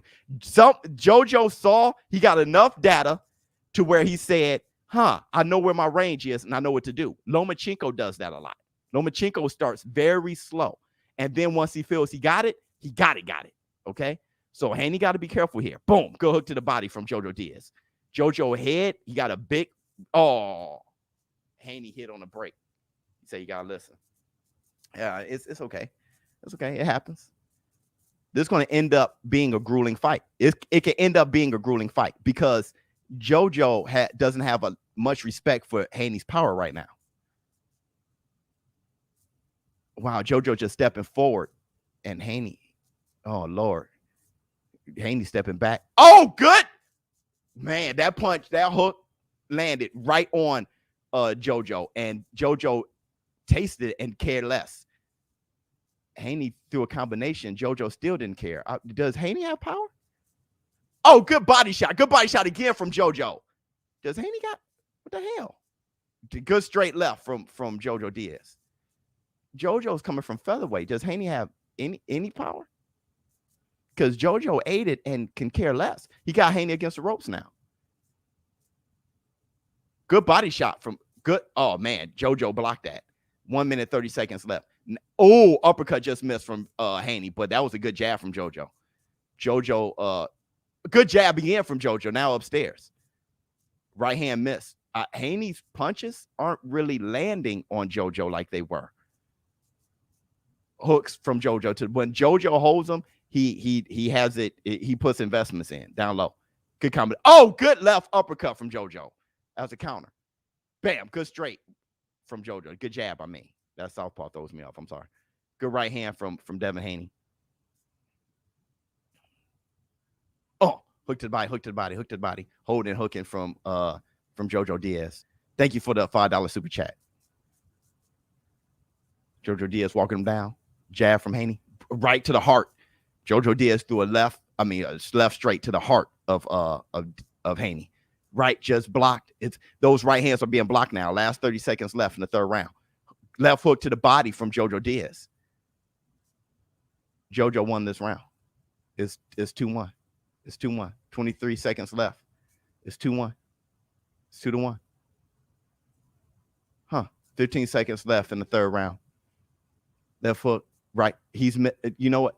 JoJo is blocking everything and walking him down. And the right uppercut. Oh, he pushed JoJo. JoJo ain't hurt. He pushed him.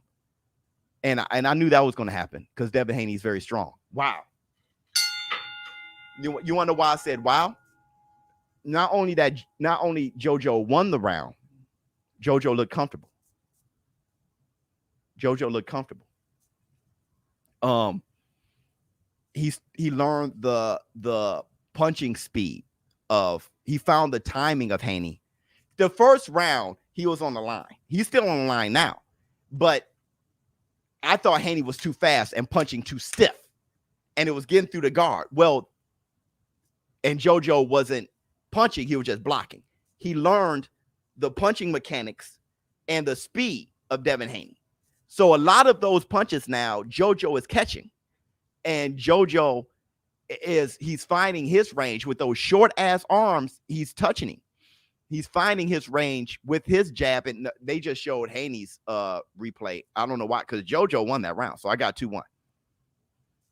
Look, JoJo beats Devin Haney to the middle of the ring very quickly. Good jab from JoJo Diaz. Haney is stepping back with the jab. JoJo is faint left and then right uppercut just missed. JoJo's doing some things. Doing some things I really like. Good right from Devin Haney. Off the ropes. Good right hand to the body from Devin Haney. Oh, good right. Oh, yeah, Devin.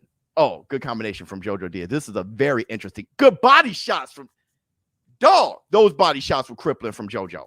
Good straight left from JoJo.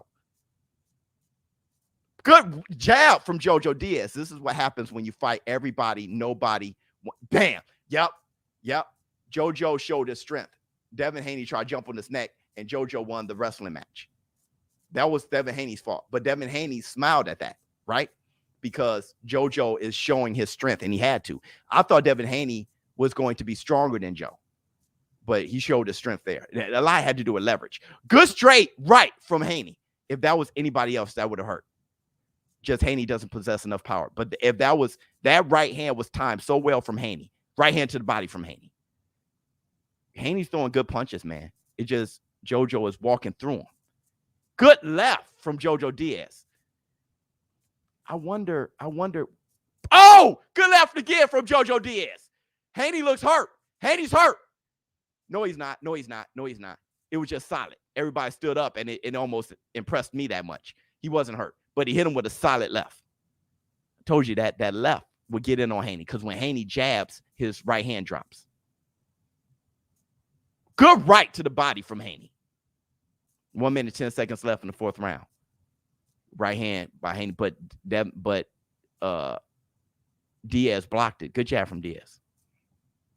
Diaz is catching the jab from Haney. Haney wants that straight right. Oh, he blocked it. Haney threw that right to the body, changing the level of the right. Haney's doing a lot of beautiful things. It's just JoJo is very good. Good right hook from JoJo too. Counter. Good jab. Good left. See, JoJo is throwing that looping left, and that looping left is going to be something. Good right hand to the body from Haney. God, good right to the body. And Diaz is going to start punching that kidney. Yeah, Mora got in there. Diaz love hitting that back while he's holding. 30 seconds left in the fourth round. Good jab from JoJo. He got Devin Haney timed. He got him timed very well. He has him timed very well. That's a good right hand from Haney, but JoJo blocked it. My thing is, I don't know. See, Haney is missing. I don't know if 10 seconds left. Good jab from Devin.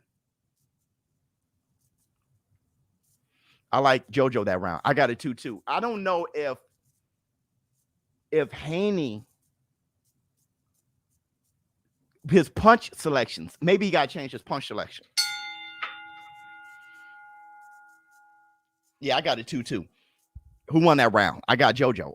I think Devin Haney needs to change up his punch selection because that keeping the jab out and then throwing the right hand and changing the level of the right hand, JoJo got it figured out. The uppercut looked like it could catch JoJo.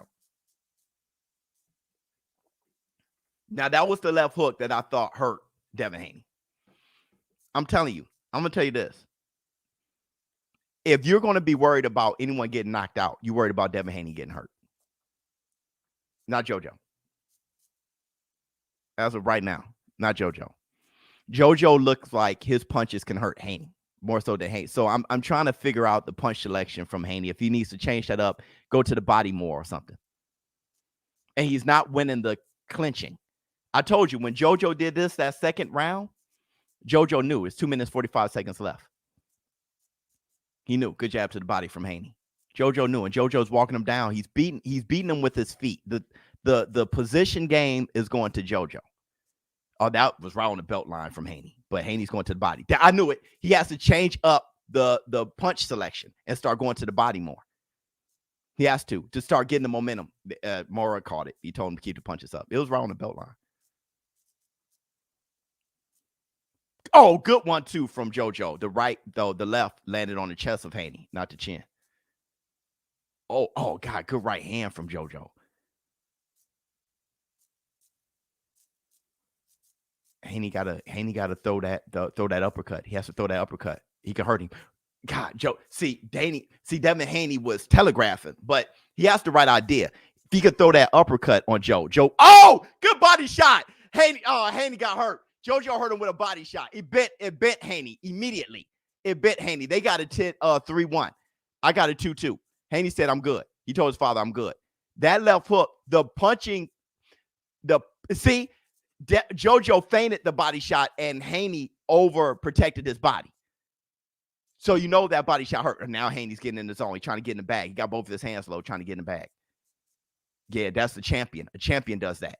A champion starts saying, well, let me get in my bag. I can't just keep doing this. Let me change up. Haney's trying to rely on his reflexes now more so than his guard, and Haney's using his feet. Haney's he's a warrior. He is a warrior. He's a warrior. We saw that last week with Teofimo Lopez, though. We saw that last week. Teo kept fighting. He was a warrior. That was a good right hands from Devin, but JoJo was blocking him. JoJo was walking him down with that high guard. Good combinations to the body from JoJo. God, the body shots. Oh, Haney hit him with a right hand, but JoJo ate it. He ate it, bro. Oh, another right on the button, and Haney and JoJo's eating it. In 40 seconds left in the 5th round, Haney looked up at the clock. I always look at that, see who's looking for the round to be over first. They both fighting in the clinch. We in the clinch, baby.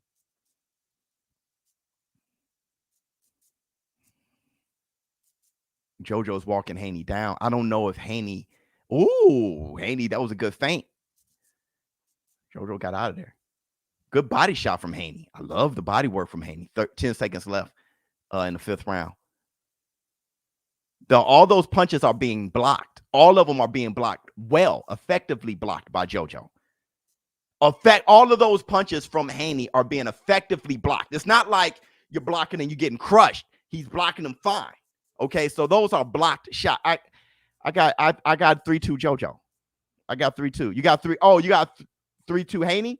I got 3-2 JoJo. Yeah, I think he won that round again in Tyson Bell.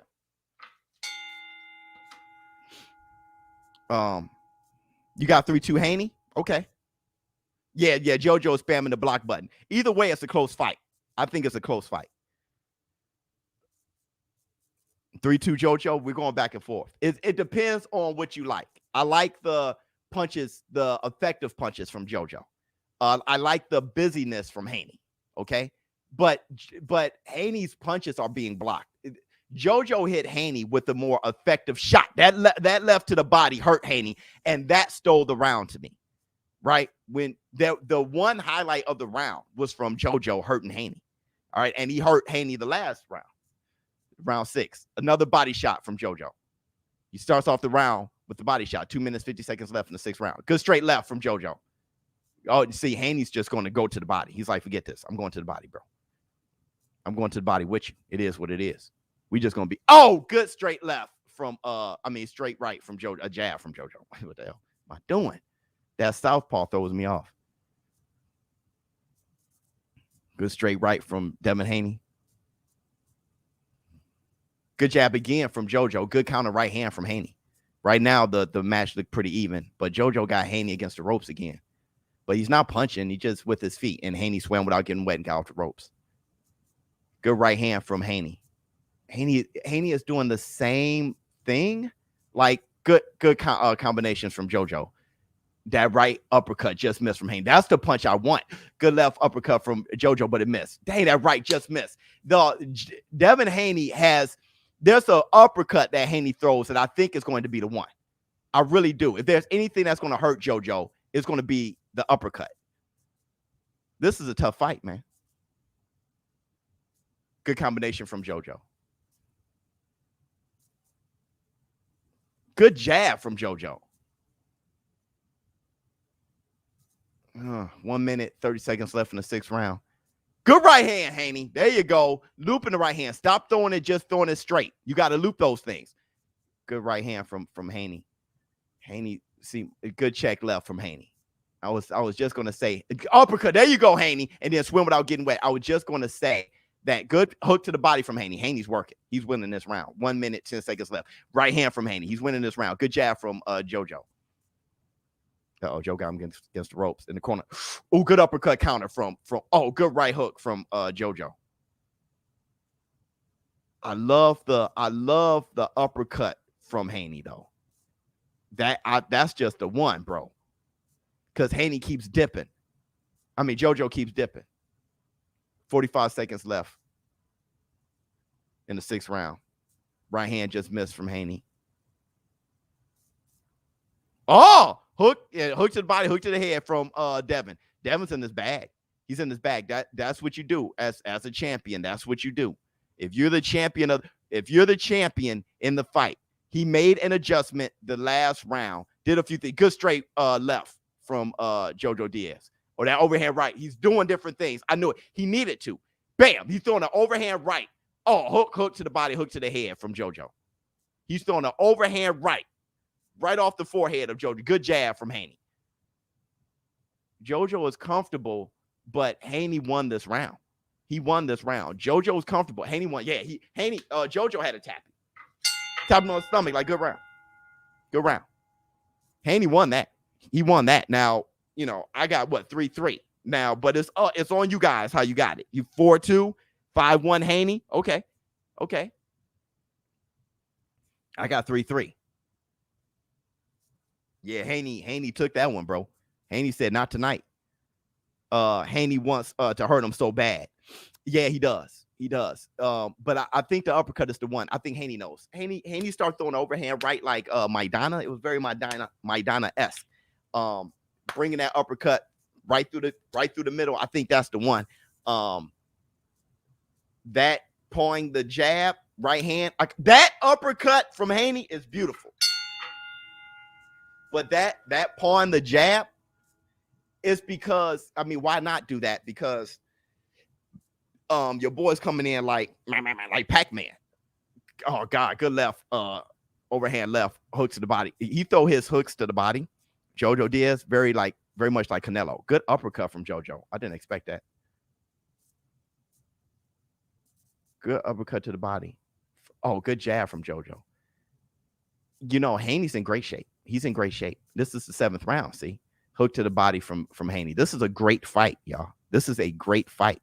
It's a clash of styles, a fantastic fight. Good straight left from JoJo. JoJo got to get busy because Haney is dialed in, and Haney is not letting this go, bro. He's not letting any of this go. Oh, good uppercut from. I love your uppercut, Haney. I love it. Love the uppercut. God, that's your one. Straight left blocked from JoJo. JoJo's back at doing nothing. He's back at. Oh, God. Good left hook from Haney. Overhand right. That Maidana overhand right, man. Good straight left. Yeah. Haney is a tough cookie. Oh, that round the belt line. Oh, that uppercut counter from Haney is just the one, man. Good right hook to the body from JoJo. Right hand straight down the pipe from Haney. Okay, I think Haney's going to take another round. Oh, good left from JoJo. Haney stopped after that left. He stopped after that left. But Haney took it. Oh, that left hook. Oh, that left hook again from JoJo. Uh-oh. Oh, left hook to the body. Oh, Lord. Oh, my God. Good uppercut from. Oh, left hook from JoJo on the chin. Oh, and Haney smiled. That means he's not okay. Oh, good right from JoJo. Haney stepping forward. Haney's a dog. He's showing that he's a dog. Good straight right hand from Haney. Because those left hooks from JoJo was nasty. Right hand just missed from. Haney's a dog, man. He's a dog. Oh, good left hook again from JoJo. Now he's landing that left hook, man. I told you guys. That left hook can land on Haney. It can land on Haney. EJ landed it again. JoJo landed it flush. Straight to the body. Straight to the body back from Haney. Right hand from Haney. JoJo knows when that right straight is coming. It's just that overhand right from. Good jab from good 30 seconds left in the 7th round.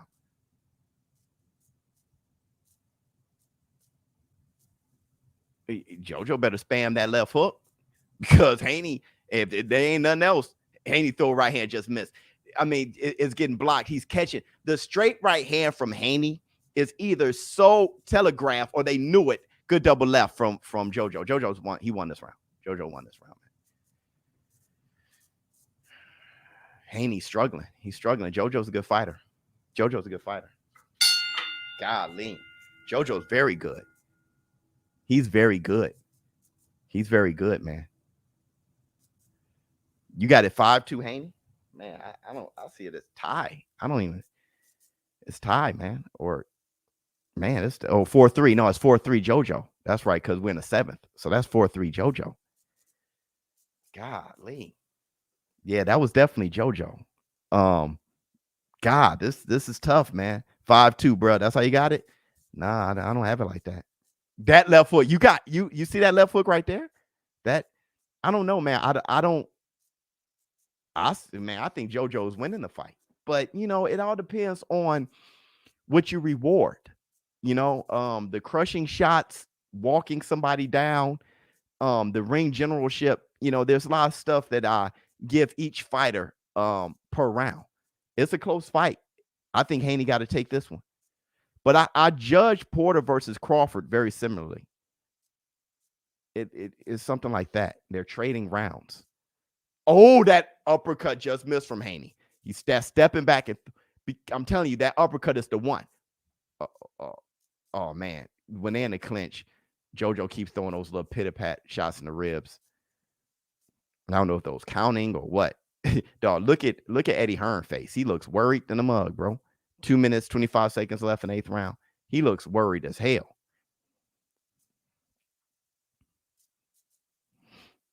This is the 8th round. Haney got to win this round. For me, Haney got to win this round. He has to win this round. They both look like they're kind of taking a round off. Good jab from JoJo.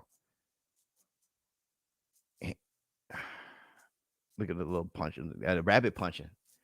They got a 68-65 Haney. So somebody sees it 5. They see it like you, bro. My man's Chris Maddox sees it like you. I don't. I got JoJo up. Good hook to the body from Haney. Good straight right to the body from good. Oh, overhand right just missed. Hey, bam! Left hook from JoJo. Right hand just missed from Haney. I think he's scoring right hands that's getting blocked. I mean, great blocks, like not getting in at all. I think good right, left to the body. They're going to clash head. They keep clashing heads. I'm trying to see 1 minute, 20 seconds left in the 8th. These jabs, everything is getting blocked. All of that, I don't know, man. I'm seeing a different fight. I'm seeing a far different fight, but the volume down. So I don't know. Good hook to the body from Devin. That was the best moment of the fight right there. Yep, there go the straight right from Devin. Last 50 seconds left, 55 seconds. Jab to the body from JoJo. Didn't land. Yeah, Haney's winning this round. Right here, all of this right here, the positioning, the straight right there. Haney's winning this round. So it's going to be 4-4. Unless something crazy happens, it's going to be 4-4, bro. Hit the Tyson bell. Good straight right from Haney. They're trading rounds to me. I don't do. This is Haney's round for sure. Now I don't know what Chris Mannix going to have, but this, if there is a Haney's round, this is it. Good right hook from JoJo. Whoa, that uppercut from Haney is almost there, Haney. You got it. You got it figured out. You got it figured out. Oh, that left hook from JoJo just missed. Just missed.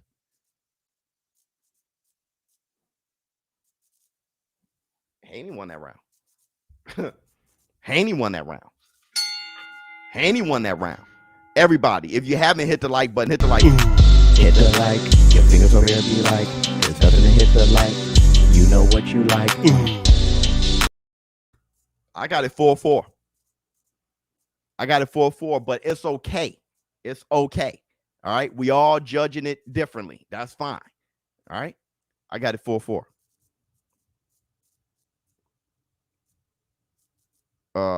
Big Dev beating the knot. Oh my gosh, I'm just being racist. Let me see. Dudu Andre or what 78-74 Haney. Hey, 4-4 shake my head. 8-0 JoJo. 5-3 Haney. I can see 5-3. I can see that too. I can see 5-3 or 4-4. I can see it's a, you know what I mean? It all depends on, there's the swing round in there. It all depends on what you like. 9th round. There's a lot of fight left. It's almost like JoJo knows the round he lost because he always comes out blazing the next round. And he just threw some punches right there. Some hooks to the body. They got washed ahead. Oh, Devin Haney hitting low. That's what Morris said. He's like, this is the belt line. No. JoJo Diaz belt line isn't high either. It's pretty low. I mean, you can't have it under his nutsack. I mean, he got it low. He almost got it under the belly button. Good straight right from Haney. That jab, left hook. Beautiful work from Haney. I mean, that straight right, left hook. Beautiful. Oh, man. That straight right, left hook again. That's beautiful work from Haney. That right to the body. That he's throwing that same combination. The left, he can't land it. He can't land it. He has a good idea. He just can't land it. He can't land it. And when he steps in the corner, he's still the aggressor. Good body. Oh, good body shots from JoJo. Oh, good combination from JoJo. Oh, David Haney just knocked that head back twice. He gave that boy a 2-piece of a biscuit. JoJo gives Haney against the ropes, but nothing real efficient. Nothing too effective there. Uh-oh. Oh, good overhand left from JoJo. Devin Haney's winning this round, man. Good lead left hook from Haney. Yeah, Haney's starting to turn it up here. Haney's starting to turn it up. Good job from Haney. Good right hand. Yeah, Haney's just turning it up. Just making him work. Good body shot. Body shot back from JoJo. Oh, good left hook, but Haney reflexes, moved away from it. Good jab from JoJo. 1 minute, 13 seconds in the ninth. Haney's right hand is starting to drop. JoJo, he knows he's going to throw that left hook. Good right hand to the body from Haney. That right hand is dropping real low, and JoJo's trying to step right in position to throw the looping left hook. He's almost in that position. That was a good straight right from Haney. Good left hook to the head, left hook to the body. Dog, Devin Haney's getting Devin Haney's getting busy. Just beautiful, magnificent body work with the tight, good straight right from JoJo. The tight defense from JoJo. He's still getting good straight right from JoJo. Oh my God, good jab from Oh, yeah, Haney threw an uppercut. Yeah, straight left hook from JoJo as a counter. 28 seconds left in the ninth round. Good straight right from Haney. Oh, combination from Haney. No, Haney got full busy. Got full. Oh, good body shot. Oh, JoJo caught him with a right hook. Haney took it. Good straight left from JoJo. Haney took it. He took it. Haney tried to open up. He can't. Oh, good right hand from Haney. He can't open up with Joe. He can't open up with Joe because he's sloppy when he opens up. Good jab from Haney. Haney won this round still, though. Well, even with that combination that JoJo, Haney won that round. Haney. Okay. Look like Haney's running away with it at this point. 5-4 Haney. Yeah, that was a great round. 6-3 Haney. Something like that. Well, we going into the 10th round. I don't think Haney can beat Tank fighting like this. Good point. I didn't even think about it. Yeah, that's a good point. I think I think Tank will beat him. If he fought like this, yeah, Tank will beat him. Tank hits too hard, and Haney is too available for certain shots. Dude, that right hook. See, that right hook from Joe that quaked Haney would have knocked Haney if that was Tank. You know, look, JoJo's reach is very short. Okay, and he's touching Haney. This is the 10th round, beginning of the 10th round.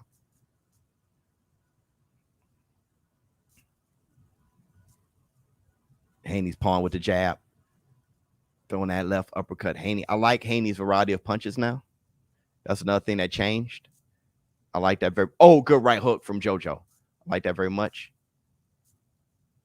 Left hook to the body from JoJo. Oh, good left. Oh, double left from JoJo.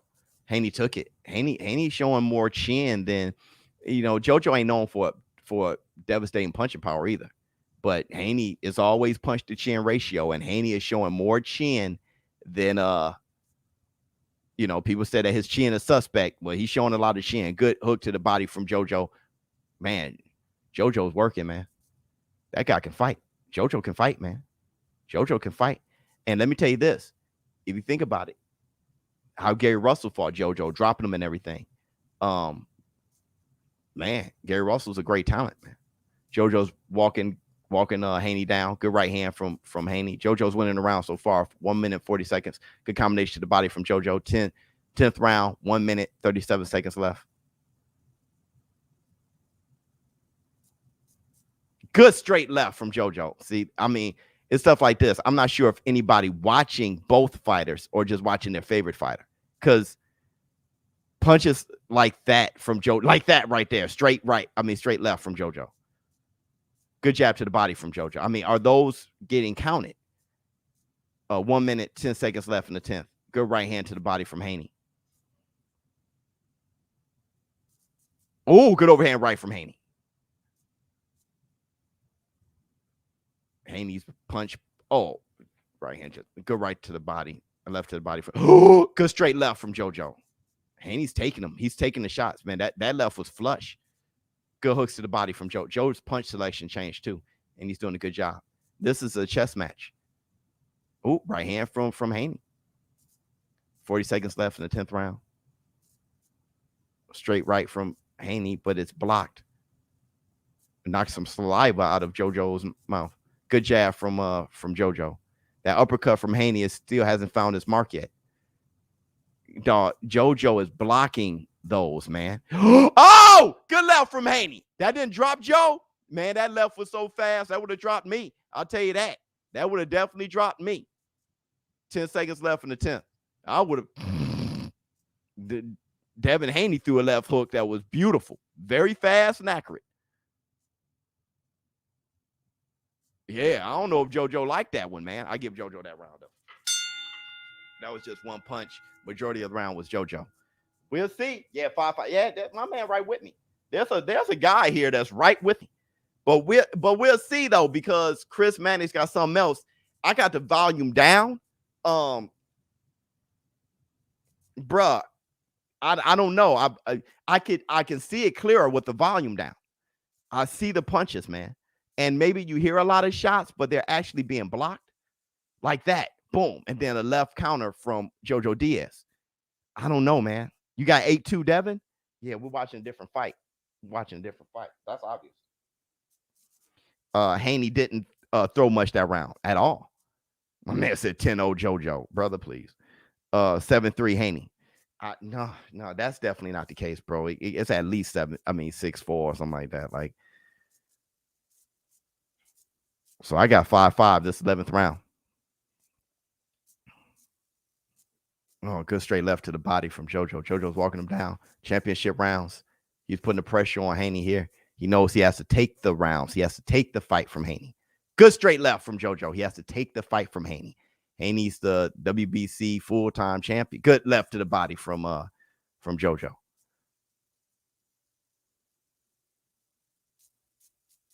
Oh, good combination from Haney. Oh, good straight left from JoJo. Dang. I thought, there, right hand from Haney. You can't let JoJo just bully you, Haney. Uppercut. Good combination, but all blocked. Man, Haney, JoJo is just putting the pressure on. Oh, good left hook from Haney. That didn't hurt. God, dog, boy. Haney, you gotta lift weights or something, man. You hitting him with some hard shots. We gotta get in the gym or something, man. Pump some iron or something. Forget the road work. Do some Deontay Wilder bench presses. Oh, good body shots from JoJo. JoJo got to sit down on his punches himself, though, if he wants to win this 11th round. Good left from JoJo. Good left again from JoJo to the body this time. It was a straight left before. This time was a hook to the body. 1 minute, 35 seconds in the 11th round. Good right hand from Haney. Stepping back, throwing that anchor punch like Ali. Hook to the body, blocked from Haney. Haney blocked that left hook to the body. JoJo had the right idea. Haney blocked that month. Hook to the body from JoJo right there. Good right hand from Haney. This is a very close round. 1 minute left. Whoever wins this last minute, man, it's a very close round. Good left. Oh, there you go. Haney probably won with that one. That left hook to the head and then left uppercut combination. Beautiful. 55 seconds left in 11th. Oh, God. Good combination from JoJo. He's trying to steal the round back. Last 50 seconds left in 11th. Oh, straight left landed from Joe. No one cares about those. That's what I'm saying, bro. Dude, JoJo landed some flush joints, man. Flush ones. Good right to the body from Haney.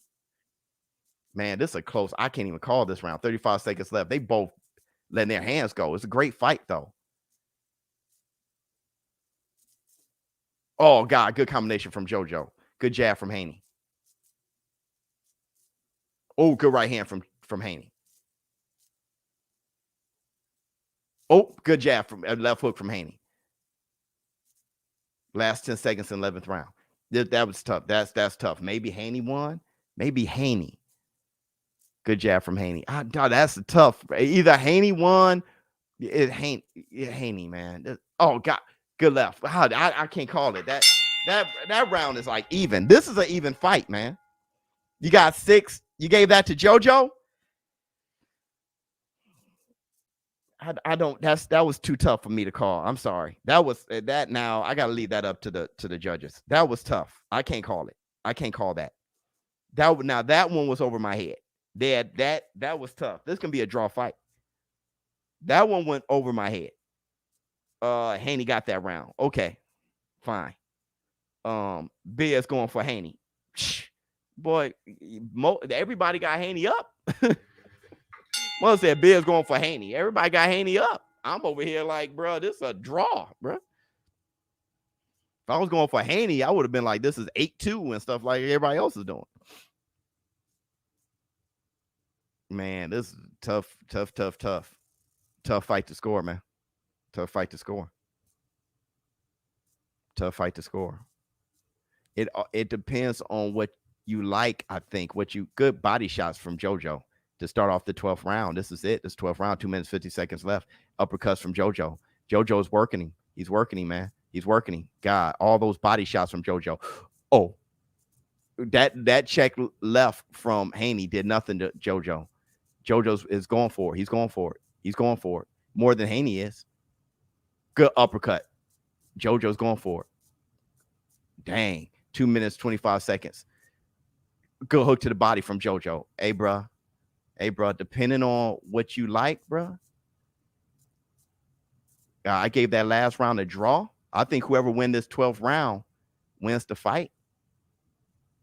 Oh, good left hook to the body. To the head. JoJo, did he hurt him? Did he hurt Haney? Haney's slow right now. Haney's in slow motion. Oh, Joe could have hit him with a left, but missed. Haney's in slow motion, bro. JoJo, 1 minute, 50 seconds left in the 12th. Oh, he hit Haney again. Hit him again with a left. What? Haney. Oh, right hook. Uppercut just missed. Oh, Haney caught JoJo with one. And with a right hand. There you go, Haney. Nice way to swim without getting wet because you were looking hurt in the mug, boy. 1 minute, 30 seconds left in the 12th. Oh, good straight left from JoJo. Haney doesn't look good, bro. He looks. Is he hurt or is he? What the hell? Good straight left from. What? Dog, look at Haney's feet. And good left from Haney. Haney got hurt. Haney got hurt. Good jab from Haney. Haney's walking him down now. Uppercut. Now Haney's walking him down. There you go, Haney. Shit, this 12th round. This is you, baby. Left hook just missed from JoJo. Good hook to the body from JoJo. Hook to the head from JoJo. 50 seconds left in the 12th. Combinations missed from Haney. And JoJo's winning this round clearly. He's winning this round clearly. Oh, good straight right, though, from Haney. Good combinations from JoJo. Good straight right from Haney. Trying to win that thing back. Beautiful fight. Classic. I want a rematch. No, actually, I want undisputed. Give me Kambosos versus Haney so to clear all this undisputed stuff up, man. Or whoever wins this fight. That was a good right hand from Haney. 10 seconds left. Good uppercut from Haney. Haney's starting to take on the last 10 seconds. Haney's walking him down. Haney's showing the champion that he is. Haney's showing the champion that he is. Oh, good right hand, man. I'm gonna be real. I think JoJo Diaz won. I think JoJo Diaz won by a round. I think JoJo Diaz won. I do. Now, we'll see. Okay. If they gave, because look, I gave I thought Figueroa beat Fulton. Okay. So and they get it was a similar fight as this one, as far as you had an aggressive fighter and you had to. I think JoJo won the fight. All right. Now, if they give it to Haney, see, my man got it 117, 111 for Devin Haney. Mannix does. Okay. So if they give it to Haney, I don't think it's a robbery. I wouldn't call it a robbery. I think JoJo won the fight, though. But I would be fine with having Devin Haney win it. Let's just clear up that undisputed. And the new, I got, yeah, Mannix tripping. I don't know what he's doing, but I got JoJo. I think JoJo edged him out. All right, pause. I think JoJo edged him out. But we'll see. We'll see. I don't. There were the rounds were very close, so I cannot blame anyone for saying Devin Haney won the fight. Dude, but that 12th round, JoJo looked like he could have knocked him down. Look, if you want to say who was more hurt, Haney. JoJo hurt Haney more than Haney hurt JoJo. You got a draw? Yeah. I wouldn't mind any of it. I wouldn't mind JoJo, draw, or Haney. It's kind of how I felt about Figueroa versus Fulton.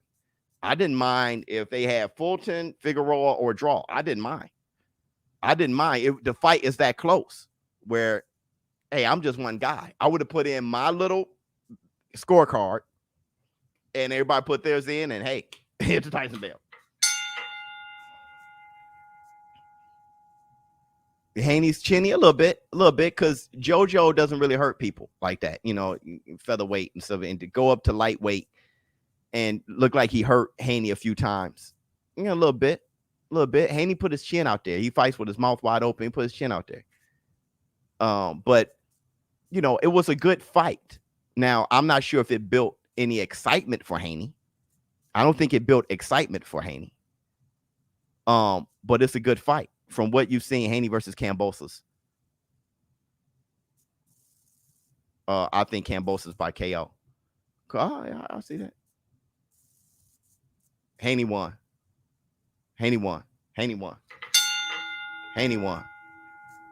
What's that, unanimous?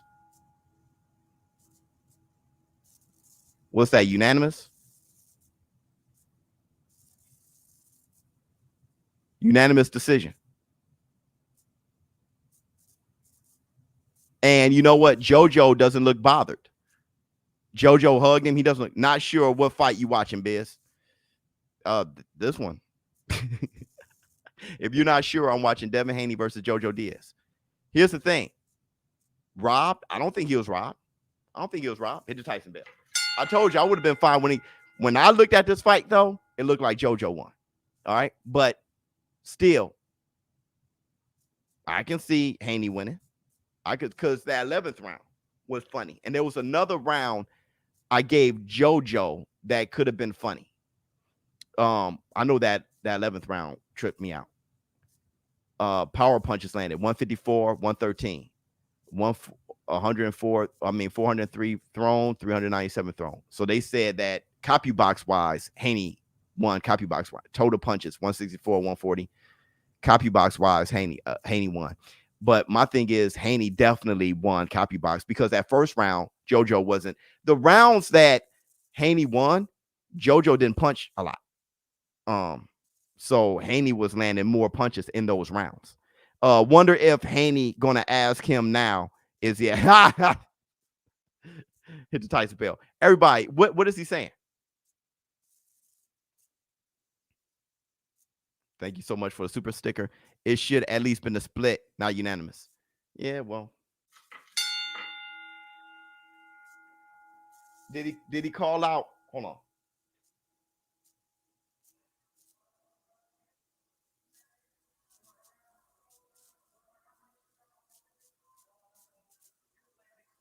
Can y'all hear it?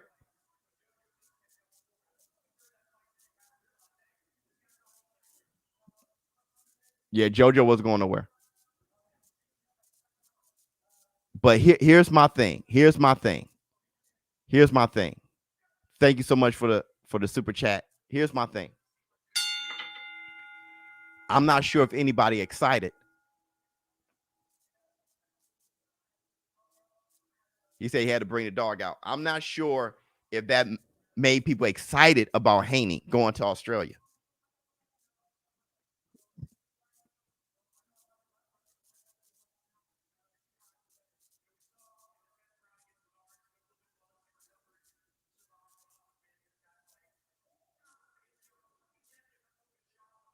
They're asking if he was buzzed against JoJo. He said he showed that he had a shit in this fight.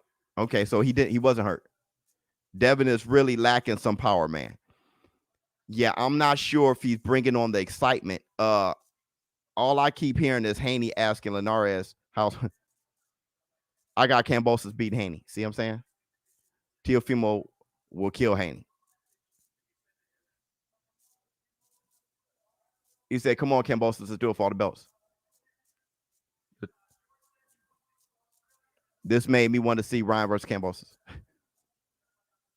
You say he'll fight on Jupiter if you got.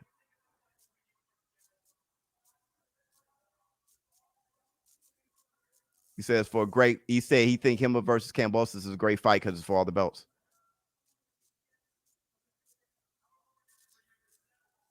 How important is it to settle who's undisputed?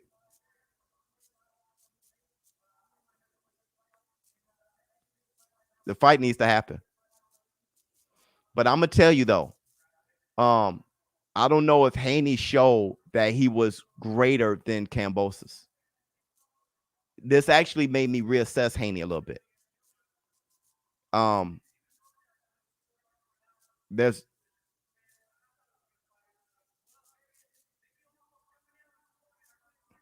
look at Oscar De La Hoya. He's like, man. He said he thought it was a good fight.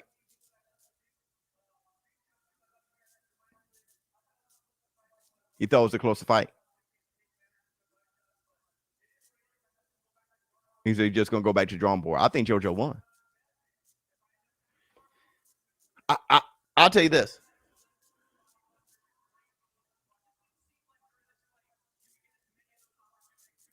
Okay, I'll tell you this. Let me assess Devin Haney. I had good fight though, Biz. Yeah. Thank you so much, Arthur. I'm gonna tell you what I think about this. Okay. First of all, I gotta reassess Haney. Devin Haney. When I keep saying he's the nicest one, I gotta draw back on that. Right. I don't think Gervonta Tank Davis. I think Gervonta smokes JoJo. I think he smokes him. Okay. Gary Russell Jr., what he did, I just think Tank smokes him. All right.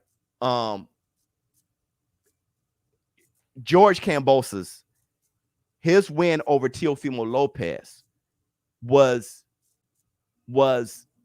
more it was more of an amazing performance against a tougher opponent in Teofimo Lopez and Devin Haney versus JoJo Diaz.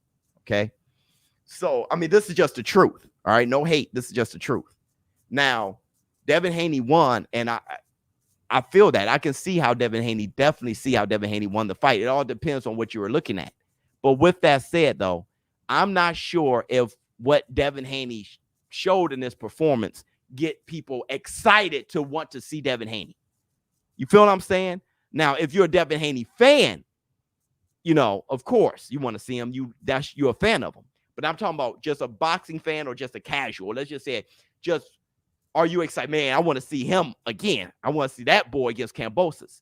I don't know. You mess around and see Gervonta Tank Davis against Isaac Cruz tomorrow, and you're going to say, I want to see Tank against him. You see Lomachenko versus Richard Comey. If Lomachenko puts on a great performance, and let's say he knocks out Richard Comey, who is a tougher opponent than JoJo Diaz, you're going to say, I want to see Lomachenko. So it goes back to Lou DiBella's statement when he talks about prize fighting and who people want to see and what makes more sense financially. I think we have to clear up undisputed. But visually, okay, so for the accolades, I want to clear up the undisputed thing. I want Devin the Dream Haney versus Kambosos. But as far as fights that I want to watch, I'd rather watch, I'm going to say this right now, I'd rather watch Lomachenko versus Kambosos or Gervonta Tank Davis versus Kambosos. Hit the Tyson bell. And that's my official stance. And that's the Black Two Sugars. Oh, flex on. See, pow. I got Kambosos beat T.O., so I got Kambosos beating Haney too. I can't say nothing against Styles make fights, but I can't say too much against. I can see why you say that. Kambosos showed a lot. He showed a lot. Let me see. You made the analysis fights differently, Biz. You made me analyze fights differently. Oh, thank you so much. Thank you so much, man. Thank you so much.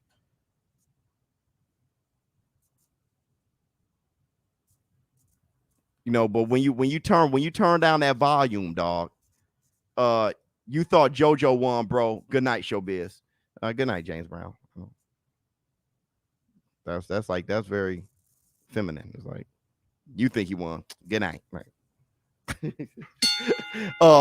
So look, let me see. Haney, Biz, you look sad. Yeah, I'm tired more so than sad, but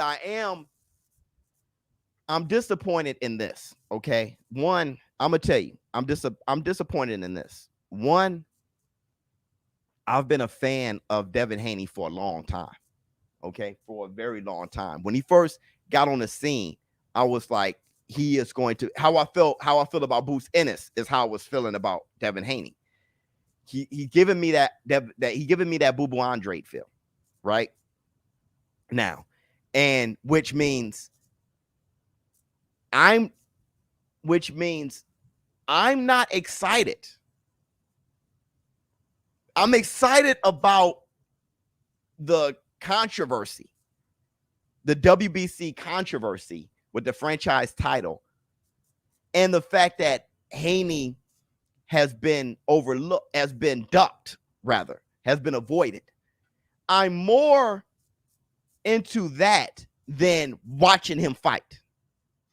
And that's not me. I like the fights more than the politics. When it comes to Devin Haney, I'm more so in the arguing of the politics in a soap opera than actually watching them fight. And that's disappointing me because I like fights more. I'm a fight fan. I'm not a politics, soap opera, who shot John, gossiping fan. That's not me. I like watching the fights. When we were talking earlier, talking about who's the best heavyweights of all time, who has the best jab, who has the best left hooks, that's what I'm into, the actual fight. Hold on. They got Kambosos and Devin Haney. Get Jam Brown out of here. You know the clip.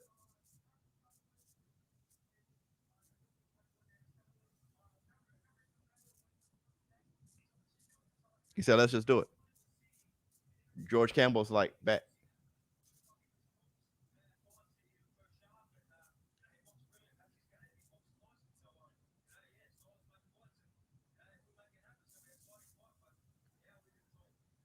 He said, we could talk. He said, yeah, we could talk. He took his glasses off. Haney looks like a kid. Come on, Haney. God, Kambosos looking like the man.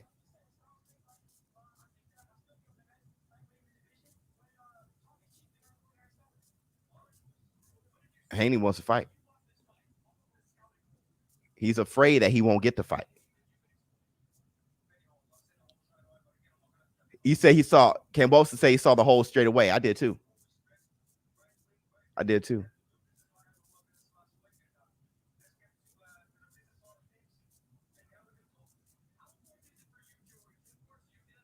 God, Kambosos looking like the champ, man. Haney, come on, man. Don't let him.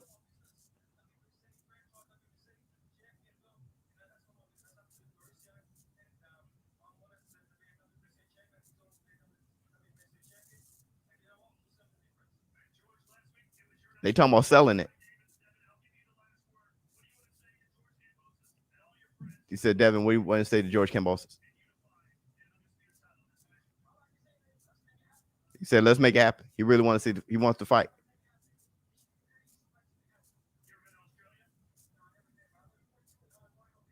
He said he'd go to Australia.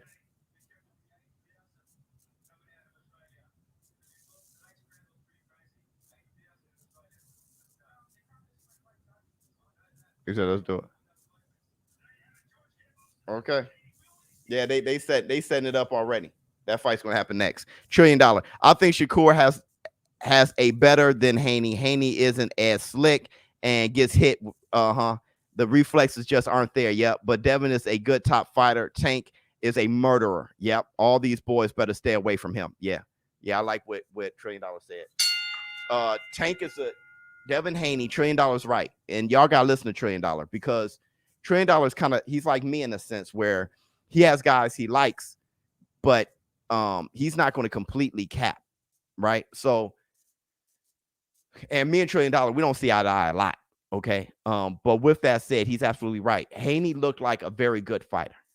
He looked equal to JoJo Diaz, where Tank is a murderer, right? Tank is exemplary. Man, dude, I'm a little disappointed in the whole, like what Kambosos said.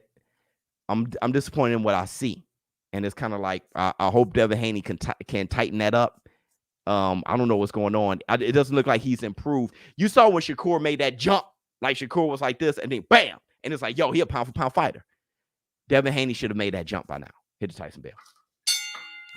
Devin didn't give me what I was looking for in this one. I feel he was hurt twice in this one. Got to work on the strength, kid. And so ShowBizz, good call. Yeah.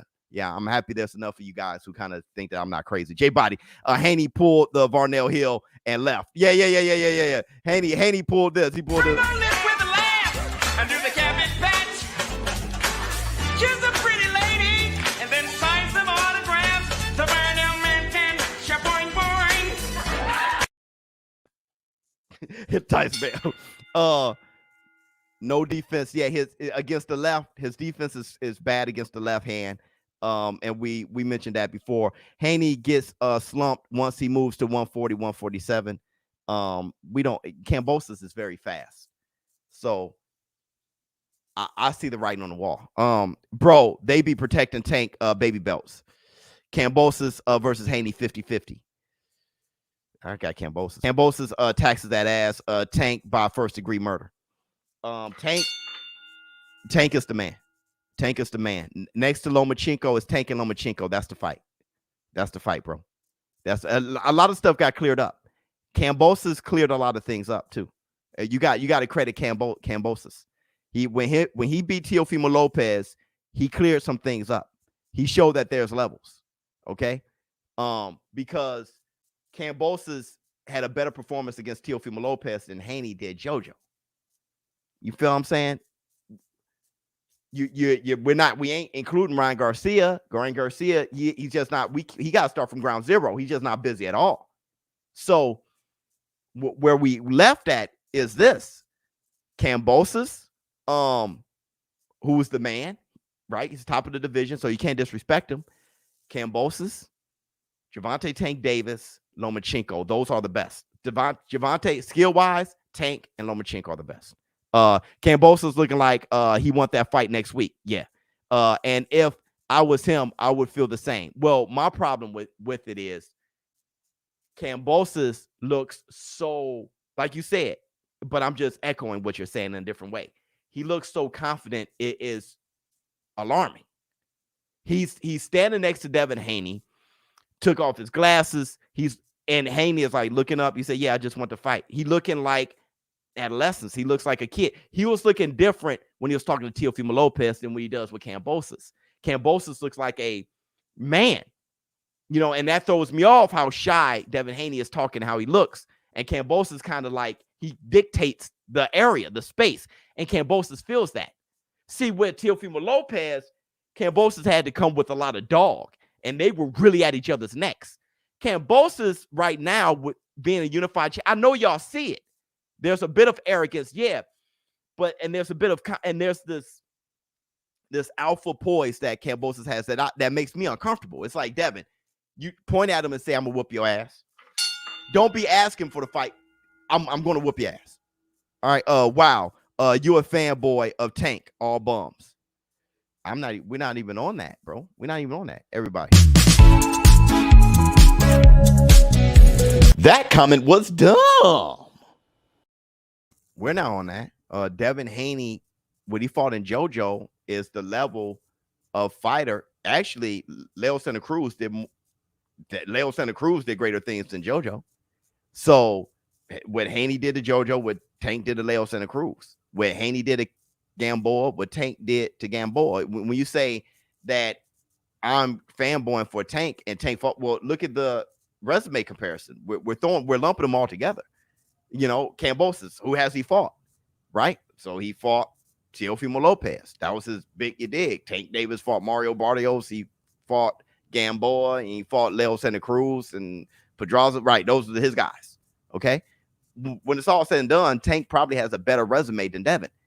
And what we're saying is not just a resume, but what we see in the fighting ability, what Tank Davis does to those level guys and how Devin Haney is looking against those level guys. Tank is looking better. So Tank is a level higher than Devin Haney and the rest of them. Lomachenko, to me, is that he's looks like he's higher than, he's always kind of been. But it really just, out of the young guys, Gervonta Tank Davis, this fight and what Kambosos did with Teofimo Lopez kind of made that clear. Tonight, Haney gets washed by last week's Kambosos. Yeah, right. Last week's Kambosos, beautiful way to put it, would beat tonight's Devin the Dream Haney. Absolutely. We all knew Haney wasn't going to KO Diaz. Only way he wins is through decision. Why are you disappointed? I've seen Floyd Mayweather fight many people that he did knock out, and it didn't disappoint me. Floyd Mayweather showed an exemplary, like a crazy, just extraordinary abilities that made you say, golly. I've seen Shakur Stevenson not knock out Jamel Herring. It'll end up being a TKO, but when you looked at that fight, it's like, what? Here, I saw Devin Haney. It's not the results. You only see the results go. I know how I can watch fights, so I can see how fights go. And how Kambosos said, I saw these holes. I saw Devin Haney getting hit with left hooks, body shots. Like, I'm looking at Devin Haney, and I'm like, no, I'm disappointed in the performance. But you only see the results if you're a box rec guy. So if you just go to box rec and see the win and loss column, you wouldn't know the difference. But we watch the fights, and then watching the fight, you can see how the person performed. And Devin the Dream Haney did not have a great performance. It was disappointing. But you won't get it. You're a box rec guy. But us who watch fight and can watch fights and can see skills and know what's going on, they know exactly what I'm talking about. Let me see.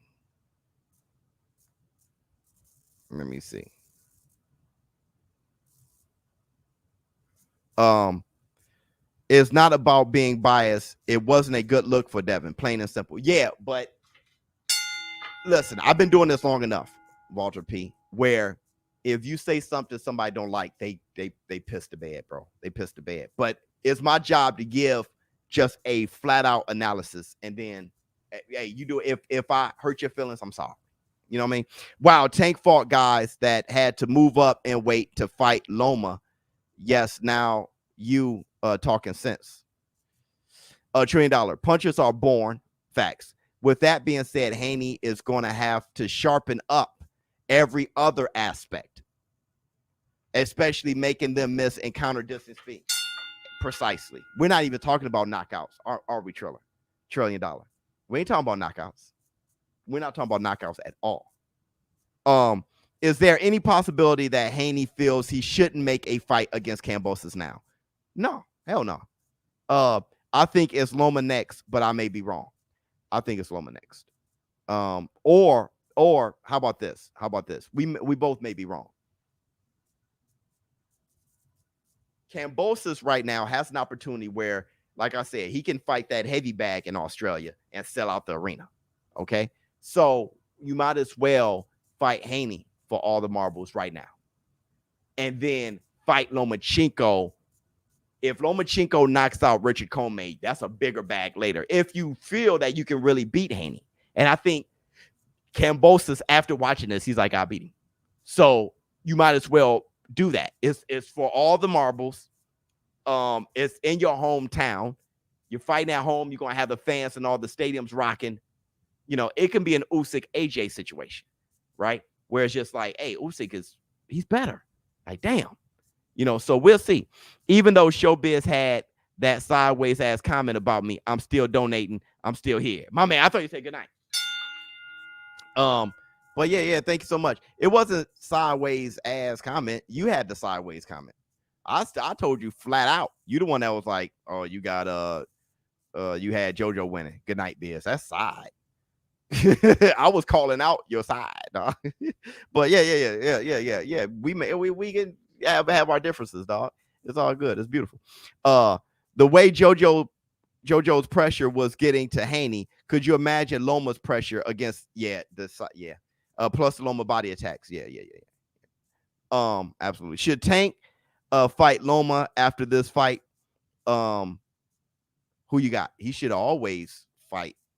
He should have always been fighting Loma, but I don't see that happening not because of Tank, but because of Floyd Mayweather hit the Tyson bell. But with that said, I got Loma beating Tank. That's a good fight, though. That's a good fight. You know what? I think I'm used to saying Loma. You know, Tank has shown abilities. He got Porter talking about he's the best, you know, one of the sharpest fighters he ever fought. Like, Tank is next level, bro. So that's a close fight. I have to look at it. Tank has shown me things that's very Loma-esque too. My initial thought is Loma, but maybe I need to get reminded tomorrow. Hit the Tyson bell. Haney doesn't get past Loma, Kambosos, Garcia, Tank. I don't know. He may beat Garcia. I don't know. Garcia can still fight, man. That guy can fight. I just haven't seen him. I think Haney's style will be a challenge for Kambosos. No, I think it's the other way. I think Kambosos' speed and accuracy, especially his speed, but he has the power to shockingly drop Teofimo Lopez. So I know he can hurt because it was Linares' speed that hurt Haney, right? It was that straight right and how fast he threw it right down the pipe. And Kambosos saw that. Kambosos got some fast hands, very sharp punches. I think Kambosos, I think it's the other way around. Haney needs a different coach too. I don't like Ben Davis. Yep. He needs Roger Mayweather type trainer. Yeah. Rip. Yep. We love you, boy. Hit the Tyson bell. That Ben Davis. Yeah, that's a good point. Say what you say what you gotta say and stuff. Their feelings. Yeah, well, yeah. I'm not worried about their feelings, but when you see that type of response, I mean, you know, I'm going to say some stuff that's going to, you know, mess people up. But if you're just a boxing fan, you can take that, the good with the bad, and then feel how you feel about it. Ryan Garcia's swift left hook is Danny's. Oh yeah, didn't think about that. Good point. That's a good fight though. It was always going to be a good fight. Ryan Garcia versus Devin Haney. Devin Haney and Ryan Garcia was a good fight in amateurs. So for Devin Haney bested him. According to Ryan Garcia, you know, he only counts when they were older, not when they were younger. When they were younger, it's tied up. But when they were older, I think he said Devin Haney got the best of them 3-2. And Haney's been fighting. Garcia hasn't. And I always give credit to those who've been mixing it up. If you haven't been mixing it up, bro, we'll see. Had it 8-4 Haney, but JoJo defense surprised me. He blocked a lot of the punches. Solid win. I think the GK fight will be more competitive than I thought. George Kambosos. I love Tank, but the guy is a 27-year-old guy, not a young guy anymore. Okay. His peer Inoue is already a top 5 pound for pound. Haney is far from his prime. Yeah, we're not comparing Tank Davis and Inoue. Inoue is a top 3-4 pound for pound fighter in the world. Tank Davis is not in the top 10, right? So that's not what we're doing, Goat. You're bringing in a whole different conversation, right? So it's kind of like if I said that I can beat Black Sun in a game of basketball, and you say, well, where do you rank in the NBA? And I'm like, that's not the conversation. It's me and Black Sun and basketball. So y'all like doing that. Go. What I'm saying is this: Tank Davis amongst Devin Haney right now. Ryan Garcia right now, Lomachenko right now, Kambosos right now. And you can put a lot of ifs and question marks and stuff like that. We're just saying, forget all that. We're not in the twilight zone. We're talking about right now. And right damn now, Gervonta Tank Davis is looking far better than the rest of them. It is what it is. It's Tyson Bell. He's with Lomachenko. And rightfully so. Rightfully so. Let me see. Shakur would have washed Diaz.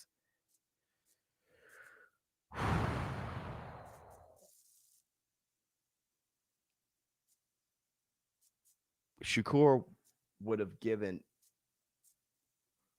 he would have stood in there a little bit, and he would have hit him with harder shot. Yeah, he would have washed him. Yeah, he probably would have. Yep. If I feel if Ryan Garcia touched Devin's chin, he hurt him. Yeah, with one of those muscle memory hooks, Devin would be in trouble. Ryan Garcia got the power and speed to hurt anybody, including Tank, Lomachenko. That dude could swat. If Garcia could get his mind right. Oh yeah, absolutely. I'm betting with George. Me too. Trinidad. Haney is my Muslim brother. Much love. But I gotta keep it a buck. Cam beats this version of Haney by KO. And if not, it'll be so close Haney can't win in Australia. That's always an element. I don't add that, but that's always an element.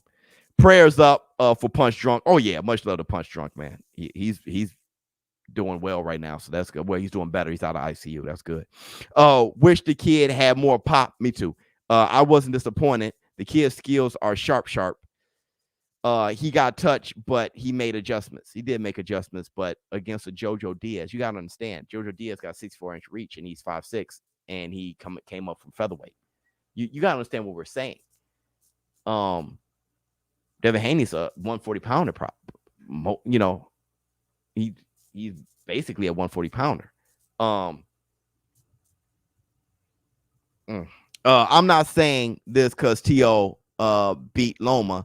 Aside from that, what I saw from straight up and down from Kambosos last week, he is a true problem for any lightweight out there straight. Okay. Yeah. Well, because here's my thing. We didn't know that until last week.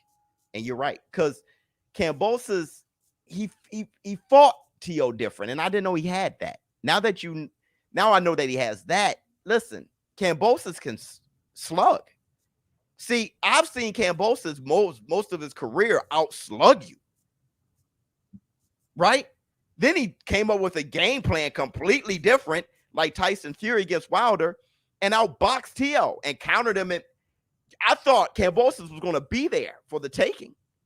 So when he showed that wrinkle, it's kind of like, well, damn, if it comes down to it, Kambosos will mess around and slug too. Yeah, I mean, that's what he's been on. He'll mess around and slug Devin if he has to. So now that he showed that wrinkle, it just adds to all the things he can do. A fighter who have flaws yet continue to win is a sign of a great fighter to come. Haney's a champion. Well, not exactly. Adrian Broner had flaws and he continued to win. And all that did was lead him to Maidana. And Maidana showed how to expose that. When you get the right person, it showed how to expose those flaws. When you get somebody that can hit you hard enough, right? So Devin Haney had Gamboa. Then he had Linares getting long in the tooth, but he ended up giving Devin Haney Bambi legs. Now, Linares didn't have the speed that he used to, but he still has some. But he definitely had the experience. And now he fought a smaller JoJo Diaz coming up from right. But still, there are guys who, like Ryan Garcia, is that sign of greatness. He got dropped against Luke Campbell because of his flaws, chin way in the air, but he ended up stopping Luke Campbell. But that doesn't mean that necessarily he's going to go to greatness. I saw Andre Berto do the same thing, right? I saw Keith one time Thurman with his flaws and not being able to absorb body shots. Now, where is he now? Right? So there are, not to say Thurman is done, it's just where is he now? So yeah, that's not altogether true. that statement. What if T.O. joins Canelo Eddie team? It's been said. What if T.O. joins? Whew, whew, flex on him. See, pow. Haney peacock around the ring as if he demolished JoJo Diaz. In actuality, we was unimpressed with the new age of prize fighting has diluted the game. Well, yeah. What you're saying is, look, let me tell you what my man's saying. What was your name again? Kendall. Let me tell you what Kendall was saying. What Kendall was saying is this new age of prize fighting. These fighters aren't fighting the best. So Devin Haney's part of his problem, what Kendall was saying is this. They're not fighting each other. So they're not, by this time, Hearns and Sugar Ray Leonard fall, right? So they just got that much better the next time, right? So Haney hasn't maximized his potential because he wasn't fighting the best. So now he's getting pushed by JoJo Diaz. I'm not saying it's Haney's fault either that he hasn't been fighting, but it is what it is. Now he's getting pushed by JoJo Diaz, right? So a lot of his glaring flaws, you were expecting him to make a jump that he just didn't. Now, I'm not sure why, but you got Gervonta Tank Davis, same thing, but he's sparring Showtime Sean Porter. You know, you got Shakur Stevenson coming up with Terrence Bud Crawford. Maybe when they were kind of not fighting those top tier guys, they may have been getting better work than Devin the Dream Haney. I'm not sure, but it looks like Devin Haney has not taken the leap, right? So when he was coming up, you can see the trajectory, you can see his potential. But by this time, you're expecting him to have a different leap, okay, over JoJo Diaz.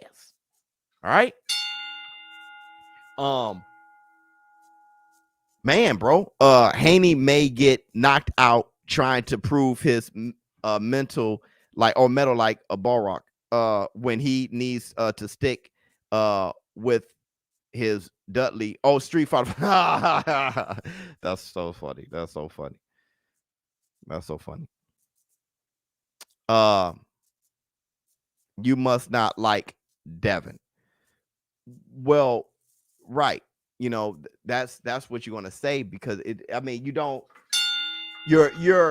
you cannot speak to an analyst, Nicholas. You can't speak to an analyst after analyzing the fight. You got to speak to like people who like people, like and hate, like and you're in that world. So you're not going to be able to speak with us men. Okay. You're not. You're going to have to go somewhere else where people just talk about who they like and who they don't like. Right. And I start off this whole thing saying that have been a big fan of Devin Haney. I had him on the show. Look it up. Me and Bill are cool. I talked to Bill, DM, we talk. Right. So it's not about like or not like. If you can't take somebody looking at a fight and analyzing it, if it doesn't go the way you want it to go and it hurts your feelings, you got to get out of here. You got to get out of here. But what we do is we trying to break down the fight and see what's going on in the boxing world in the ring. Hit the Tyson bell. And I mean that from the bottom of my heart, bro. You're gonna struggle here. This may be the beginning of the end for Haney. The top guys are all skilled. Dev remains too vulnerable. He did look vulnerable in the fights, and when he meets power, it's yeah. It looked like he was hurt a few times, but Devin said he wasn't. Tank would have put that version of Haney to ugly way. Yeah, he would not. He would. That's what I'm saying. Somebody said that earlier while I was calling the fight. They were like, dude, if Tank Davis fought this Haney, you know, I don't know, man. Maybe Haney makes a big jump come Australia. I just know that I wasn't impressed by. And Linares, there were moments there. I had the video. I had a video of all the left hooks. I'll show you guys. Tyson Bell. Ryan have flaws too. He haven't fixed his chin up in there yet. Dude is stiff at times. He got timed by a non-puncher in Campbell. Yeah, we just said that. We just talked about that. And plus he hasn't been fighting, so you can't see if he's even improved on it, which more likely he hasn't. You gotta have ring time to start improving on those things. We already know that. But yeah. He's that him and Devin Haney seems to be like around the same thing. Could it be that you're just not giving Diaz credit for how good he is as well? Live. No. It's not that. I'm gonna tell you what it is, life. I'm gonna tell you what it is. And I can show you better than I can tell you, but I'm going to respond this way. What it is I know what Lomachenko would do with JoJo. And I know what Tank would do to JoJo. What Tank would do to JoJo, people would say that's a cherry pick. You see what I'm saying? I'm not comparing Haney to JoJo. That's a close fight. They're like evenly matched. I'm comparing Haney to Tank and Haney to Kambosos and Haney to Lomachenko and seeing where he ranks. Now I'm looking at him and Teofimo Lopez, him and Ryan Garcia, looking at where I'm comparing, like, how great is Devin? I was saying that Devin was probably above Tank. You feel what I'm saying? Now I'm just judging where I know what Tank would do with JoJo. I know. I saw him against Mario Barrios, bro. I know what he'd do. That's not even a question. I looked at JoJo and I know what Tank would do. Oh, Lord. You'll see it tomorrow at the Tyson bet. JoJo isn't a slouch. No, we ain't saying that. He has incredible skills and now he's incredible. It's almost like people expected Devin to completely dominate. No, nobody is. We're talking about how the fight went. We're talking about the holes we saw. Right? We're talking about the holes we saw. We're talking about that. You know, it's kind of like after Keith one time, Thurman versus Collazo. You were like, uh-oh. When he got hurt to the body, you were like, uh-oh. And then we see him against Josecito Lopez. You see him against Danny Swift Garcia. He gets hit to the body, then he's on his bike for the rest of the. You see things. Now, some people can't see it that early. And that's all right, Ken. If you can't see it that early, that's okay. But some of us can. It's like, wow. But I'll show you in a minute. Honestly, think Garcia might be the wild card here. Could be. He'll either be a top fighter in a few years or the next Amir Khan, right? He gets chinned a bunch. Yep. Hey, Biz, Devin Haney is trying to prove that he can punch. I believe most of you are now overlooking Devin because he chooses to fight in the trenches. No, John. But I know, John, that you really like Devin. So this is your moment to take up for him, right? Where that's not what we're doing here. Where you got wrong first is, hey, Biz, Devin Haney is trying to prove that he can punch. Says who? You talked to him? He told you, hey, this fight, I'm going to try to prove that I can punch. I didn't see that at all in this fight. I saw him boxing. I just see him. Let me prove that I can slug. He wasn't slugging with him at all. Joe was walking him down and he was trying to step away and box. He wasn't standing there slugging and showing his power at all. If you watch the fight, that ain't happened at all. JoJo was marching him down and he was dancing around and boxing. And then he'd do the right thing and hit and then spin. Beautiful boxing. But he wasn't trying to slug and show his power. That's now you try to make an excuse for him. That's not close to what happened in the fight. But we're talking about something different. Haney's looking like the second coming of Amir Khan. I don't think so. Thank you so much. Gary Russell Jr. beat JoJo easier than that. I know. I was thinking about that. Devin is technically gifted. Not sure if he's a finisher. No, he's definitely not a finisher. But I want to show you this. I want to show you guys this. Hold on real quick. Don't send me anything quite yet.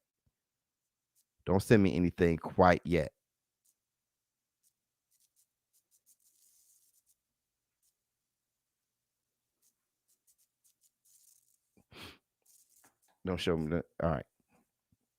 I gotta let this. It's different styles. Plus, that was a younger JoJo. Understood, but I also saw real adjustment. Nah, he's not on the same level as Tank right now. Tank different, but I'm saying he is. Let the kid grow. Now listen, Ken. Okay, so listen, for everybody who are getting a little too like, oh my God, everybody's getting down on Devin Haney. Okay, let me give a blanket statement. Devin Haney's a good fighter. He's a good fighter, and he's undefeated. Good fighter, and he's undefeated. We can leave it like that, and you guys, hey, I don't want to bother you guys anymore. I can leave it like that. No one's saying that he's garbage or trash. He's a good fighter. What we're talking about is measuring him up. Is he going to clear up undisputed and beat Kambosos in Australia? Is he going to be the best lightweight in the world? Is he going to beat Tank? Is he going to beat Lomachenko? Is he that dangerous? Is he the man? Is he going to go to 140, beat Teofimo Lopez? Say, is he great? That's what we're talking about. We're not talking about can he box? Yeah, but I'm talking about in comparison to what we were thinking of him. And did he show that tonight? And we're saying tonight he didn't. Now, in the future, if you have a crystal ball, let me borrow it. But I cannot talk about the future.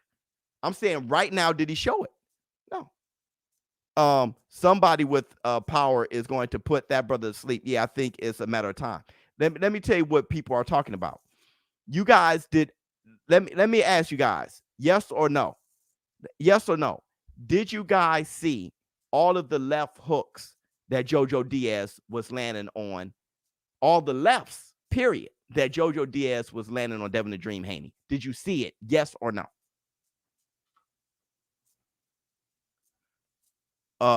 You see what happened to Fernando when they pushed him too quickly. Yeah, I'm not even asking him to get pushed too quickly.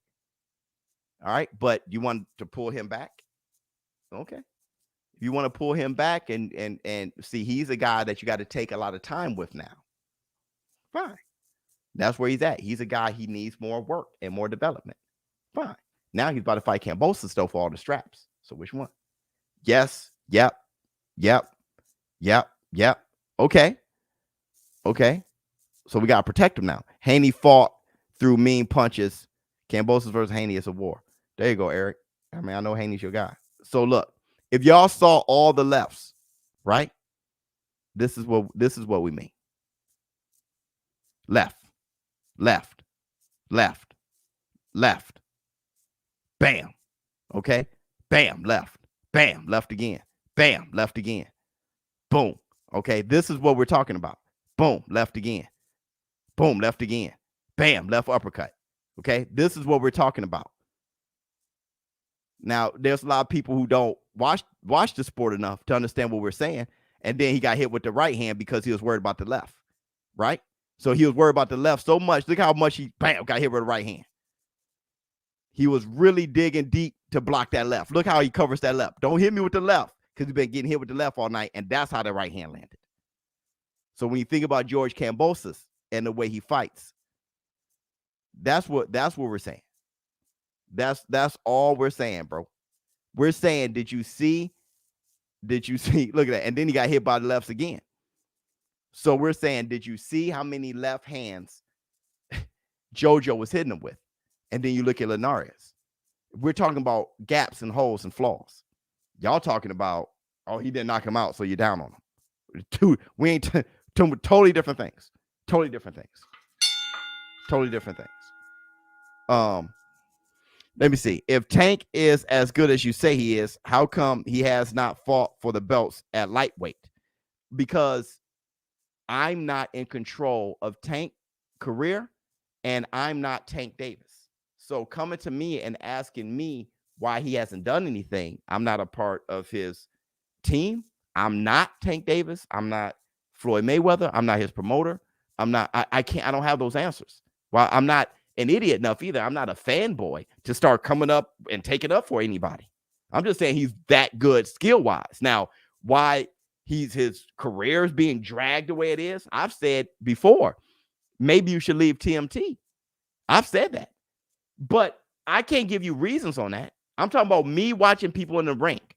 Y'all talking politics. Like I said, I just showed a video on left hooks, and y'all talking about politics. I don't, you know what I mean? I'm not as good about giving explanations on why fights ain't happening and who should get paid the most and what promotion team. Now y'all getting into stuff that really I talk about, but I'm not that good at it. I'm good at look at the back foot. Look at how he spins. Look at the jab. Look at the right hand. You know what I'm saying? Is he better than him? And why? Who has a better chin? Who got better defense? Who got a better left hook? Who got better? That's me. I'm in the ring. I talk in the ring. You know what I mean? Now, you asked me to come up with an explanation on why his career is moving the way it is. I'm not getting any money. I'm not in no position to give that answer. You need to hit up Leonard Ellerby. You need to hit up Javante Tank Davis himself on Twitter. You need to hit up Floyd Money Mayweather and Al Heyman and people who can give you that answer. I am in no position. I'm ShowBizz the adult sitting in my basement. I'm in no position. Yeah, I saw it and I didn't like it. He should learn from this. He's 23. So no, he's not yet. And I've been said that. Okay, there you go. Hit the Tyson bell. All right, he's too young. He's too young for you. All right, it is what it is. But either way, where he is right now, he's not as good as Tank. He's not as good as Lomachenko. Kambosos may just beat him for undisputed, or to clear all the undisputed thing up. Where he is right now, he's right around with Ryan Garcia. That's all we're saying. That's all we're saying. You got to tell him again, like Floyd. Yeah.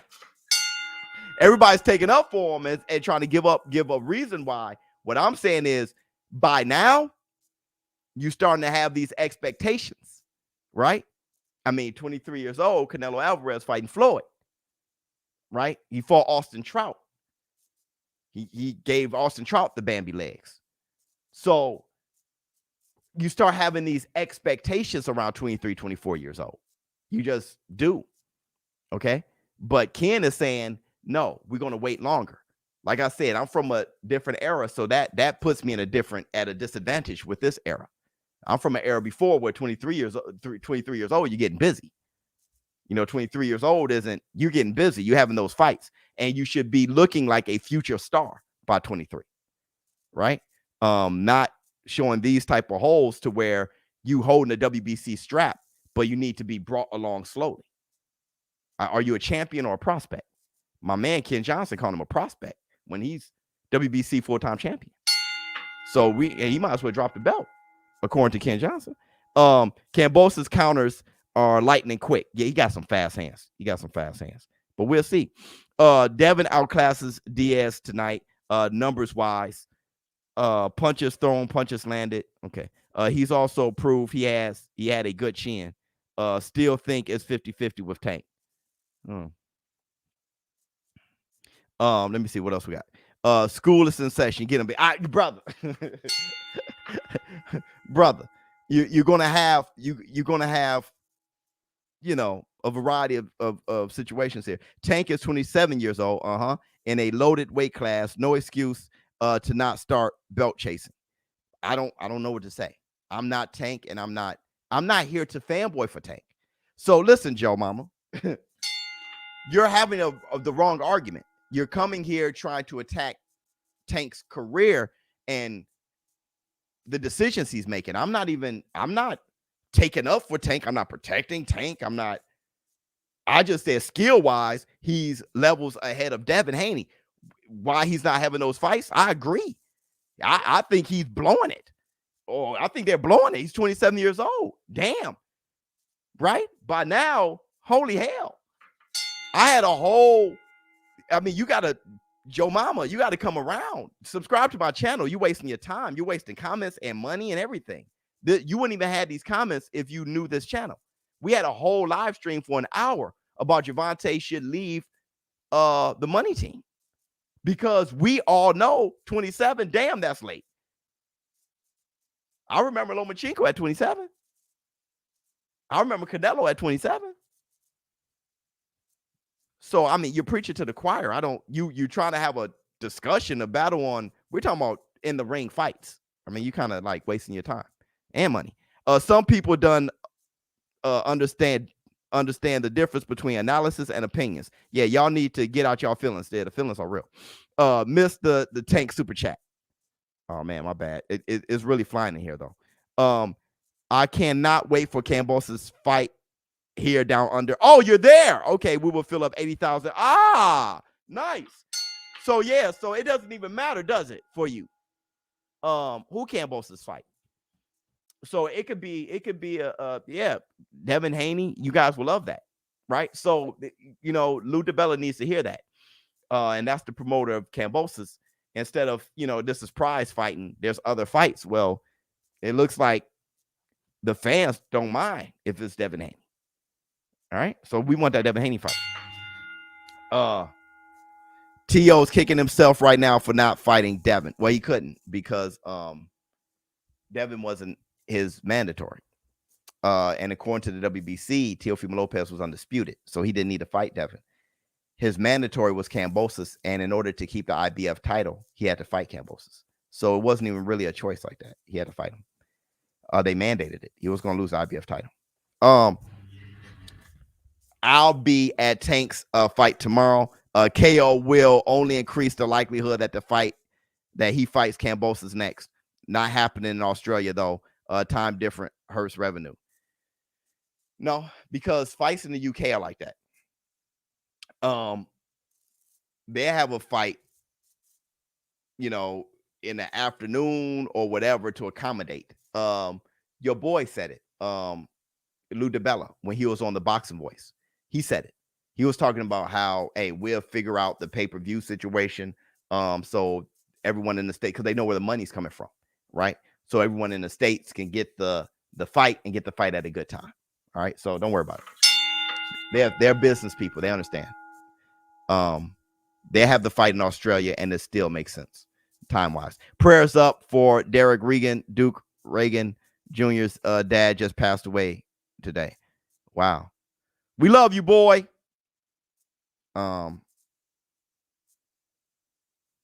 Duke Reagan. Wait, who is Duke Reagan? Hold